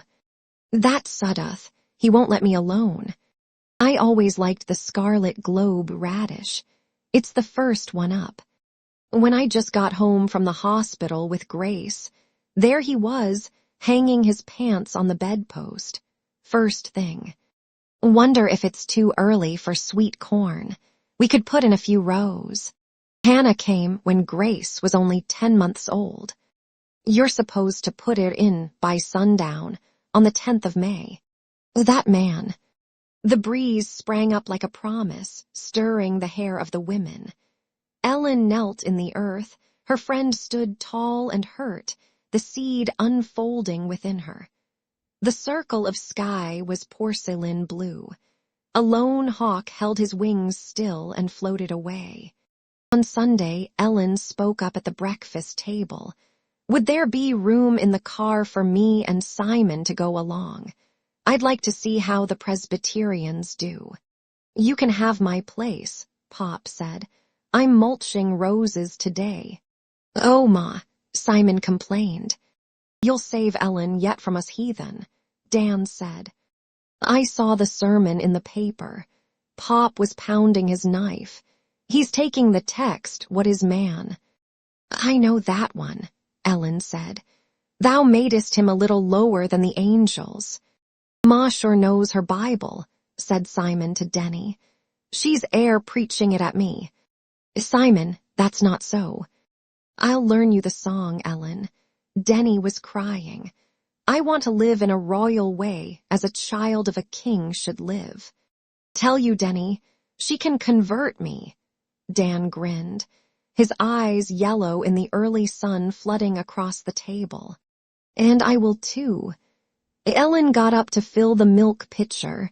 Her hand brushed over the top of his black head. She saw Mom start. She filled the pitcher. Now why did I do that? Adele loaned Ellen a hat and Simon put on a fresh shirt. They were piling into the old car. Mom's ample form filled the seat by Adele and the others sat in back. The sermon was dull. The minister was a wan, tired man. Yes, what is man? He queried. That thou art mindful of him? Yes. He said it as if he believed the question presumptuous. Ellen thought the service uneventful compared to a Catholic mass. She rose at each hymn time, stretching her shoulders. Abide with me. Fast falls the eventide, the darkness deepens. Lord, with me abide when other helpers fail and comforts flee help of the helpless. Lord, abide with me. Simon shuffled his feet. Mom and Adele separated the little girls, who giggled, black eyes squinting up. Ellen looked around. I reckon it's that people like to gather together. It's their nature, the way sheep go in a band. Lambs of God, and I'm a solitary. They were driving home. Her curiosity was sated, and she stayed at the farm thereafter. It was the middle of April when Dan remembered his promise. He had come in for dinner, his hands smudged with cup grease, his pants streaked. Damn tractor again, he was growling happily. Ought to sue Ford for misrepresenting that pile of tin. Pass down the biscuits, Sudduth cried. Dan, let's raise the studs this afternoon. Don't you make a mistake now, boys, Mom said gravely, and get the back door to the front. Land. Say, Ellen, Dan was calling. I'm going up near Weems Crossroads tomorrow. Want to go see Luke Dougherty's wife. Ellen flushed. There, I do. Are you going to Webster's? Mom asked him. And visit Star? No, a fellow up there's got sheep. I thought we might start a few lambs. Better stop in to see Star, Mom said, since you're going to be up that way. Sheep. Pop was sipping his coffee through his beard. Thought this was a dairy farm. I might, Mom, Dan said. Ith dripping, Pop. Grace pointed to the coffee in his white beard. Hannah snickered. Girls, cried Adele. Manners at table, I'll get a switch. Dan, you stop in at Webster's. Mom's voice was persistent. A pretty girl needs attention. We'll leave as soon as the morning work's done, Ellen, Dan said. Let's go now, Sudduth. Get those studs up. Dan, Mom warned as the door snapped shut. Sheep will ruin pasture faster than anything, Pop said. Pull the grass out by the roots. He was wiping his beard where it was wet and yellowed. Why don't you two girls quiet down? I wish he was little again so I could spank him, Pop. He's so stubborn. Before Ellen and Dan drove off in the morning, he threw ropes into the bed of the truck on the litter of dry manure and straw. The sleeves of his white shirt were rolled, it was unbuttoned at the neck. His face was constrained, the cheek lines tight. As they made a turn onto the main highway, the wheels shrilled. Ellen caught at the door handle. He grunted, My mother. Women, what a nagger. Oh, Dan. Go see Star. What'll Mr. Webster think? Forever butting in. He was tapping the wheel with his thumbs, the line of his lips wrathful. Mom doesn't mean anything. All the day with him. Let her run, my kid brother. Not me. She won't stop. I'll be an old man and she'll be doing it. Don't be that way, Ellen coaxed, hopeful. Shut up. Ellen's anger lifted and she pushed it down. The drowsy odor of flowers was flooding through the open window and of verdant wheat spears and growing fields. The breeze stirred dust on the floor. She was leaning back against the cool leather, watching trees flash by. With her shoe, she felt the tin cake pan holding a 3-layer cake for Penny's children. A bird warbled and dipped before the truck, a darting of gray. That's a catbird, Denny told me. We don't have them in Kentucky. It mocks the other birds and it mews like a cat. She sighed. He made no reply. The brooding silence grew as they covered the roadways swiftly. He raised his hand once and she glanced over. He was running his strong fingers over his hair that rose coarse. His lean legs were taut, his hips high on the seat, poised. His thin nostrils were spread. He's honing for a fight like a feisty bull, and he's driving too fast. It's along this road a ways, she was saying, then she pointed. There it is, that's the Dohertys. The house was set back near the crab apple tree at the head of the winding lane. A wing newly built at the back had changed its contour. You want to meet Penny, Dan. I'm out to buy sheep, remember? He was lifting his eyebrows, the beak of his nose haughty. I'll be back to pick you up about 3. I've got to get home for chores. I'll be waiting here, in the roadway, so you won't have to bother to drive to the house. She slammed the door, went down the lane swiftly, her cake pan on one arm. The truck ground its gears and whirled down the road. Ellen's cheeks were red, she breathed deeply. She saw Penny coming into the open doorway of the house, a baby on her arm, shielding her eyes from the sun glare. The woman appeared frail, her face that had been soft was sharper featured, the skin dry. She came to meet Ellen. Luke and me were talking about you last night. How's that Simon? He's big, Penny. She was looking at the child in the blanket. What do you call this least one? Jess, he's a bit peaked. Ellen took the bundle. The child was like a tiny aged man. It slept, scarcely breathing. Say, I was right ill while carrying him. Have you come to spend the day, Ellie? You know how I always was one for company. Ernie, she was calling. Stay out of the kitchen now. Blossom, you watch him. I brought a cake for the Yunjins. There, Ellie. How's your goats? How's old Tiny? Tiny died. Must have been 3 years ago, but there's a daughter out of her, little Tiny. We got 15 head now. Where's the donkey? We let him go when times got bad. The boys'll show you around after a spell. Where are Clayt and Ants? In the orchard.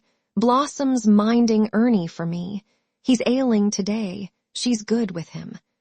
Blossom was in the doorway, brushing her unkempt hair from her face, her eyes soft like a rabbit's. She was 8, sober with responsibility. Blossom, Ellen was calling, I brought you a daisy cake. The child smiled politely and retreated. She's not used to folks, Penny said. Where's Melinda Penny? She's been gone 4 years. She came down with the scarlet fever. I'm sorry to hear that. 4 years to the month. We put a marker on her grave, says under the shadow of his wings. Luke got it from the mail-order house. I heard Luke's in charge of one of Webster's barns now. Yes, he is. And Ants was right sick with that fever too. I'm working for some folks now, Penny. I was going to ask you how you got to come. Penny was putting her arms out suddenly. You want to give me Jess? I'll see if he's hungry. She gave her breast to the baby, and Ellen saw that despite her many children, Penny was still rounded with milk. Her neck was thin, the bones prominent. A pale boy of 2 came out the door, clad in a short checked pinafore, his bare feet dirty. He pulled at Penny's dress, whining. Don't now, Ernie, Penny said, mild. You ought to let your ma be, said Ellen. The child waved his hand, petulant at her. Leave him alone, Penny spoke sharply. She laid her hand on the boy's cheek. I lost a baby that came before Ernie. The child had put his head in her lap. Ellen watched them. She's like an old cow that has one calf after the last, and if you try to mind it for her, she'll drive you off with her horns. At noon, the boys came dashing in. Clayt was sunburned, a brawny boy of 11. Ants, shy and tall, shook Ellen's hand, blushing. The table's too small or we'd set it proper. He went to lean on the wall where he watched the other children eat, so that Ellen would see the way he scorned the lot of them. When they finished, Ellen cut the cake. The layers were yellow, and butter coloring had been stirred into the frosting to make it yellow, too. They sat about in the grass and felt the breeze move. Wish you'd come more often, Ellie. I haven't done a lick today, Penny said. Clayt was clapping his hands. He tapped his foot, throwing back his curly brown hair.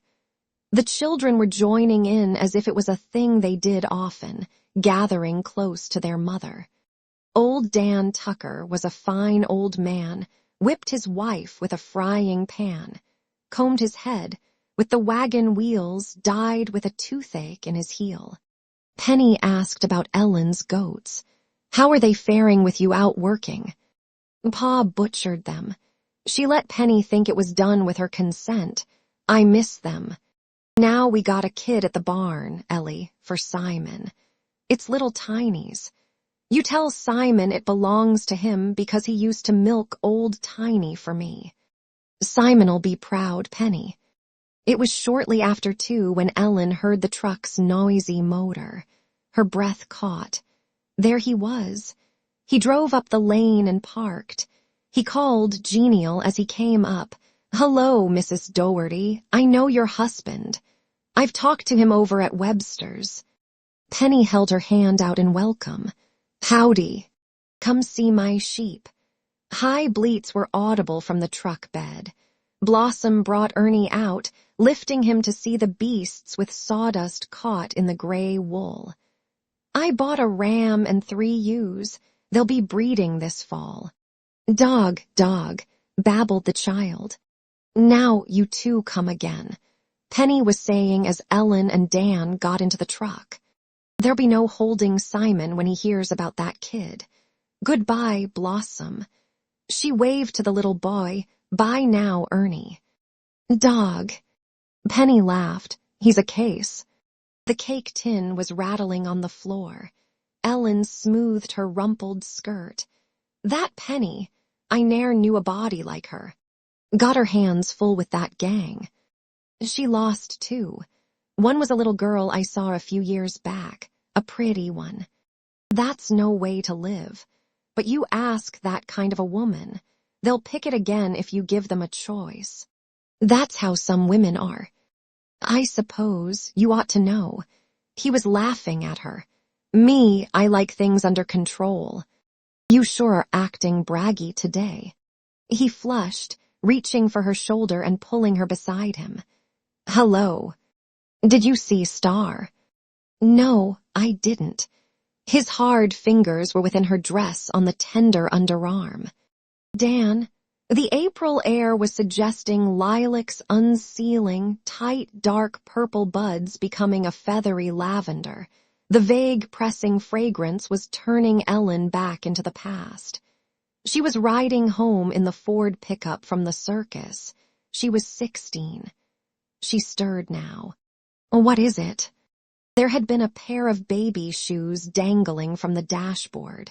It was hot in a late afternoon. The birds were still.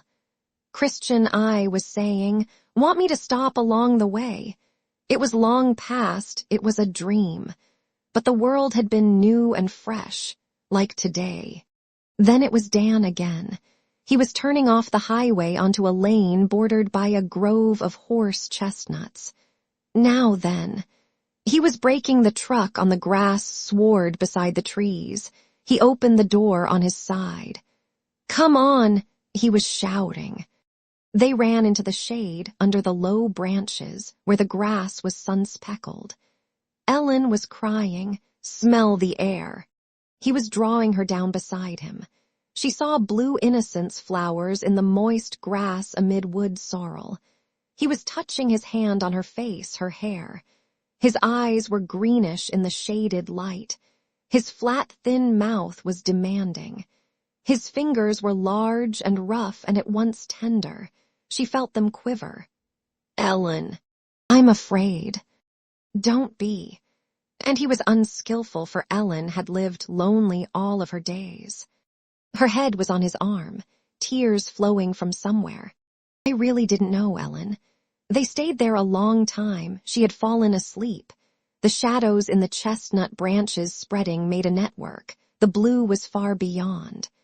The small flowers were bowing to the breeze. A catbird started to warble, harsh, very clear, twitching its tail. After a while, another bird called back from afar. Dan was waking her. It's nearly 4, my arm's asleep. I was afraid I'd disturb you. I wasn't sleeping. The lambs bleated from the bed of the truck. Yes, you were. All right. Are you pleased? We had better go. We will in a minute. You were ugly this morning. I'm trying to show you how sorry I am. What do you think that was all about? He was grinning. She ran from him to the truck. He came after and swung open the door for her. He made up a cigarette while she waited. He tapped the Bull Durham pouch, pulled the drawstring with his teeth. Then they were driving homeward. She leaned into his arm until they nearly reached the Wasilowski house. She had picked a horse chestnut leaf and showed him the print of a hoof where the leaf was torn from the twig that held it. Even the horseshoe nails were there, 5 of them. She twirled the leaf in her fingers.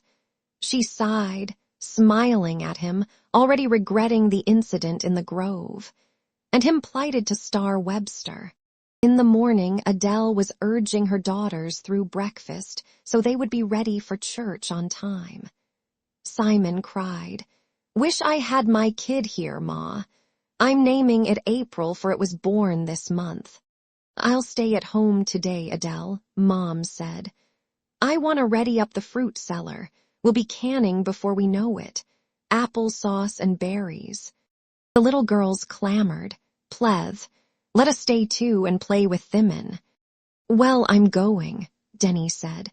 "We're hearing about that Goliath." "Girls," said Adele, "I'm surprised you don't want to hear that story too." "Wish April was here," Simon was saying, trailing after me. "Star's coming for supper tonight," said Mom. I forgot that. Dan rubbed the blemish that colored the taut flesh of his cheek. "Be nice to see Star again," said Adele. "When was she here last?" "Let's see," said Pop. "It was snowing, wasn't it?" "Did you meet her, Ellen?" asked Adele. "No." Ellen felt the hot flush creep over her face. "Then it must have been before the thaw, Pop," Sudduth said. "Because right after that Ellen came." "You're wearing your hair a new way, Ellen," Mom said. "It's very nice. Soft like that around your face. You used to pin it so tight." Ellen hastily brushed the loose strands back. "Reckon I did." She could sense Mom's piercing eyes. The men went out. Adele and the children drove to church. Ellen was working in the kitchen. She was preparing peach cobblers for dinner that night. Mason jars of peach halves glistened bright orange in the sunshot window. While she was mixing the dough with her fingers, Mom came in, carrying a heavy book. "Have you ever seen a Polish Bible, Ellen?" Mom laid it on the table and turned to the record of family dates on the first page. Ellen knew the woman had brought it in for a purpose. "I've heard that some keep their Bibles like that, Mom, though our family ne'er did with ours." She put her hand swiftly to her hair, leaving a drift of flour. Mom pointed to the list. "Pop's mother brought it over from Poland. We can't any of us read Polish, but it's been in his family, so we write everything in it." There were different hands, some with foreign characters, hard to decipher. The latest entry read, "Hannah Wasilowski, July 6, 1932. Higher on the list Ellen could see in faded green ink, Daniel Matthew Wasilowski, May 10, 1895. See, there's Sudduth's wedding to Adele. Mom was putting a broad finger on it. That was clean before the Depression. Now Star and Dan'll be setting their date. It'll say, Daniel Wasilowski took Star Webster in marriage. October 1st, maybe, this year. That's a fine book there. Ellen said it coolly. I was born in 1909. That makes him 14 years older. He's 41. She felt languid because of her love. She was smiling at Mom, gray eyes narrow, hiding the secret anger. We know Dan's making a good marriage, Ellen. Mom's cheeks were red. That Mr. Webster's a rich man. Look, Star suits Dan. Mom spoke crisp. My son loves her. Reckon 2 cobbles'll be enough for tonight, Mom, with company coming. Better make 3. The older woman was going to put the Bible back on its shelf. Her heavy body moved stolid with decision. Ellen watched her go. When she and Dan had come back last night from Penny's, Dan had changed his clothes and gone directly to the barn. After supper, he hurried out again with Sudduth to set up a pen for the new sheep. The 2 men returned at dusk, stood in the kitchen a while talking before they went to bed. Dan paid no heed to Ellen. The yellow cat purred and mewled now about her feet while she rolled the dough deftly, fitted it into the pie tins. She thought how she disliked Mom. The woman's hostility was palpable. She was calling out as her steps were heard descending. "I'll be in the fruit cellar, Ellen. When you finish, come and help. We've got to get this straightening done if it is Sunday." "I will." In a swift flood, Ellen was homesick for the old kitchen in the yellow house, for Frankie and Maria nearby, the boiler steaming on the range, Jack waiting in the bushes by the porch, the goats in fresh straw in the woodshed, and her in the garden rows, singing down in the valley. Here the customs were foreign, even their manners and speech differed from what she had known. The old people had been born in a land across the water, brought their alien habits with them. They bathed in a separate room, where a white tub stood on ornate legs. Everyone had his own towel, and when he bathed he would hang it on the line in the sun, even Hannah. Ellen would see Dan pinning his in the evenings, casually, pausing to light a cigarette before returning to the house. It would seem to her as if he performed a woman's task, as if it were too clean. When she first came to this household and rolled pie crusts, Mom had showed her how the edges of the dough must be crimped by twisting the thumbs in a particular way. And when they went to kill a chicken, they laid a broomstick across its neck and yanked the legs sharply so the head was pulled off. She poured the fragrant peach halves into the pans. At first I couldn't get over their merry ways. But there's Adele who tried to keep from having her baby. Sudduth's jealous of his brother, and Mom's bent on managing them all. Dan will bring Star Webster here just like she says. They'll write it in that Bible. Wish I could be away tonight. I don't want to see that girl. Ellen was crimping the edges of the pies skillfully and sliding them into the oven. The yellow cat bounded after, and she caught it in her arms as she went down the cellar steps. The lilacs on the north side of the house, outside the dining room windows, were opening their buds in the afternoon. The perfume was drifting through the house. Ellen fried the chickens while Mom helped Adele dress the girls and straighten the room. Miss Ellen was setting the table, spreading first the linen cloth, cream-colored with age. She took out crystal that stood in the sideboard and heavy-plated silver, placed it as Mom had directed. The knife and spoon on the right side with blade turned to the plate, the fork on the left. Simon came in. "Who's Star Webster?" "She's a friend of theirs, Simon. Denny says she's Dan's sweetheart." Ellen was laying small butter knives in front of the plates. "Well, that's fancy there, Ma, the way you're doing." Simon was grown so his head came above Ellen's shoulder. He was over 10 now. She put goblets at the knife tips and turned to him. "You eat proper. No swooshing your food with a biscuit. Mind now, and the fork goes in the right hand. I'll most likely fall or backwards in my chair. Watch Denny and do like he does. You're twice his size and half as mannerly, and be quiet too. I don't care for all this. Put on that new shirt I made." She went to the kitchen. "Now go on, the Queen'll be here before we know it." The clock read 7 when they drove up. Ellen paused to look out the window. Dan had changed into his brown suit, wore a bright striped tie. He was taking Star's hand as she stepped down from the truck cab. Star Webster was just 19. Her small form was sheathed in a white dress, She wore white shoes and gloves and a wide-brimmed white hat. Her hair fluffed out, her arms were untanned. Adele said Star put stockings on her arms when she went to pick berries to keep the sun from them, and a sunbonnet to protect her face and neck. She was laughing up at Dan. He had said she was exciting. She was afraid of the dark. He liked that. Maybe she leans on him, helpless. A man doesn't like a woman strong. The potatoes steamed as they boiled over, and Ellen turned hastily to them. Mom and Adele came in, fastening on starched print aprons. Mom wore her new black rayon dress, a cameo gold brooch at the neckline. Adele's dark green suit made her round face sallow. The little girls followed. "Thay, Ellen, look at us." They twirled pink and blue dresses before her. "You sure so pretty, Adele," Ellen said. "A little starch will do wonders with that cheap voile." Adele was modest. "Now you girls go say hello to Star." They ran, whispering and nudging.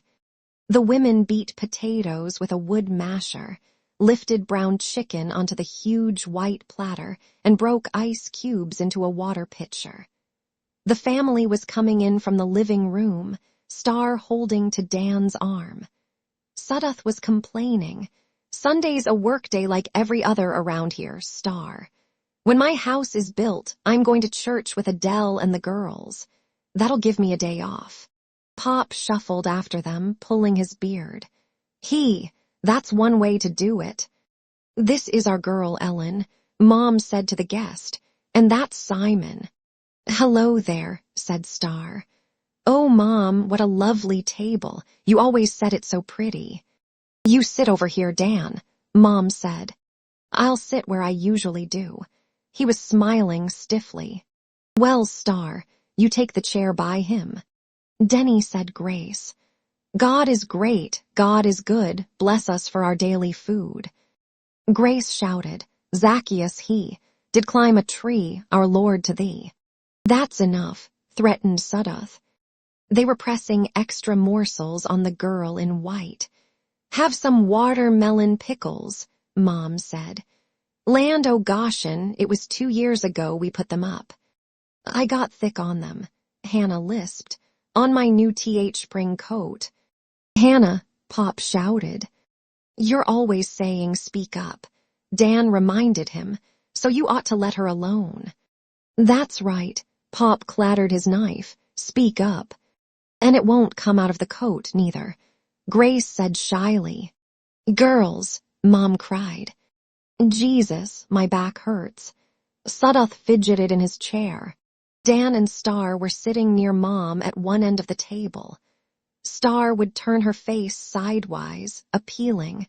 "Don't you agree, Danny?" Sudduth was saying, "I'm trying to buy a piece of our neighbor's land, Star, near where my house'll be. If I get it, this farm'll total 110 acres. "That's a lot," Star's fork was poised. "Don't you think, Danny?" "It's Sudduth's 20 acres, Dan said, without looking at her. Oh, her mouth was round and pink. She set the fork down, the food untouched, put her napkin to her lips. "Did you fry the chicken, miss?" she asked Ellen. "It's delicious, isn't it, Danny?" The lilac scent was floating through the open window behind her. "Yes, I did." Ellen was blushing, resentment like a knot in her chest. "Her name's Ellen, Star," Dan said. "You just met her." "You think I'll ever make chicken like this, Danny?" The girls' laughter was the bright tinkle of a bell. "Will you teach me, Ellen?" Mom said, "Oh, you'll catch on easy enough." "Why should she teach you?" Dan's voice was deliberate, matter of fact. "Oh, I never cooked a chicken." "Well, why her? Your mama can teach you." He laughed, abrupt. "Danny, don't fuss." The white dress was cut in a square neckline. Her eyes bloomed innocent. "No, I want to know. Why?" His underlip was jutting out, his smile had set. The mark on his cheek was dark, and his palms were on the table where he leaned. Dan, stars our company, land.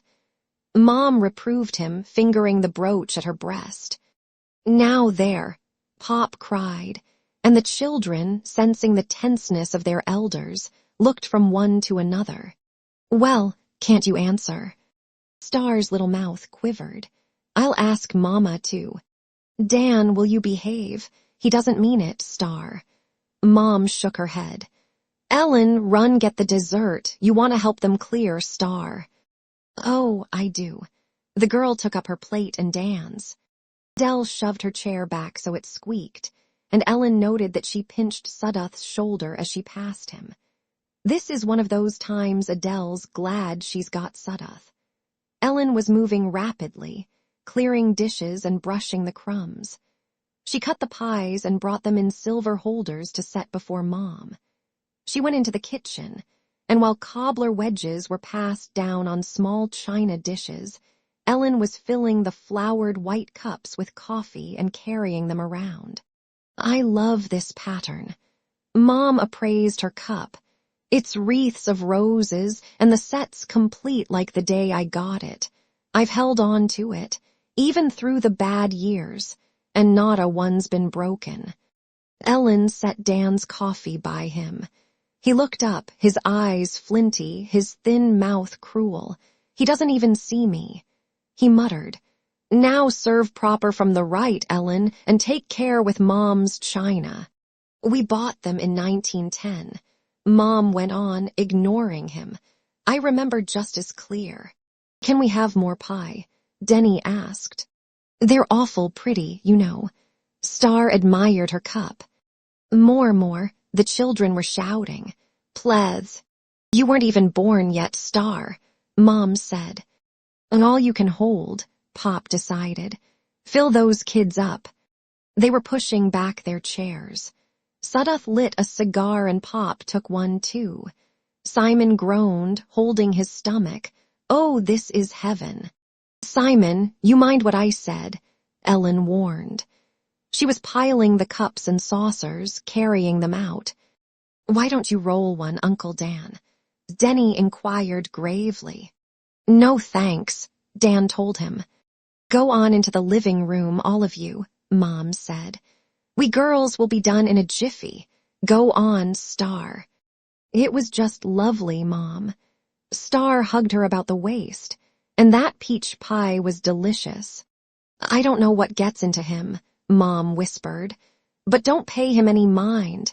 He was just hungry. Danny's a grouch. Star ran out lightly. When they had nearly finished in the kitchen, as Ellen was saying, Do go along, Mom. Adele and Meal read up the rest. They heard the truck roar, saw it spinning down the driveway in the light of dusk. There, Mom said. I'm mortified. I thought we were going to sit and talk. Dan was going to play for us and Star could sing. Well, said Adele, I was shocked, treating a guest like that. Mom stepped into the other room to replace the shining goblets, and Adele said softly, That was a fine example to set for young children. He was really raising sand, Ellen admitted. Dan can't bear it that she's so useless, Ellen. You know Webster's have a maid. Lord knows when she gets up of a morning. I know, you already told me. I'll be glad, Adele said brightly to Mom as she entered, to have our house finished, and I'll have this baby in October. The family trooped out to stand looking at the blooming lilacs. The children scuffled with each other without purpose. After a while, as dark drifted, they all went in. Mom pressed her hands on the piano keys, discordant.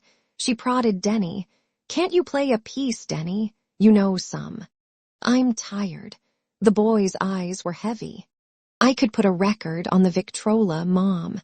Adele suggested. No. Mom was walking to the windows, looking into the shadowed yard. What's everyone waiting for? Simon inquired sleepily. Mom sighed. Let's go to bed. Ellen followed the others upstairs, avoiding any intrusion on her thoughts. She undressed, turned off the light. Sounds died in the house, all was still. She was sitting on the wide window sill.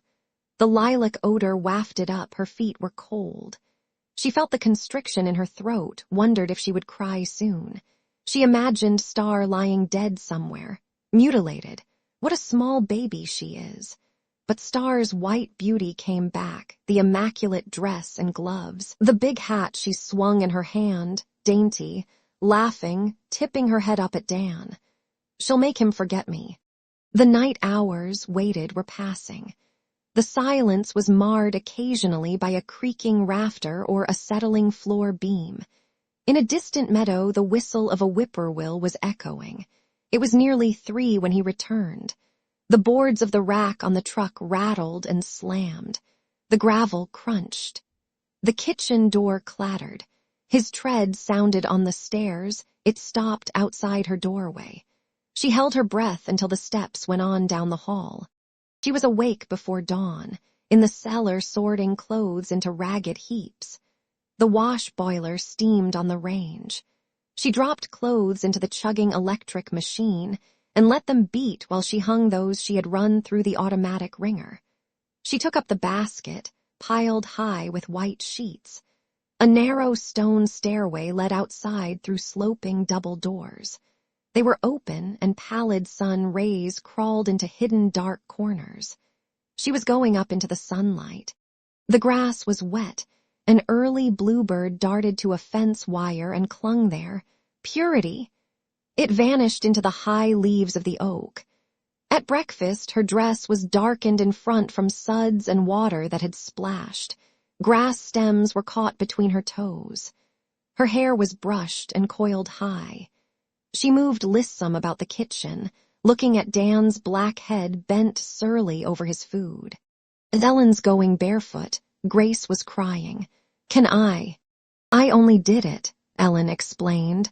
"To save my shoes from the wet. You'd catch cold." "Ellen's right," Adele agreed.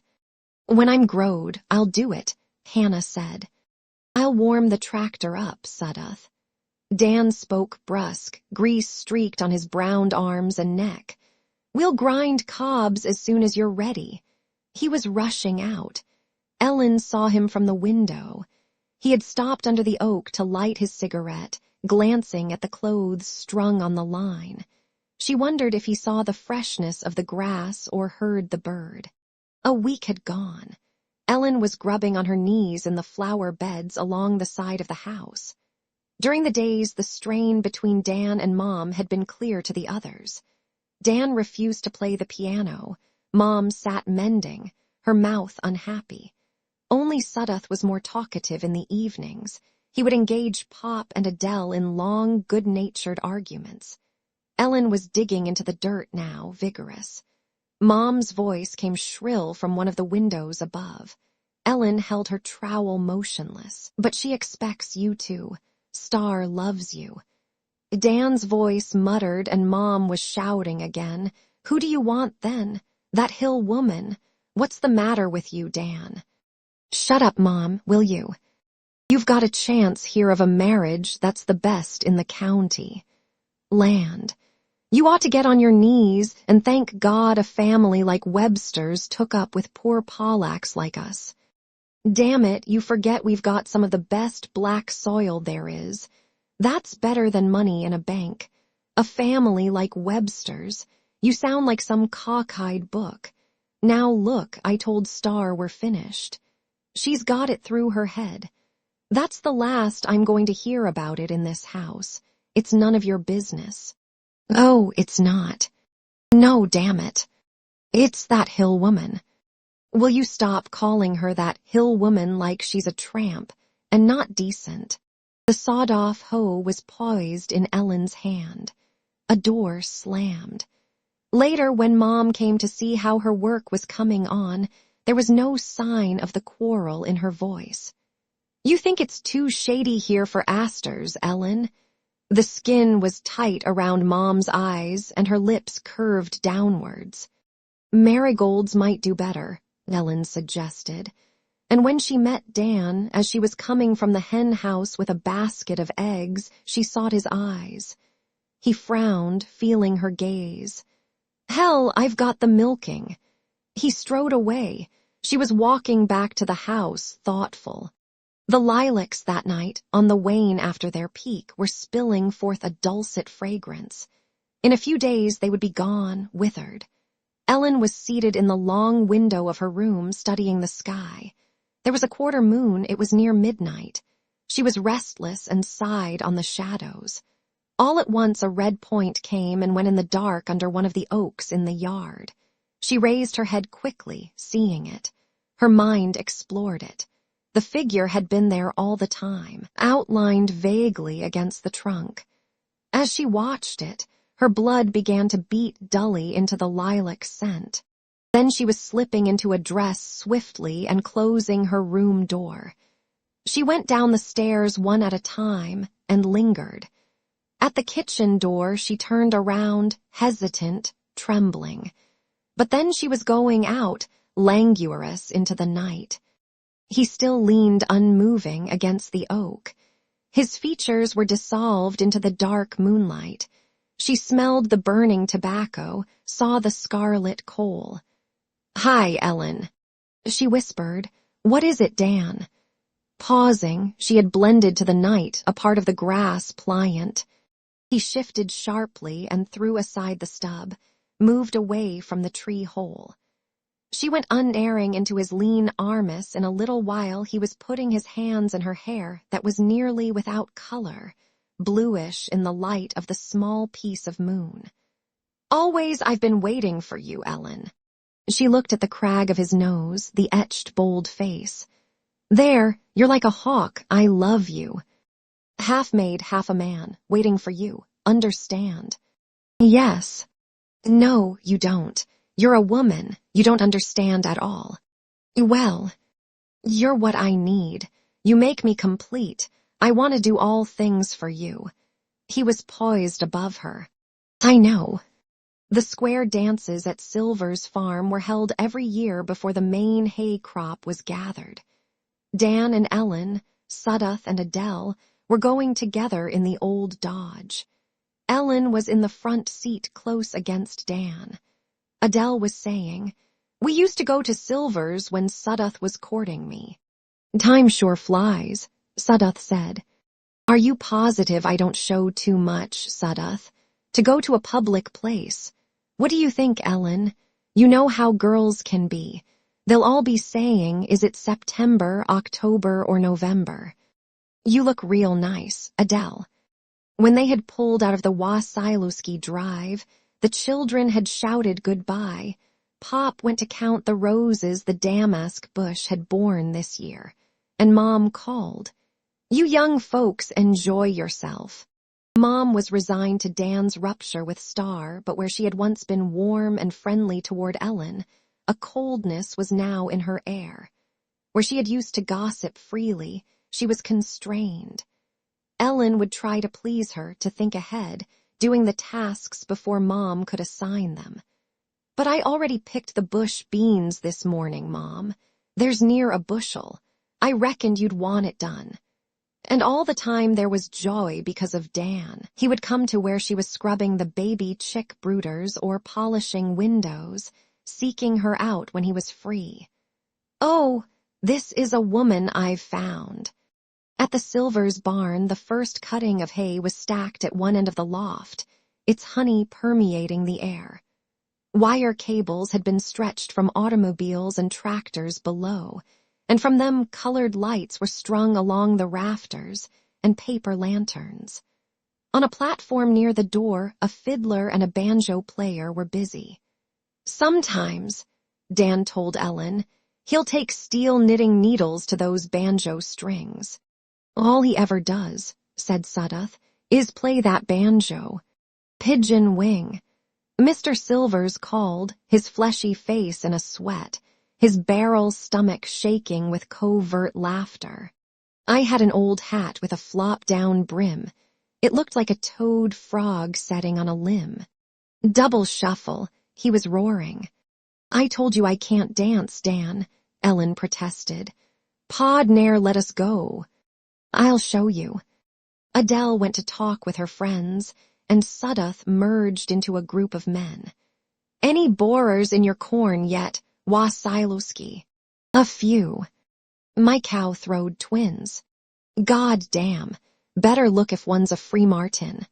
Wrenched my back in the spring. Sudduth put his hand on it. Tarred my corn this time. Crows got pesky. Sounds gummy. No, rollin' it with ashes. God damn, where'd you hear that? County agent. Goddamn bullshitter. No crows. And the women were questioning Adele avidly. Who's that with Dan? Why, that's our girl Ellen. Never saw her before. Is she from around here? She's from Kentucky. Thought Dan was courting the Webster girl. I was looking forward to seeing them. They made a cute couple. Star's real sweet. What happened with Star, Adele? You can tell us. He simply broke off with her. I don't know. Now, Adele, we know how these things can be. Why'd Dan bring your hired girl? She was there. Maybe he felt sorry for her. She's good-looking, Adele. Right young, too. She's not as young as she looks, Adele pleaded. Told me she was 30. Ellen had said 27, but 30 slipped out against Adele's will. Now that just shows you what the night will do for a woman. You might have a new sister-in-law one of these days, Adele. Where there's smoke, there's fire. Now when are you expecting it, Adele? Late September. Does Sudduth want a boy or a girl? The floor of the hayloft was dusted with chaff. The people were spinning in the pattern of the dance. 5 times 5 are 25, and 6 times 5 are 37 times 5 are 35, and 8 times 5 are 40. Ellen was handed from one partner to the next. There were spindly, angular boys caught by the music, feet tapping and shoulders springing in an extra beat. There were jovial men, worried ones, dumpy ones, old and young. Dan was across the floor, his dark face above the red shirt bending taut to a girl with curly hair. Jealousy touched in Ellen so she flinched, laughing up to her partner. Then when Dan came by, following the step, he whispered, "You're having such a good time, I'll have to kill all your partners, honey." And the roiling had vanished. Dan belonged to her. The music ceased, and the fiddler was leaning back. The banjo player wiped his brow. Hell, it's hot. Dan and Ellen came up to sit on the platform edge. Dan was smoking. They watched the crowd at the bench where a barrel of cold beer was rolled on its side next to tin pitchers of Mrs. Silver's iced lemonade.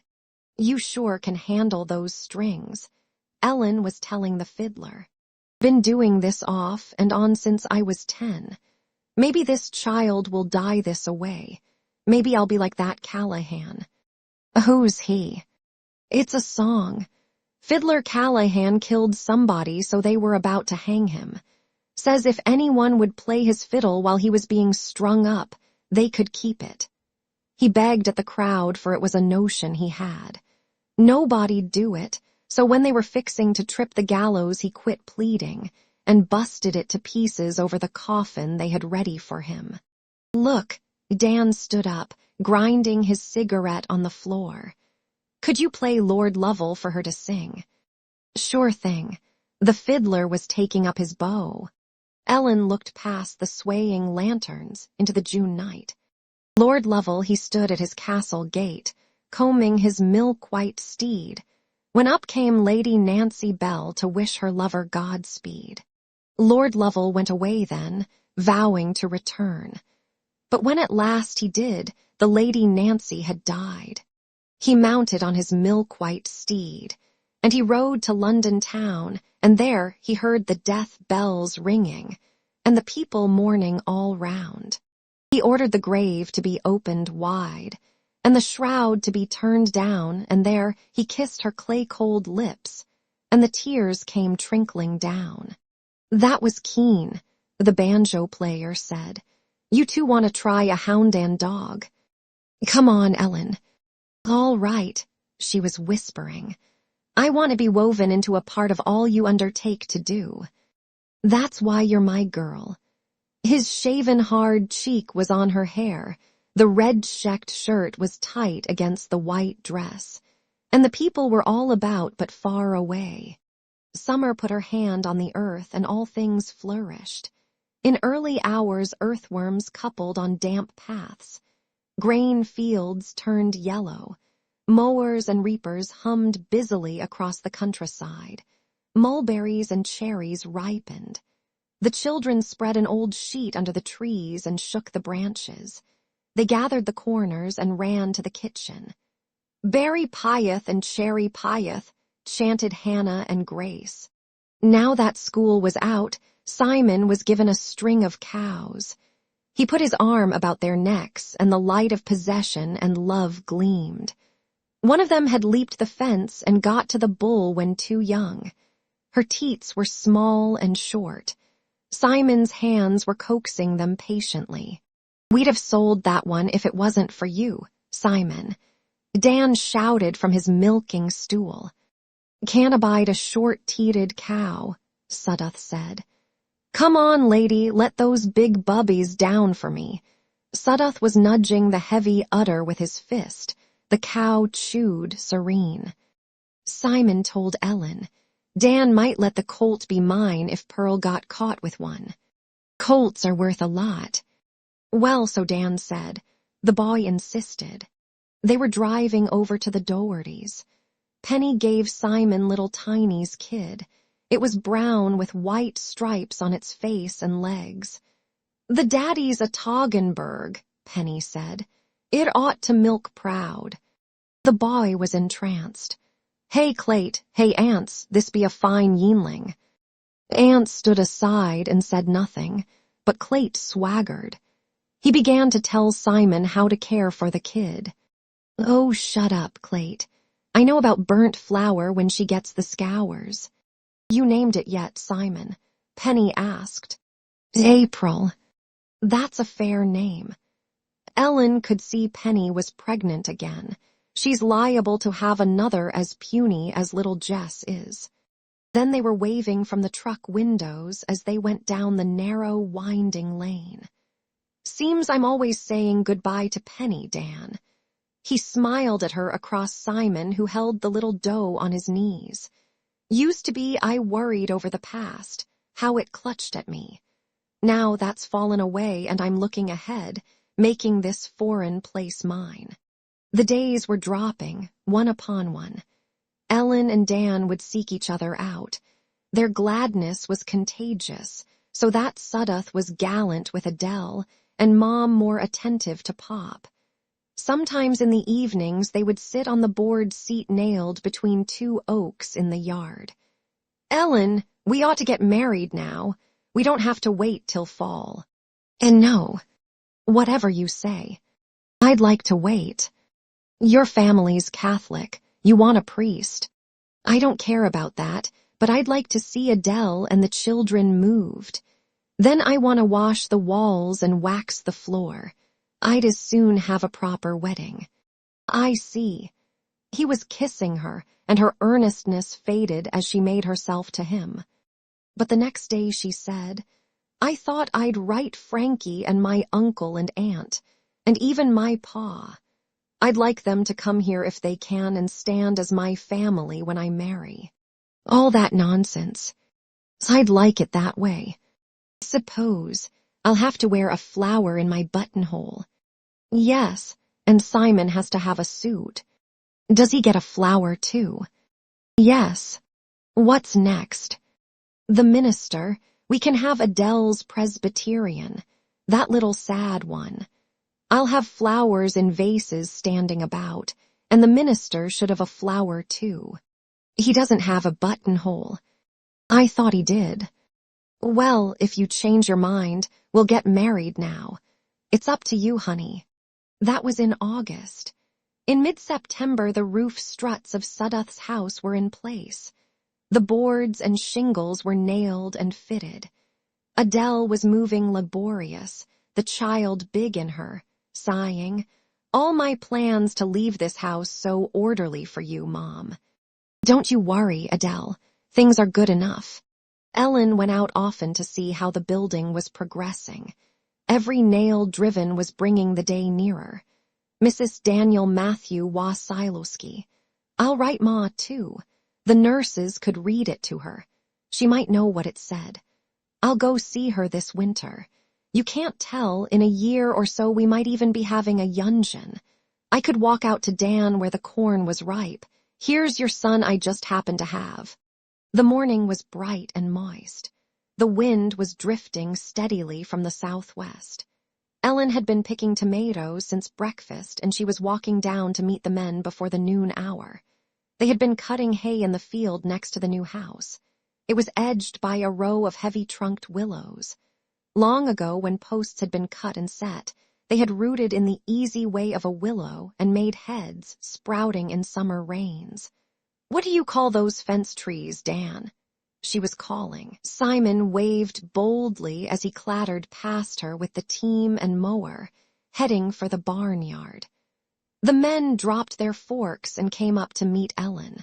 "Those are golden osier willows," Sudduth explained. "Pop planted them before we were born." Dinner ready. Dan took Ellen's hand as they were walking through the sweet-odored drying alfalfa. "I don't know, Mom's getting it. I've been in the garden." The air was lightly misted, though the sun was bright. There were cumulus clouds in the sky. The south wind continued to blow. "Hope we get this hay in all right," Dan said. "This has been the best year yet," Sudduth said. "Good and dry, not a load lost. I don't think we'll lose this one.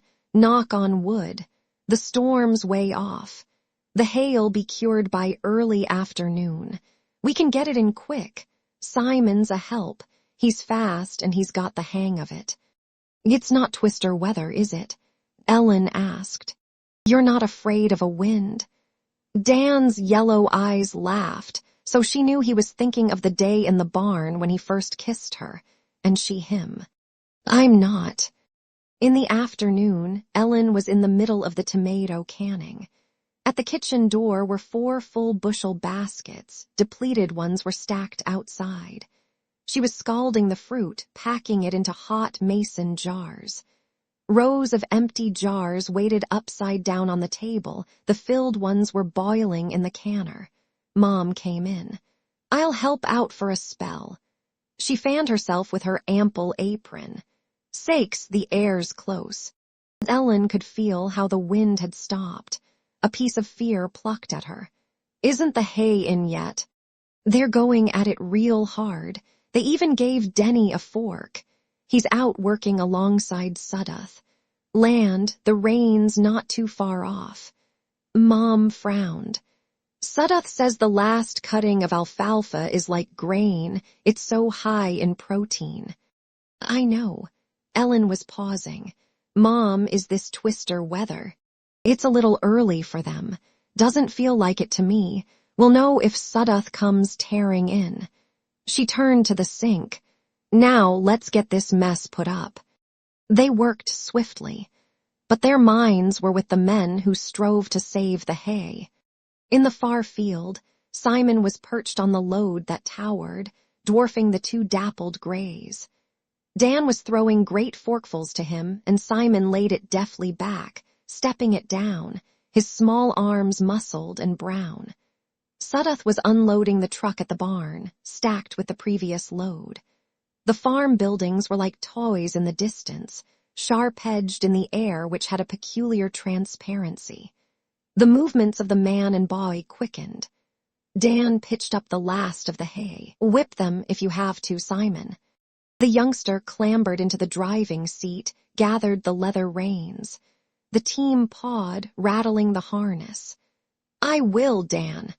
"Get it in the loft fast. Sudduth'll pitch it up." Simon, overworked, sweated heavily, drops running down his face. His bleached hair curled damp, his shirt and pants clung to his skin. He shrilled, "Get in there! Major! Pearl!" The wagon was lurching through the stubble. Dan began to stack the hay that remained. By now, the nimbus rain clouds were hovering low in the bruised sky. The man worked at a rapid pace. The temperature was falling, dusk descended, the air was dense. He was bent into his tool, trying to beat the rain in the race. A greenish-gray cloud tumbled slowly on the skyline to the west. Suddenly the wind came up, crying. Dan lifted his head, feeling the heat. The cloud had begun to spin. "Holy God!" he muttered. The stout willow fence teetered and creaked. The hay was swept wild, swirling. A purplish tongue licked downward, hunting, moving toward the hay field. Dan shook his fists at it, rearing lean in his high leather boots. "Damn it, turn!" The long, thick line veered crazily and then sucked back into the wounded cloud, but it was slipping down again, howling. "Turn, turn!" His voice was nothing, his throat rended. The menace was swerving below the neighboring farm where it had come through in the spring. He was tearing his throat again, his loins on fire with fear. Now, dear God, turn. Objects were fluttering, grotesque, like bugs in the dark pulsing. They were dying pigs and turkeys and a broken cart, small barns shattering glass, boards, dust, manure, pieces of houses and ripped posts, ravaged fruits from gardens, drying hay, dust, chaff, dirt. Over Dan's head a drove of birds winged abruptly, disappearing to the north. The heinous rhythmic humming was constant. The world was as if under water, green-blue, unreal, glowing. Simon was in the far barnyard, tiny on the stacked child's wagon, attempting to pitch the hay to the loft alone. The three women, like dolls, were fluttering into the yard. Dan plunged into the shallow ditch bordering the field. He flattened himself, cowering. The ugly dancing shadow advanced. No. Then the roof of Sudduth's bare, unpainted house was rising weirdly. In deliberate motion, it was wheeling above the field. The man stumbled up from the trench in rage, disbelief, clawing the air dazed, with his powerful hands, as if to replace the mighty shower of timber where he had nailed it with sweat and struggle. The roof was engulfing the field, and the golden osier willows were breaking. The noise was tremendous. When they rode out to the hay field, Ellen was beside Sudduth in the truck. Warm, silent rain blew gently against the windshield. Lumber and rubble were scattered, and Sudduth had to drive around the larger planks, skidding in the mud. The prone figure was stretched face up amid the litter. Sudduth braked, and Ellen was tearing at the door. She ran, believing him dead. She lifted the 2x4 from his body. She knelt, uncertain. His eyelids were flickering, and they opened. "Hi." "Sudduth," she called evenly. "Get a doctor, hurry." She was touching the wet, dark face, leaning over to keep off the constant rain. "You came." "Dan." "It didn't turn," he whispered. The rain was streaming from his carven face, his soaked black hair. "Where do you hurt?" "Dying, you know that." He was moving narrow wood lips. "No, Dan." "Sonophobage," he was sighing. "Don't die." "I won't." "The doctor's coming. Do you hurt somewhere?" "Damn wind." "Don't leave me." "Never comes twice." "Dan." "Never, no." His mouth was thickening, his body was broken, and when he heard her voice, he came back through an effort of will. "Ellen." "I won't let you." Her cheek against his, she cradled him in her armis, Holy Mary. The rain was pouring sweet and hot, releasing the sun-baked alfalfa odor. Her lips clung to his wet, cool face. Poor Ellen. "Don't talk." His face was gray and seamed. It twitched, wounded. A red dot was appearing at the side of his mouth. "Don't," she breathed. His dulled greenish eyes were seeking her. For a few minutes she wasn't sure he was gone. A thunderbolt tore exultant about the field, rolling passionate. A new torrent of rain swept like an enfolding blanket. She wasn't aware. She lay upon the lifeless body reciting Hail Marys over and again. Pray for us sinners now. Amen. The truck sped down the drenched, slick mire of the lane. The doctor jumped out, pried Ellen from the body.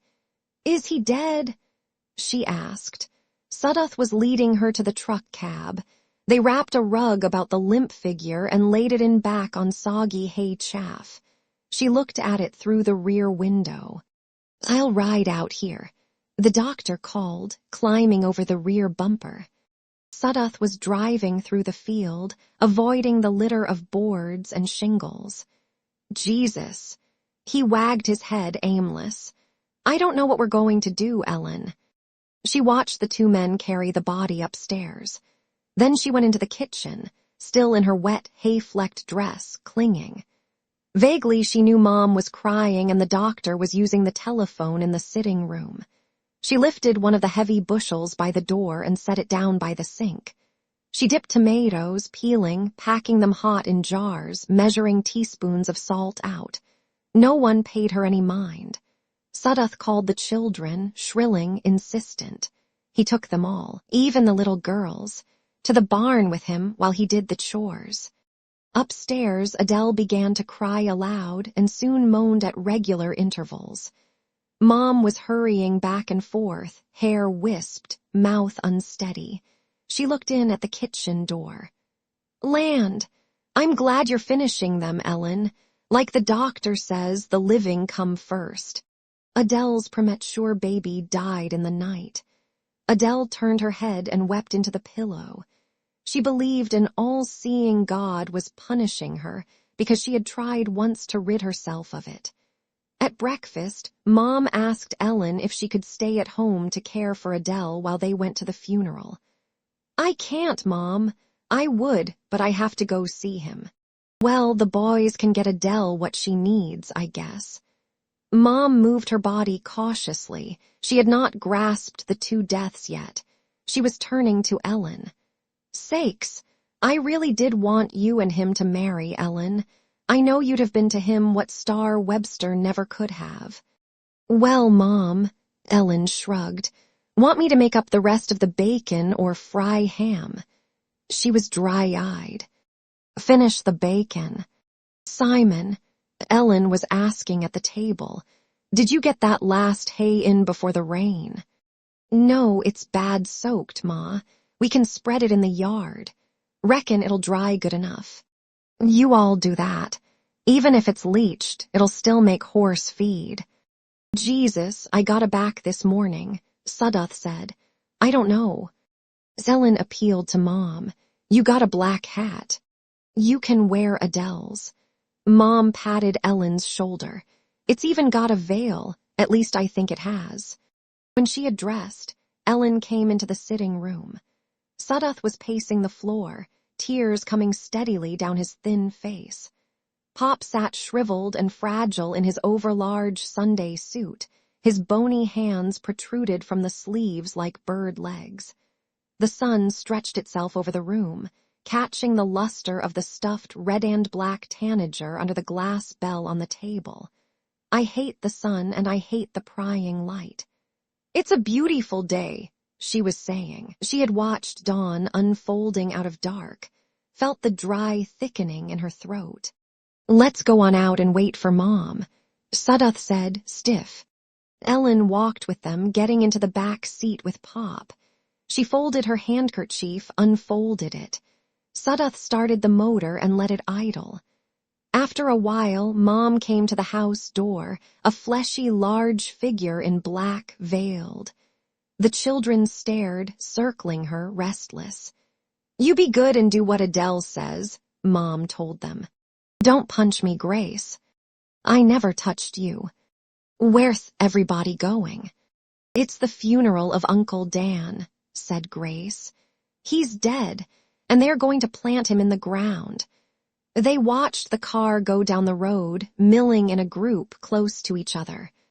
Before the services, in the carpeted stuffy room, Ellen went up on the dais to look at the body. The casket was heavy. There was satin and white and purple cloth about him. He wore his brown suit. His hands were folded on each other. They had lost their sun color.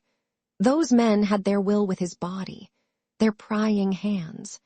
The almond tree shall blossom, and the caperberry shall fail, because man goeth to his long home, and the mourners go about the streets. There was a slight reek of incense. His eyes were shut, his face puffed out so the familiar creases hardly showed. His hair was combed flat. They drained off his blood and pumped somewhat in his body, didn't they? To keep back the death smell. He had a false look. It was the birthmark. They had hidden it with paste. Reckon he heard death bells in the air when it roared to him, or the silver cord be loosed, or the golden bowl be broken, or the pitcher at the fountain. And the dust returned to the earth as it was. That's the husk of Dan. All I've got is a memory. I can't recall him. I forget. She struggled, throat tight, to bring to mind how he moved and laughed, how he would be grease-stained from working under the machines, how he was alert and strong and moved quicker than the others, how he was awkward when he ran his fingers on her hair. But the statue slept, its hawk-like features impassive. The organ struck up like breaking soft boulders. She moved as if she was of glass. For who knoweth what is good for man in his life, all the days of his vain life which he spendeth as a shadow? She was going down the steps to sit by Mom in one of the blue plush chairs. The carpet made footfalls noiseless. The organ pushed her. She sat in the bruised music. Dan would be proud of how quiet I am. She didn't feel tears pouring until she discovered her wet hands. She wiped them dully with the handkerchief. She knew she had been robbed once more. Praise ye the Lord. He telleth the number of the stars. He calleth them by their names. The minister was walking up onto the dais, patting his head where hair once flourished. He stared at the floor and straightened his coat. The head undertaker nodded. The organ hushed. Behold, the Lord God will come with strong hand. Yes, he shall gather the lambs with his arm and carry them in his bosom. Yes, dearly beloved, we are gathered here to pay our last respects. What I can't understand is why Dan didn't see it coming and go to the barn on the wagon with Simon. When we ran out to look, I waved and called. But he just kept shocking the hay up. I can't understand why he never saw it making there in the south sky. He should have come in with Simon. I don't know why. Dust to dust, yes, ashes, the preacher intoned. That man was going to marry us. Daniel Wasilewski took Ellen Gaddy in marriage, so it would have been written. Lord, make me to know mine end. Yes, and the measure of my days, that I may know how frail I am. Behold, thou hast made my days as a handbreadth. Oh, yes. The service was done. The organ was rolling muted hymns over plush upholstery. The undertaker bent his head in a gentle, unctuous way to Mom. They walked out to where the sun dazzled the trees in a gilt sheen. They were rumbling slowly down flat roads toward the cemetery. Ellen asked Pop, why must they go so tormented slow? It's the custom, Ellen. I'd rather put him straighterways in the earth, fast. I got no use for all this fur-belowing. She looked through the windows to the bright day. Under her black veil, water ran down. Why'd he die, Pop? He was in the way when it struck. I told him to come in, Sudduth cried out. I told him. Shut up, Mom flared and sighed. At the open grave, the metal-bound box was lowered. Now they'll wait until we go away. They'll take down the purple canopy and fold the green grass rug. They'll drive off, leaving a man to cover the hole. He'll throw dirt on the box with Dan in it, and it'll be all over. Simon came to her that evening where she sat by the windows in the cold lavender air of dusk. The silence was delicate, like ringing. The family had taken the noise away. They were with Adele or in their beds. The boy touched her shoulder. "Ma." She started, striking his hand from her. Then she spoke quickly, penitent. "What is it, Simon?" "Don't grieve. Here, I brought you one of the kittens." And because he was so kind and tender in his youthful, shy way, all the walls she built broke suddenly. She bowed her head and wept. "Oh, Ma, I loved him too. He wasn't afraid of ne'er a thing." The boy's voice was laden. He began to cry. Holding the kitten in his arm, he was putting his head in her apron. "Don't weep, Simon." She sobbed on his hair. Later she cradled in her hand the tiny black kitten. Through the window, she was watching the north wind blow as autumn cast itself on the cringing landscape. "I shall go softly all the years in the bitterness of my soul." The winter was passing. It had been long. As its last days dragged in Louisville, a false spring came on as it often does in that season. Outside the city, the first glimmers of growing had appeared, tiny green spears in barley fields and hesitant statuesque spring flowers. Wake robins bloomed in woods, dark, red, and hidden like grief. In the city, a soft evening wind moved. Anton Gaddy was parting from Dyke Butterwell at the truck. He settled his round hat firmly. Dyke was coaxing. "Hey, Mester Gaddy, why'n't you come with me this once? There's this here old girl, must weigh near a 1/4 ton. Now I mean that pussy's buried. I'll see you here at the Chevy, boy." Anton was impatient. "Tomorrow morning." "All right, but they got skinny ones too, if you'd rather. They got all kinds." Anton was rushing away down the street, his flu-like lips sagging, a frown over his long face. He was preoccupied, afraid. He believed he was losing the woman Rose. For more than a year now, he had been visiting her apartment. At one time, he and Dyke had made excuses to each other that there were auctions and sales that must be attended. But gradually, they had shed the pretense and now traveled the 70 miles often. Dyke would come by the Gaddy farmhouse to see Anton. "Got an old cow that's no good. Reckon I'll take her to the auctions." And Anton would reply, "Before God, leave the fool beast be. Haw, let's take off for Louisville right now." He was halting outside the brick building. The last few times here a man had come down the darkened stair, and once he saw him stride away on the street. The man's cheekbones were broad and high. He was stockily built with a bold way about him. Anton had confronted Rose with it when she let him in. "You've had company, I see." "I might." She had smiled, tantalizing, throwing back her heavy dark hair. "I told you to wait for me." Rose denied it then and said she was teasing, but it had festered in him. Anton looked up now as he came into the doorway. The figure was there at the bottom of the stairs. He stood aside while it brushed by. His heart began to thud, and anger started in his bowels. On the stairs he was breathing heavily, like to take the strap to her. But he was held from physical action. She might slip away. He was never sure of his grip on Rose, winced from her laughter. He had thought of asking Father Tompert about a dispensation to make her his wife, but he put off the issue, fearing the priest's flat refusal, his suspicious eyes. Anton's old peremptory ways had given over to some hesitancy. His younger daughter and then his grandson had evaded him. His belief in his mother Nell's fidelity and excellence had been ravaged. Even his faith was wavering. He lived with feelings of frustration, of powerlessness, of guilt in sin. He was bent on Rose with a measure of desperation. As he was about to rap, the door swung open as if the woman were waiting. "Oh, it's you." As if surprised, she said it and laughed, her wide, soft face impudent.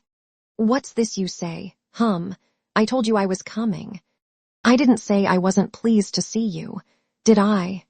He was coming after her in his heavy coat, placing his hand on her buttocks as he was used to do. "Rose." You don't own me, Daddy, she railed, eluding his grasp. She was wearing a sheathed dress instead of her flowered housecoat.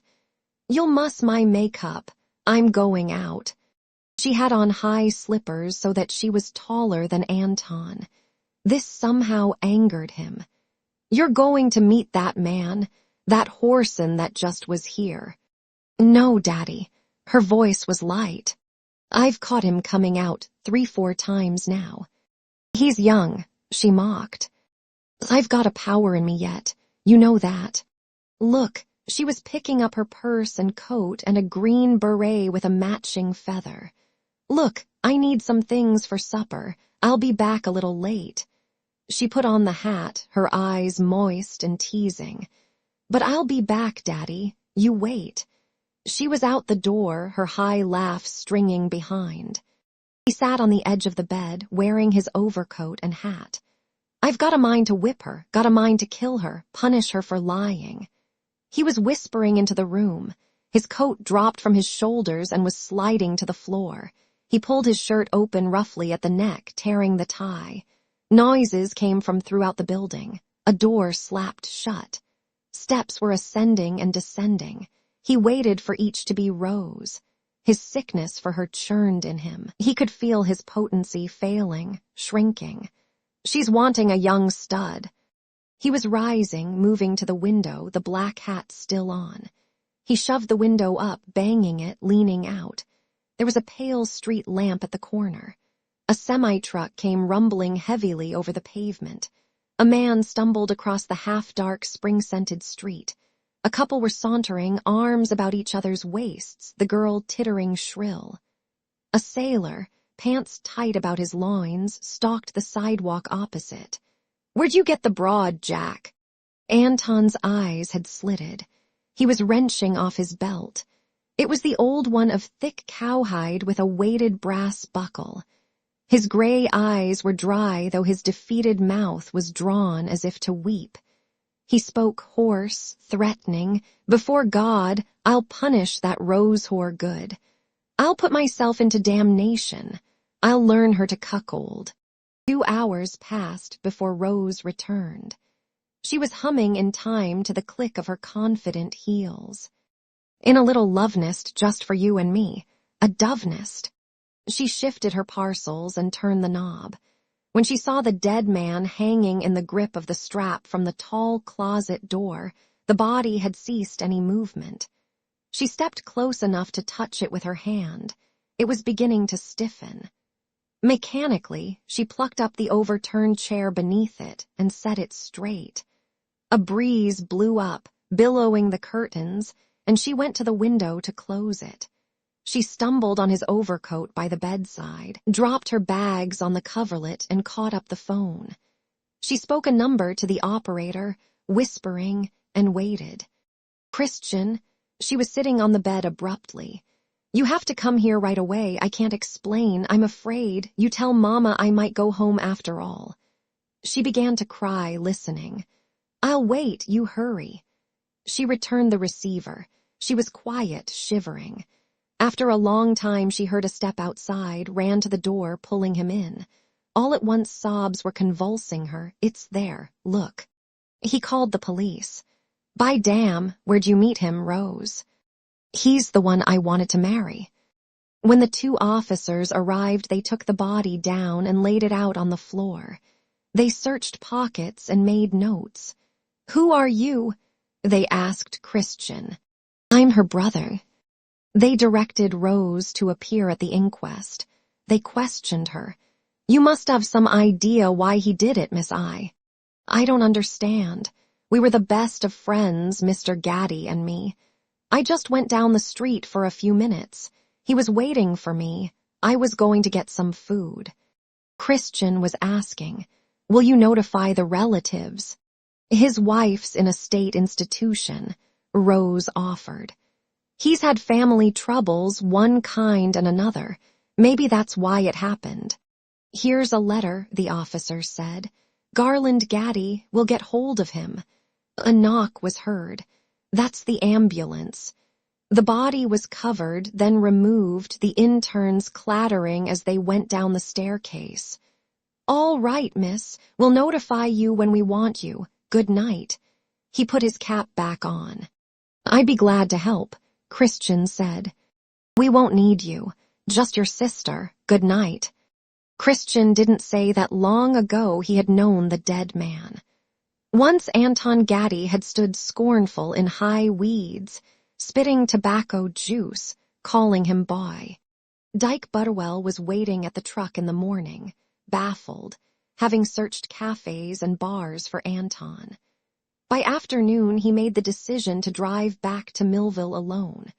A rainstorm was brewing, and there was a load of soybean sacks under the tarpaulin on the truck. Dyke had known Anton was keeping a woman, but that was as far as his information went. He had considered notifying the police but dismissed it. Anton would have to return by bus. When he reached the Gaddy farm 3 hours later, thunder was growling in the murky afternoon sky. Sam Offutt ran out, followed by Edie, her hair disheveled, her hands flapping. Edie threw her apron over her face and wailed. Sam was yelling, hunched and beady-eyed. "Old man's dead. Sheriff just left us. I says call his brother in Chicago, he'll know where those daughters be. Poor trash walking out on their paw. For God, Dyke." "Hey," Dyke shouted in fear. "Who was it killed him?" "Himself. He done it himself." The wind smote the treetops. "Raised his hand," cried Edie. "Against his soul, he'll burn for it, Jehovah." Dyke helped Sam unload half the soybeans while lightning flashed nearby. Then Dyke went home, and word was bruited throughout the countryside. Folks found reasons to drive past the Gaddy farm.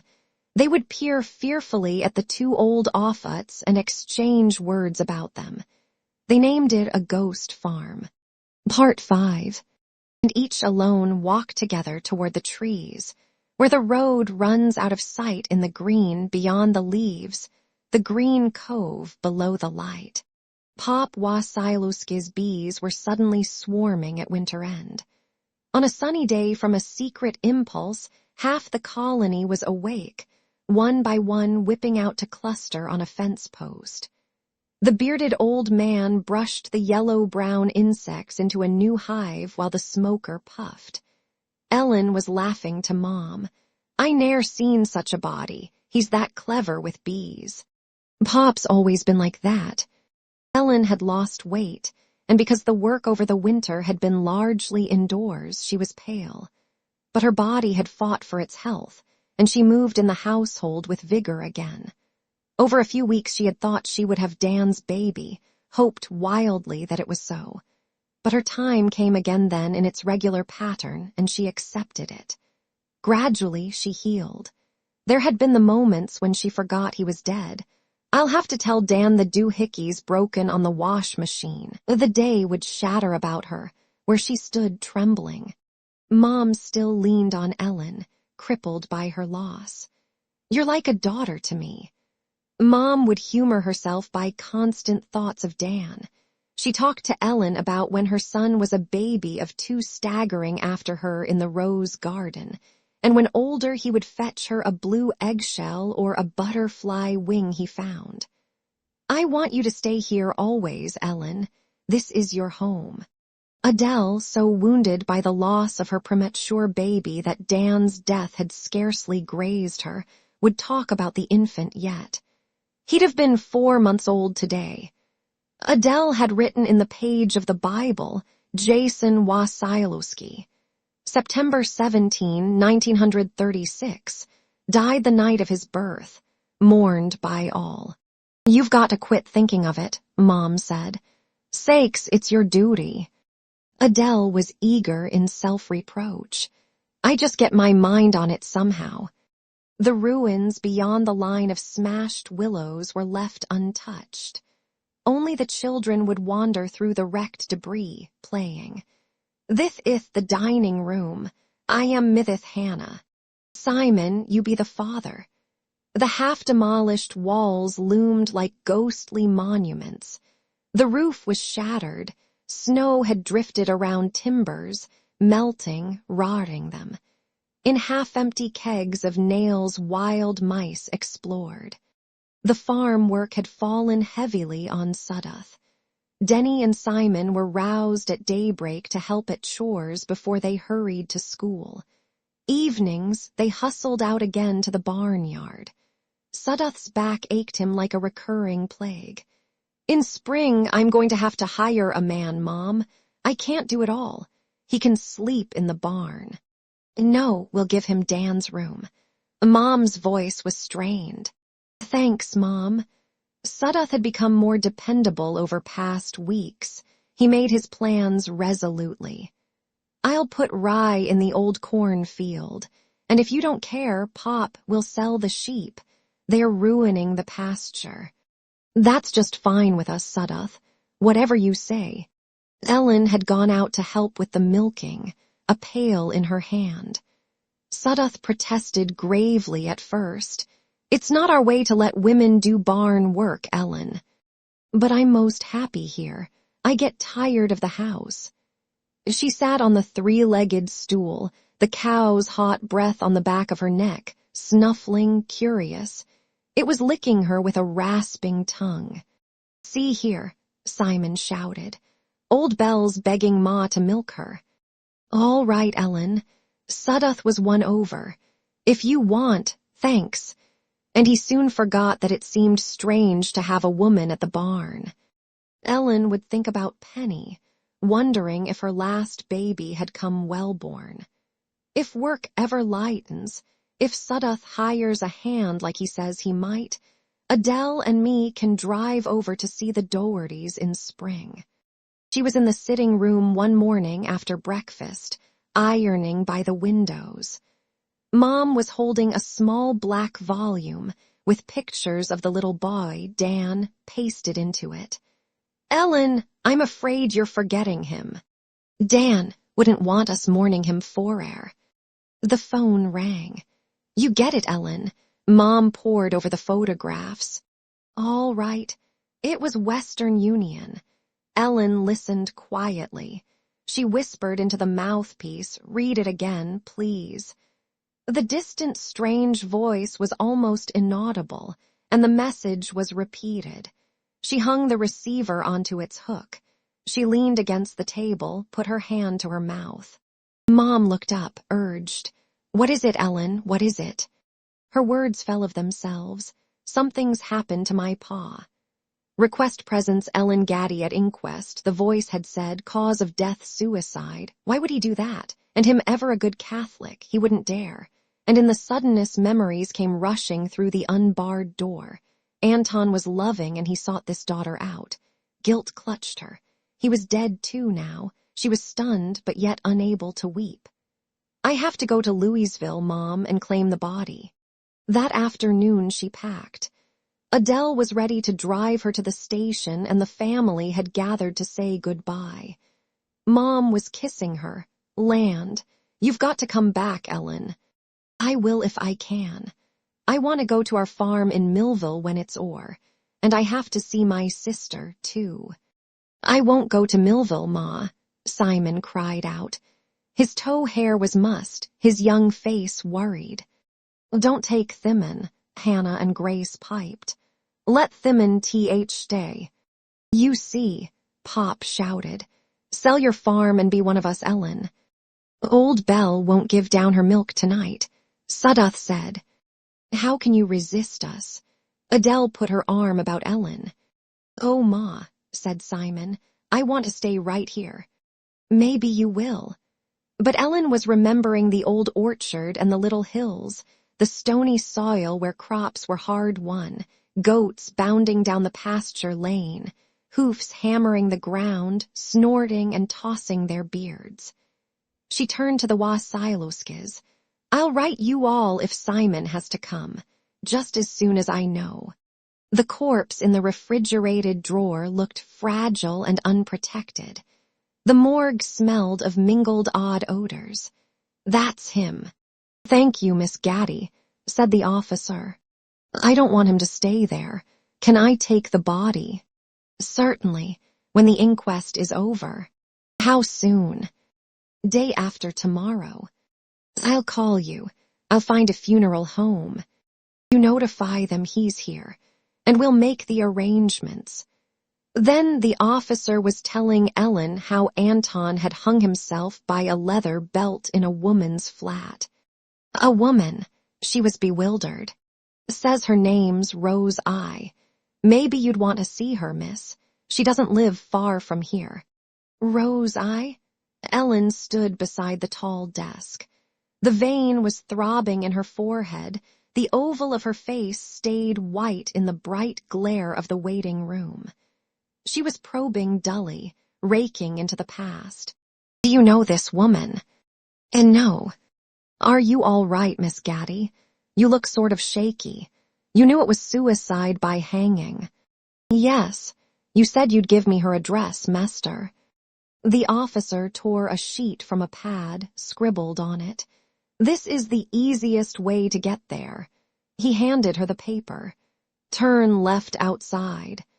She was following corner signs then, and house numbers. In the streets, winds were moving undisputed, brutal, and the city quailed and shrank upon itself. Finally, Ellen was entering the brick building. She sensed the subdued trace of urine and must that corrupted the hall air. A woman's deep voice was berating behind walls, and a radio came muted. Oh, Sister Phoebe, how merry were we the night we sat under Tom Jones' plum tree. A man was on the upper stairs, pausing. He was coming down a few steps. Hello, Ellen. She peered into the obscure light. Who are you? Christian I. The shadows crouched quiet about him along the steep stairwell. Guess you're here to talk to my sister. The cheekbones and broad mouth were Simon's, the stocky body. But his hair was different, no longer blonde, and he was grave-faced. I thought it was you, she said thinly. His voice rent the stillness. I'm sorry about Mr. Gaddy. Did you know he'd been coming here? No, indeed. He came down another step. She backed away. I say, did you, that it was my pa? She was plaintive, cornered. Not till my sister called me. What did he want of her?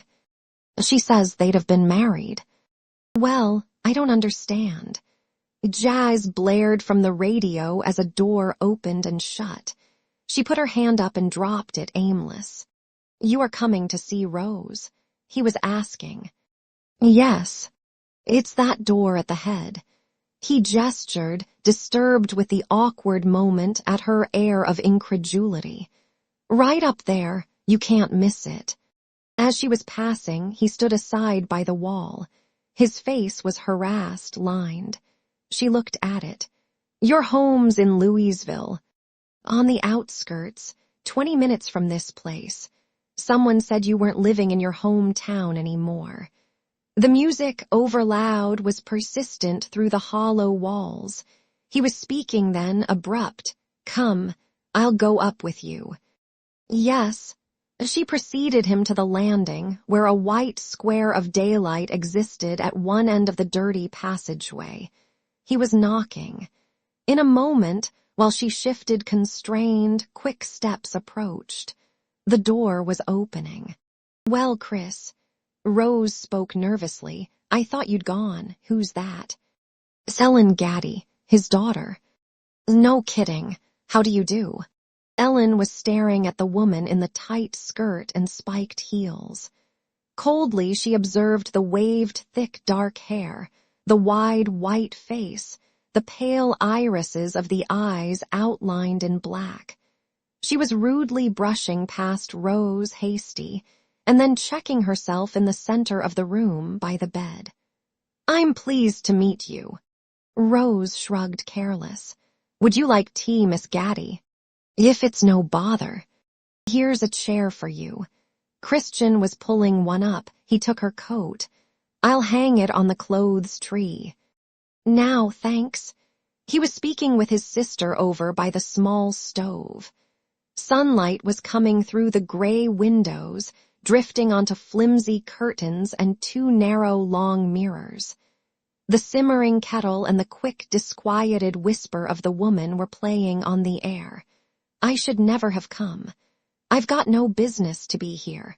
I wondered if I'd hear of him or see him. Rose was bringing the tea on a black lacquer tray.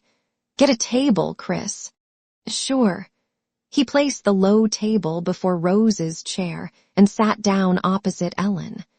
Rose was pouring and passing the cups. Well, here we are, Ellen. It is all right to call you Ellen. Yes. The woman was impetuous. Give Mama the news, Chris. She's been after me for years to go home, Ellen. At last I've made up my mind. Ellen was sipping the weak hot tea. Rose was brash and Christian seemed embarrassed by it. Pa was going to marry her. I don't believe that. Besides, the church would not have brooked it. Honestly, Chris, Rose was saying, I can't get over you quitting the store.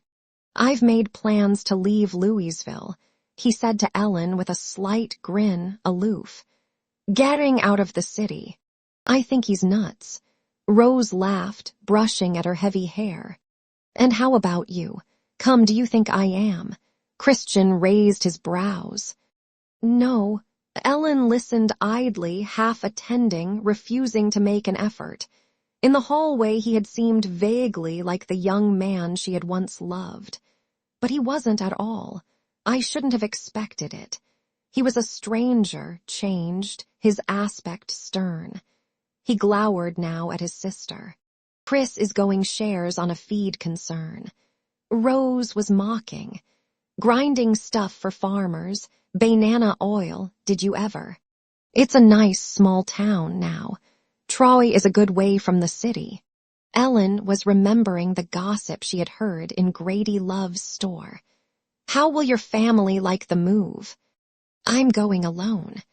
He lives with Mama, Rose said. They have the standard shop over at the other end of Louisville. Mama's getting old. That's another reason why I'm going back there. She was speaking warmly to Ellen. You know, Daddy never mentioned much about you. Ellen caught her breath. Who? Mr. Gaddy, your father. Rose was motioning lightly, smiling. Ellen put her cup down. Her face was firm and molded, guarded, but she spoke unsteadily. Reckon I have to go now. I'll come with you, Christian said. You don't have to run yet, Rose was protesting. Daddy used to come up, you know, for the waterfront auctions. Don't call him that, woman. Ellen's voice rose high. She was crossing the room, groping for her coat where Christian had hung it.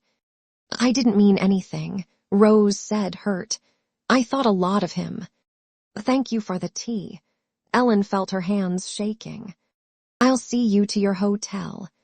Christian was taking her coat from her hands, holding it while she put it on. You don't have to. He was picking up his cap. The door closed behind them and they heard the tap of heels receding. They went down the stairs. Rose means well, Christian said. When he had hailed a cab, he looked at her. You're wishing you'd stayed away. But no. They were sitting in the leather-smelling interior. The meter clicked. There were house fronts, wood and brick, cafes and corner saloons blazoned with neon. Pigeons strutting in lonely gutters, pecking, winging across streets. Christian was saying, I'm sorry about your father. They looked out of opposite windows. A parked van was unloading enormous handled baskets of gladioli and roses. There were people on foot, and bicycles and trucks blaring, cars, a dray hauled by mules, red pompons on black bridles and shouting teamsters. The taxi was halting. Christian paid the driver. They were standing before an old gray-stone structure. You read the Bible, Christian. And no, I do sometimes. Their minds were running inward on their separate thoughts. He twisted his soft cap, frowning at the pavement. Her hands were in her coat pockets. There's a part goes. From out of the populous city men groan, and the soul of the wounded cries out. "Don't worry yourself," he whispered. The city lowered about them. "I've got no mind for it here." "Nor I. I know just what you mean. I don't like it either. That's why I'm moving to Troy. It's unnatural. It takes all kind." His face softened.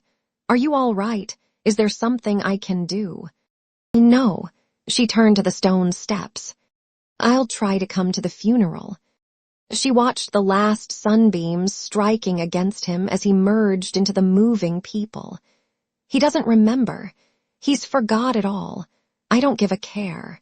But in the night, Ellen dreamed of him. He was the way he had been long ago, swaggering and strong, laughing. It was a peaceful dream. As she came awake, Christian was putting his hand on her hair. She cried into the dark, "Dan, Dan, I loved you." She was weeping in the unfamiliar, hard hotel bed. Ellen was unable to get permission for a Catholic burial. The priest had been firm. "Absolutely, there is no possibility of it, madam. Unquestionably he died in mortal sin." He looked down at Ellen, fierce. "When were you last at confession, madam?" She went from him, telling herself, "I'll get Father Tompert in Millville to say a mass for him. There, he will." The funeral was costing over $200. Ellen had wired Garland and he sent the money. She intended to reimburse him for her share, but it would take time. All her wages were rapidly disappearing in train and hotel costs and meals. The coffin would be oak, chemically treated to endure. The sermon would last 20 minutes. They would engrave a stone. Anton Gaddy.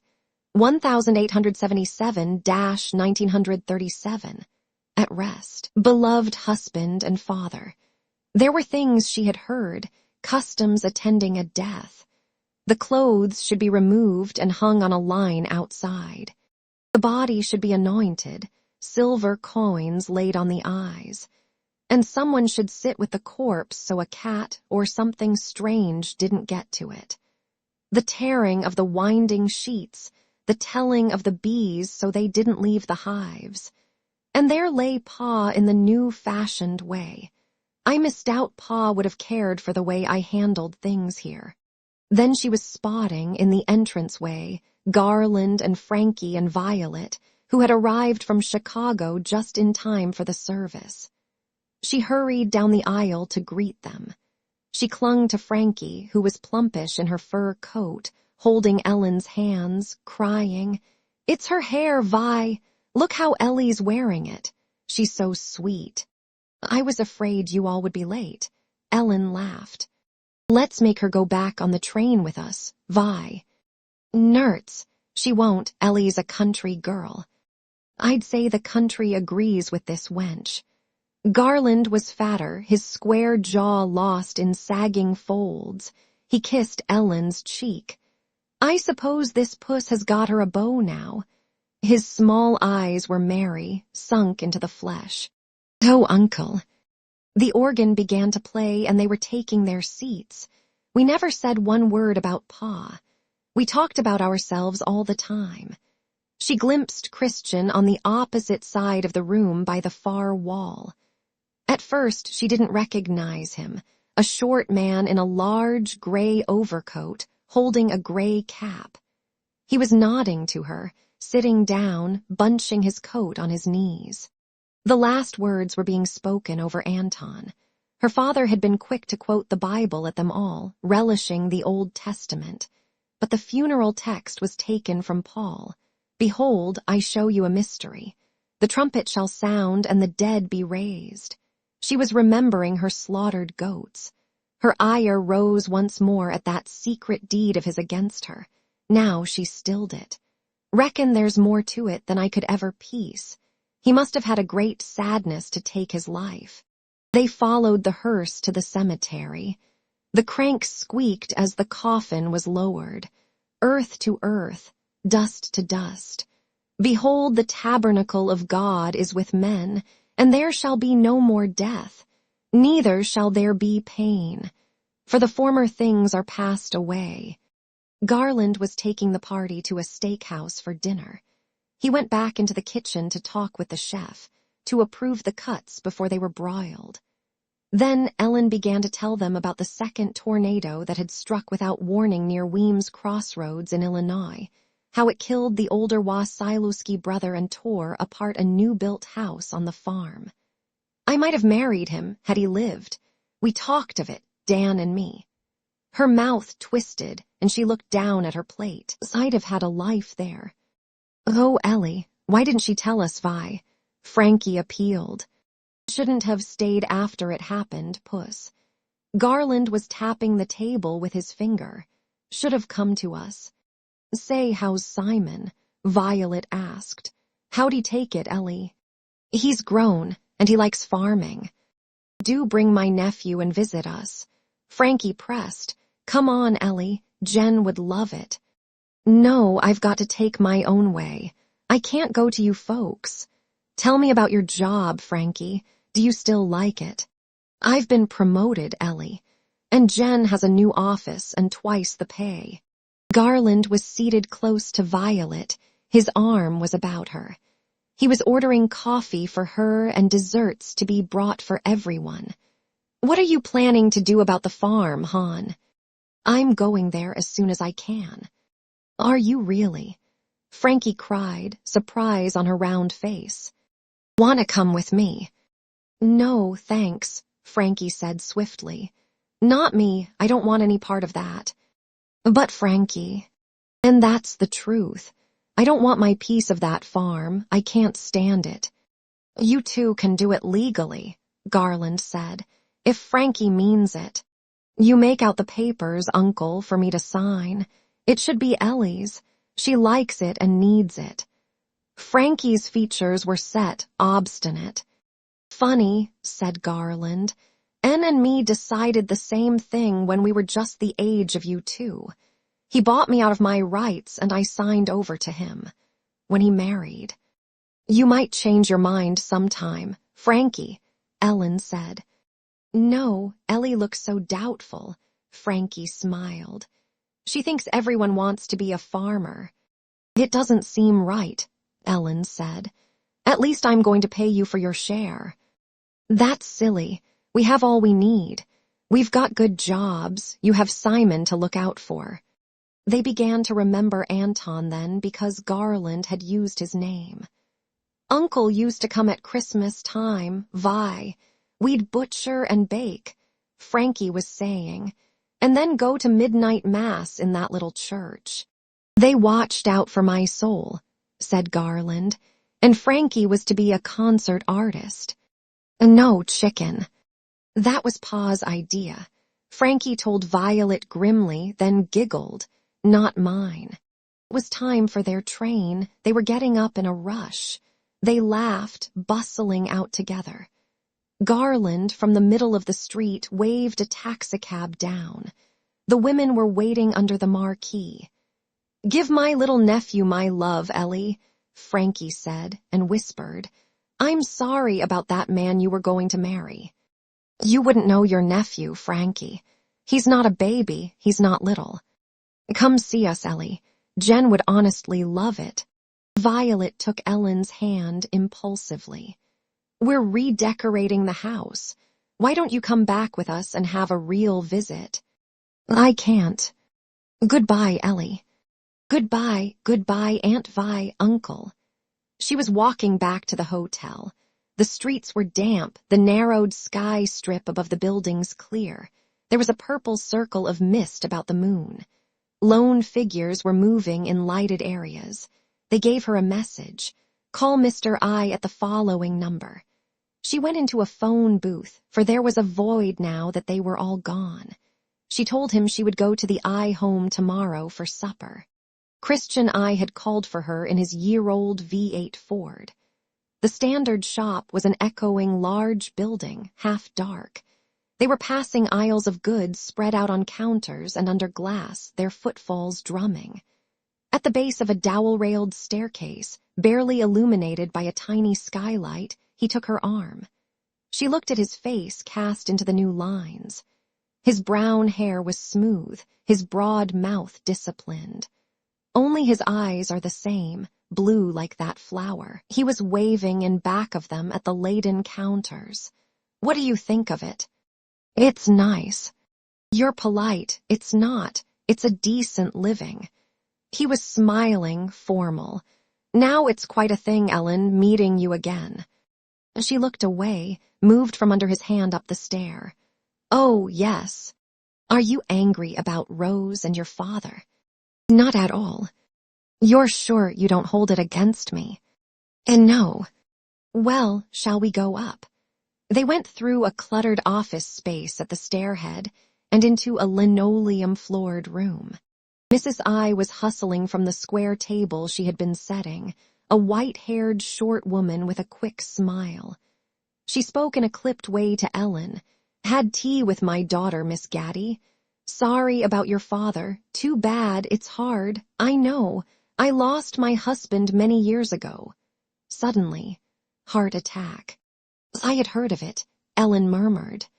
Rosie said she knew your father, too. Said she'd had dinner with him. Heard Rosie's coming home, she tell you. Nearly 12 years she's lived in that flat near Market Street.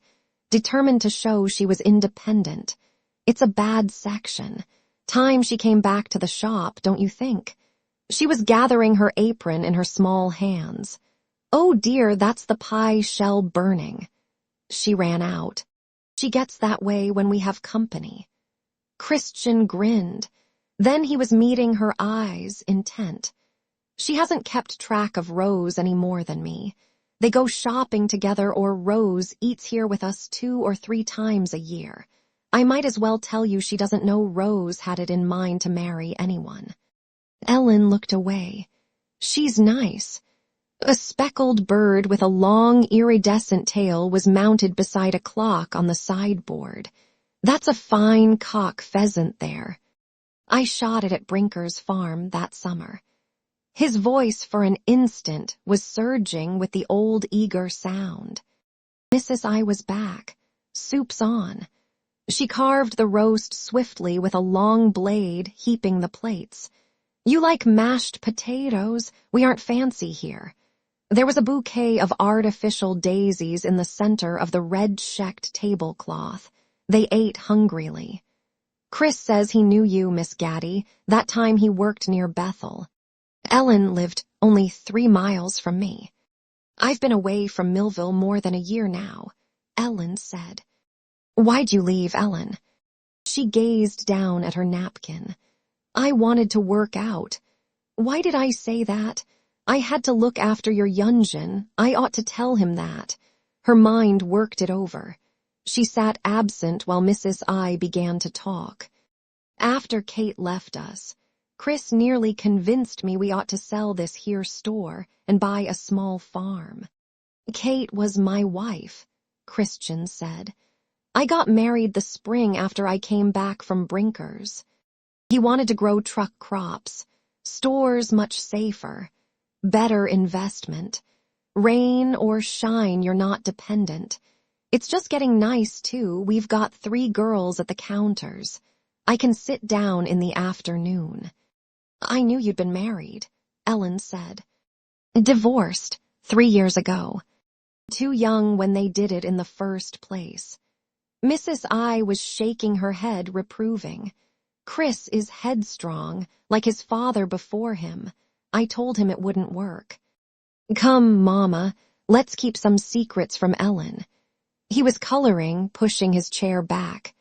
Well, I'll get that pie. Mrs. I got up. Shame the crust had to burn. She disappeared into the kitchen. I meant to write you, Ellen. You know, back there when we were kids. He laughed, still flushed, the skin wrinkling around his blue eyes. Well, how come you aren't married?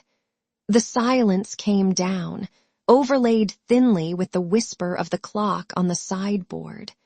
Mrs. I slammed the kitchen door as she returned. She was cutting the coconut cream pie into large pieces. You rather have something else, Miss Gaddy. There's Jell-O in the icebox. No, this is fine. It's very good. So after Kate ran away like that, Mrs. I was saying, why Chris kept wanting to sell, not me. He's putting his share into something now that suits him, over in Troy. You only live once, Christian said dryly. Isn't that right, Mama? I'll be running the shop here with Rosie. The luck of my daughter coming home, and in my old age. Don't let her fool you, Christian said. She's not so old. Ellen was helping them collect the plates then, Mrs. I insisting on leaving them stacked beside her sink. The evening was moving on. The older woman had brought out a pot of coffee, and she stood in the bedroom doorway, her figure slack and weary. Good night, Miss Gaddy. You come visit again. Good night. Christian and Ellen were silent now on the chintz-covered davenport where the winter twilight faltered. Cars were whirring in the street outside, horns blew faint, lights shuddered and vanished on the ceiling. Reckon it's time for me to go. No, wait. He put his arm along the sofa behind her. I can't get over you, Ellen. You're just the same. I had thought you'd be different. The lingering noise of the clock was beating heavily upon time. She waited. I did intend to write when I had to quit that job with Brinkers. I wrote to you that autumn. You did. My father's attack had come out of the blue. He left the accounts in bad shape. We almost lost the business.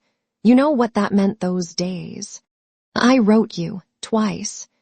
Funny, I didn't get them. I know, they came back. I'd have answered.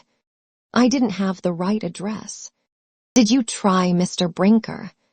He didn't know either. She sighed. Say, he dropped his arm onto her shoulder. I feel badly about that. She had stiffened, but he was bending his head gently, hunting a thing lost, a fragment of his youth when time had been ground easily beneath the heel of his fired blood, his just-discovered manhood. But the anger was grating in Ellen. She cried to him compelled as if she had memorized it. Once I laid a curse on you. Curse him, I said. I swore it on the Virgin. Come, what kind of talk is that? He reddened, withdrawing himself. He was taking a pipe from a nearby ash tray, filling it from his pocket pouch. He scratched a match, fragrant smoke sifted into the half-dusk. A curse. You don't believe in such things. Why would you do that?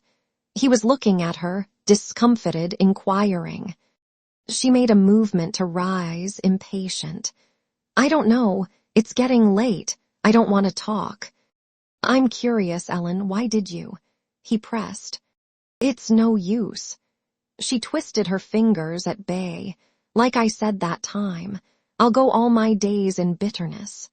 Come on, he was grinning. We were such babies. Were you in love with that young squirt? He drew on the pipe. Then he was laying one hand over hers, the palm cool and hard. There is a child. Now it was said. You have a baby. You were married then. Simon. He'll be 11 the 1st of July. The stillness stayed. Then he removed his hand, swift. His pipe knocked as he was putting it in the ash tray. He stood and was walking across the room to the dead pheasant. He looked up at it on the sideboard. He struck his fist into his palm. His back was to her. By damn. She cringed, waiting. I never once thought of that. I didn't. She listened to the chatter of the clock at the side of the stuffed bird. His voice was intruding suddenly. Brinker's farm, that horse. What was his name? That stallion. Next morning I got the wire about my father. His words were fast. He slapped his fist again. And she shrank, wishing herself on the street, away from him. She recoiled from his ferocity, his vitality. Hate, the clock was spelling it out. I hate him, I do. The boy, you say? Yes. Does he know about me? I told him his father died. All these years, he whispered it. By damn. Well, her voice sounded frail. It's past and done, it's o'er. It was as if the room were empty and the clock, as it unwound, harped on dead walls. No, he moved quickly over the floor to stand above her, stocky and angry. The pulse of traffic was heard. Ghost lights were shifting, disturbed, on the walls about them. I'd have married you. You know that, don't you? I thought you would. You know I would. Why did you find me? She was shaking her head. I tried. I was there. In Louisville, he cried. And no. Why didn't you go to Carl Brinker? For the child's sake. He shouted, towering. I wrote. I didn't know what to do, where to turn. She felt tears gathering. I couldn't even confess it. I've left the church since and I don't care, but I dreaded it then. The sin. Christian was leaning down. He put a hand along her cheek. He was pulling her beside him. They were about the same height, and his eyes, dark and gentle, were gazing into hers. His teeth flashed in the dusk. Remember that silly rabbit? I turned it loose. She flared and tore away from him, to the table across the room, where the paper daisies were in a white bowl. She felt the tightness catch her, and the quiver as she began to weep. And the primrose from Mrs. Brinker's kitchen, in the red pot. I wished you dead. Her voice was quavering. Or the years I hated you. He pursued her. Look here, Elle. His hands were touching her shoulders and wheeling her to the vast, warm bulwark of him. I didn't know.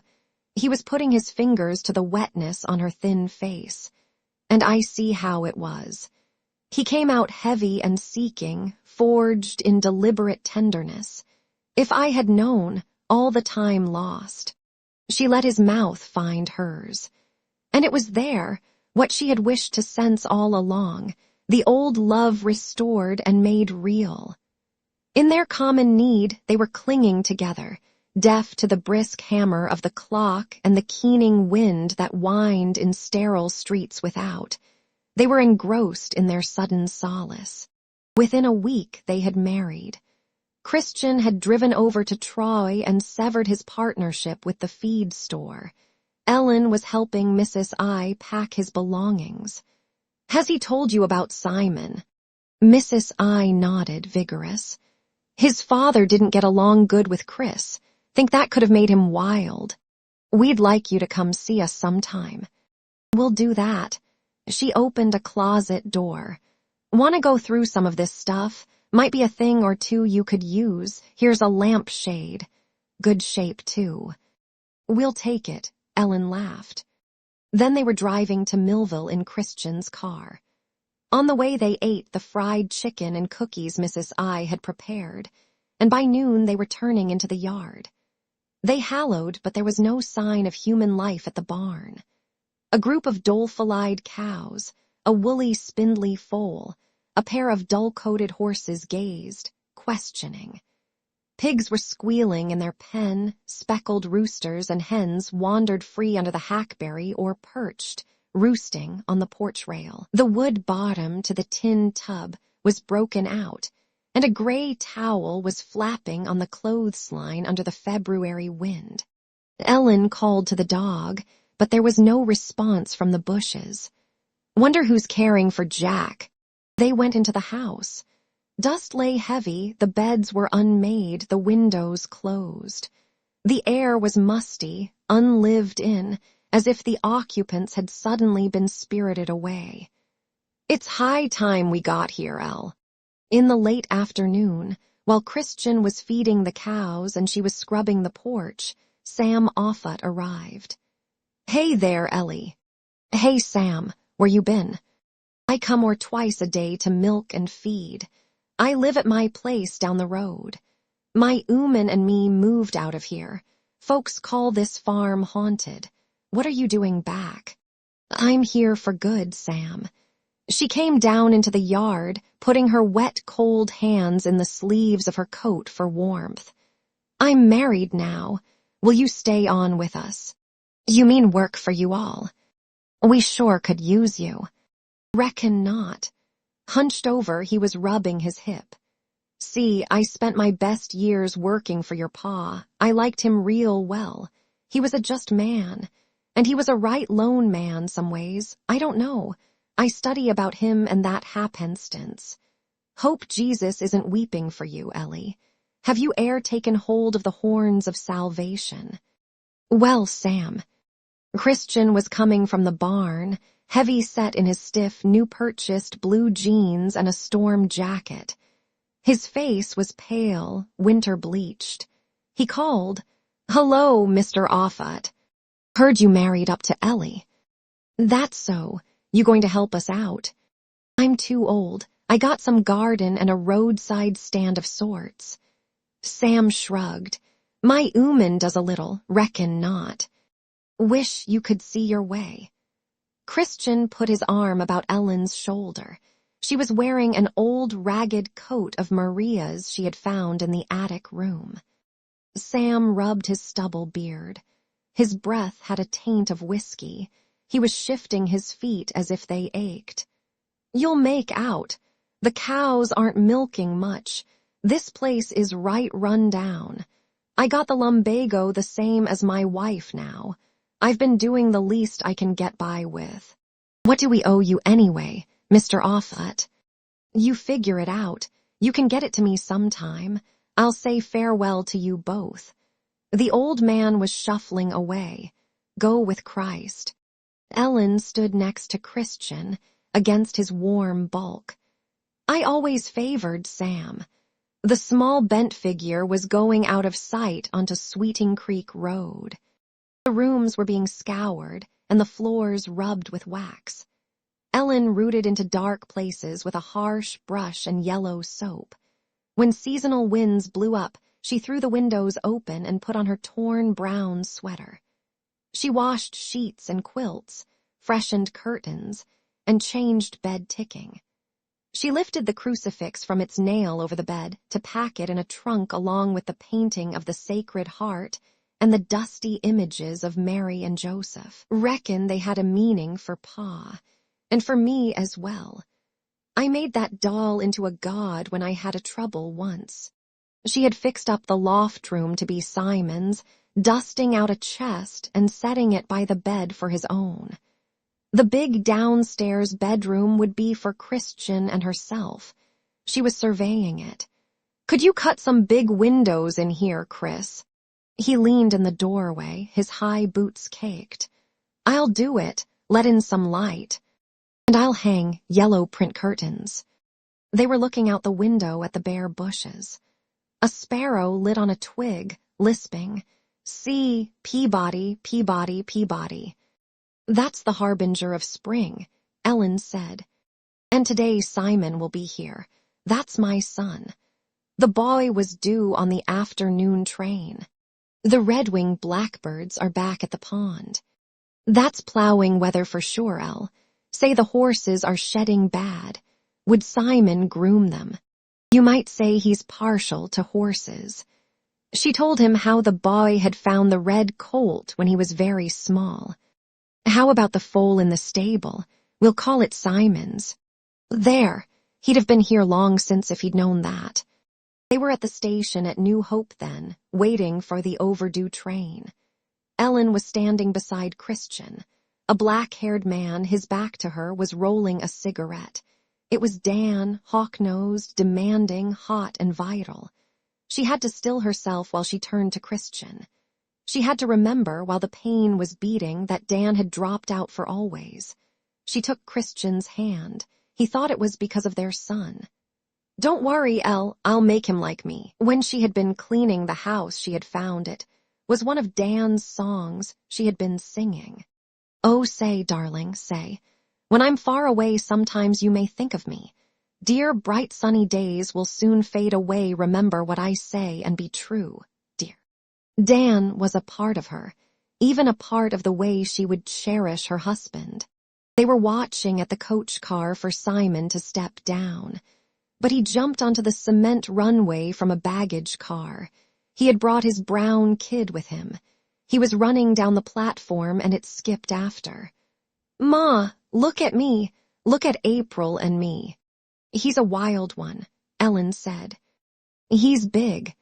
Christian straightened himself, nervous, turning his soft cap with his fingers. "This is Christian I. Like we wrote you, Simon. Now he's your father." "I know it." The boy was leaning over his kid, adjusting its leather collar. Christian took his hand. "Well now, hello, Simon." "Hi." They walked to the V8, Simon leading the docile animal. It stepped in and the boy followed, sitting on the back seat, holding the leash, watchful. Christian faced him. "I hear you're keen after horses, Simon." "What does he mean, Ma?" "There's a colt in the barn," Christian was saying, "belongs to you." "How old now?" 10 weeks or so, don't you think, Elle?" "Yes," she agreed. "Pearl had her colt, Ma." Simon was hunting for her eyes. "And Sudduth's getting him a hired man next week." He leaned toward Ellen. "Strong like an ox, Sudduth says. Pop claims he's got brains like one too." The boy smiled, strained. "You want our colt?" Christian asked. "For your own?" "Yes, reckon I do, Mester." Christian and Ellen got in the front seat, and they were driving out on the road. Near Bailey's woods, a flock of blue jays darted before the car, pursuing a blinded flapping owl. Their barking was strident and shrill as they winged after it into the winter-stripped trees, now spattered with white blooms of shadblow. At the farmyard, the three were getting out of the car, standing in the yard. Simon had his kid tightly by the collar. "Well, Simon," Ellen said. His face became red. He stood before Christian, steady. "If it doesn't matter to you, I'd as lief call you Pa, like Denny does with Sudduth." "That's the general idea, son." Christian sighed, glancing at Ellen. They were lingering at the long oak table in the kitchen. Ellen moved about, putting dishes and pots away. Christian was smoking his pipe. The boy cried, "Simon I's a good name, isn't it?" "You look a little alike, too." Ellen nodded. "Say it again, how it was, Pa," Simon urged. "That you happened to leave the county before you could marry Ma." It was later when Simon told them about Luke bringing Penny and the new baby over to the Wasilowskis to visit Ellen. "Penny felt bad when you weren't there, Ma." "Was it a boy or girl, Simon?" "I don't know. She said a boy, I think. Now I disremember." "Simon, you knew I'd ask." Ellen was disappointed. Christian was speaking to her.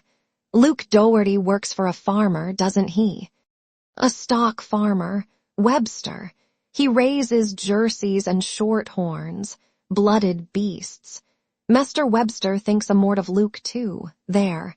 I hate it, not seeing Penny and the baby." Christian put down his pipe. "I've got an idea. You know I have to have help here if we want to make this farm pay. It's in bad shape." "I'm here. I'm a good worker," Simon said. "How about asking Mr. Doherty to come in with us? You think he would? What do you say? We could buy more land if it's too small for 2 families. We could convert one of the old sheds for them till we found time to build a house. Simon's due in school on Monday." "Now, Ma, I need a man. I'd have to find one. And the Dohertys did raise you, Simon. Luke would be on his own." Ellen considered it. "Reckon he'd like that. He's got away with cattle." "I'm rusty. I'll make mistakes alone. I haven't enough experience. And I'd lose all my money. There'd be Penny. She's like my family, Chris. I'd be done saying goodbye to Penny." "Clayt and aunts," crowed Simon. "They'd have to go to school with me. We'd sleep in the barn." "Hold on now. We don't know if Mr. Doherty'll take us up on it yet. He might figure he'd be a fool to leave Mr. Webster." Christian wrote the letter and Simon took it to the mailbox. He put the red metal flag up so the RFD car would stop. While they were waiting to hear from Weems Crossroads, Simon followed his father about. They pitched and shoveled and scraped from the stables, scattered manure on the hilly fields, rubbed the newborn calves with straw to clean them, and put them to their dams, inflamed fresh udders. Simon curried and brushed the horses and his long-legged undernourished foal. Masses of dead hair would accumulate in the litter under the animals in their stalls. "I'll be glad to take orders from you for a change," the child was telling Christian gravely. "Ma means well, but half the time she's wrong." "Don't be so sure." Christian grinned down at him. "Might be you." Ellen was sitting at the table in the kitchen, riding Mom Wasilowski. She told Mom how she missed all of them, Pop and Adele and the little girls. She asked advice on starting a flock of leghorns. "And we're fixing to send off to the mail catalog for some Italian bees. Does Pop calculate them to be a good honey variety? I've heard they're mean." A sadness descended on Ellen. "Now that's become my past. It never turns out the way I figure it will. I thought to spend my days in Illinois with Dan. Now he's gone, and that's all lost." There came to her mind the white buckling that had perished so long ago, strangling in a fence. She heard Christian and Simon approaching, and their footfalls on the porch boards washed away her grieving. The sun threw itself in a blanket on the floor in front of them as the door opened. "What are you doing, Elle?" "Writing a letter, thinking." Christian was placing his firm fingers on her shoulder. In the heat of her love, born of gratitude, her blood mingled with his. She turned in her chair to lean against him. "I was reading a while ago in that gilt-edged fancy Bible in there, Elle, where it says, for lo, the winter's past, the rain's over and gone, the flowers appear on the earth, the time of the singing of birds is come." Ellen was collecting Anton and Maria's moth-eaten garments from the clothes press. She had made a bonfire and was carrying them out, throwing them upon it. She told Christian about her mother. "Frankie and Uncle and Vi went to see her on the way down for Pa's funeral. They said she didn't know them. She had a doll the nurses had given her and seemed content, rocking it." Ellen poked the fire with a stick so it blazed up afresh. "We'll go to visit her." "I used to fear the past, Chris. I wanted to shake it off. And here we are on Pa's farm where he ruled. I ne'er thought I'd see it again.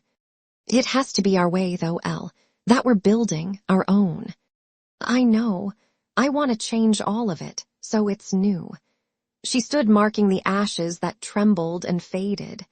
In a few days the Dohertys were arriving, herded by the tall, round-faced Luke. Clayt and Ance were bearing boxes and suitcases in either hand. Ellen was taking the wailing new baby from Penny's armis. The young girl, Blossom, held the blanketed, sickly Jess. And little Ernie hung behind her. Penny's face was relieved. "It's a wonder we e'er got here, Ellie, with this crowd." Ellen looked down at the baby.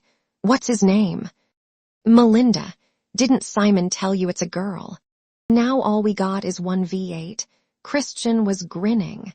"Women and babies first trip, boys and baggage the next. Come, Luke." The Dohertys had crated and shipped their shedful of goats when they learned that Ellen wanted them. The animals came 2 days after the family. There were 15 all told, kids and goats. They arrived blatting and white-eyed at the New Hope station. In a week they were accustomed to the woodshed and the new pens there. Their mild oval pupils would follow Ellen's unhurried movements. She set up a block of salt and shelled corn in their long trough while they crowded to eat. They crunched and shoved, and the herd of her own, lost herd, began to heal. The men were enlarging one of the bigger outbuildings for the Dohertys to live in temporarily. They papered the rooms, tarred the roof, slapped on a coat of white paint. "I can't smell pigs in here anymore, Chris," Luke was saying. "Can you?" By fall, the houses and barns were wired and electric fixtures had been put in. There was an overhead light in Ellen's kitchen. "You sure are reckless," she told Christian, "with your money." "I'm so glad to be shed of the standard shop." His face was browned and young. "I like spending it." He sent for a separator for the dairy house. It spilled cream in a thin yellow stream from one fountain while skim milk gushed from another into tall cans. There was an electric churn, too. Christian promised Simon, "Give us a few years and we'll have milking machines in the barn. Wait and see." In early spring, a young purebred Guernsey bull was strolling about in a sturdy barred pen. It arched its crest and snorted toward the barnyard where the cows were. It bawed in a high voice like a calf, for it was yet immature. The men laughed at it. Luke said, "His seed's got the lines to build up our herd." But has he got the strength in him? He has. What we ought to do, though, is buy a few top brood cows from good farmers, raise their calves by that bull. It's the fastest way to get a producing herd. Let's go ahead. You ride over to the next sale that's advertised. Can you pick them? I'll spot them easy. Cold, fresh winds moved. Christian was drawing on his pipe. "By damn, how'd you like to paint a Guernsey bull clear across the barn, Luke? I've been thinking, and trim the windows with white. The boys could help on that part. I'd like to see some fancying up around here." "Well, that's an idea. Does no harm. It'll bring people in to use the bull, too. Give the farm a name hereabouts." And the women came to watch the painting. Penny was holding her baby girl on her arm, Ernie at her heels. "Look at that giant Guernsey there." Well, beside Ellen tottered Jess, the undergrown brown-haired child, her favorite among Penny's brood. He was gripping her skirt, open-mouthed at the men on the high ladders. Their blue jackets were paint-spattered, their buckets dangled by baling wire from the rungs. Simon and the Doherty boys came running up from Sweeting Creek Road, swinging their schoolbooks and lunch pails. They dropped them by the yard fence and went for paint brushes to join the men in the sun-dipped warm barnyard. "Say," Ellen called, "you might set an iron bull on the roof for a weather vane, too, if you had a mind." "We'll do it, Elle." Christian was shouting down, laughing. "I'm going to make my pies up," Ellen told Penny. "I'll take Jess with me. He fancies my kitchen." She was walking slowly to the house. A tan puppy followed. She patted it as she helped Jess up the porch steps. A turtle dove was calling, "Crew-ah, crew-crew." "There's the saddest voice," she sighed, "of all the birds." She let the small dog in the doorway. It heaved itself on the floor with a contented snort. She gave the little boy a cracker and sat him on a rug. He munched damply, eyes wide, watching Ellen roll out the dough. She was fluting the edges of the crusts, deft. Her cats were stretched in the warm sun on the window sills. She stepped over the sleeping puppy to put the pies in the new white porcelain stove. In the orchard below the house, blossoms were unfolding in a pink and white mist upon the shapes of old twisted trees and new-set nurslings. Shooting stars and wood sorrels wasted their fragrance, and birds began to trill, as if afraid of disturbing the air, from where they swung on branches. Gray squirrels carped at a cub fox gliding down the path in the woods. Ellen, at the opened kitchen window, watched hawks sweeping in the blue and sensed the rustle of the new season. There was the green odor of growing. She felt the ancient promise, the wheel of earth once more. She led the pinafore Jess, his short legs stumbling, to the bedroom. He held onto the white spread, thumb in mouth, sleepy eyes fixed on her as she laid out a diaper. She changed him, then straightened her laden body as a birth pain came. Within her the child quickened in the darkness, and she was aware of its joy.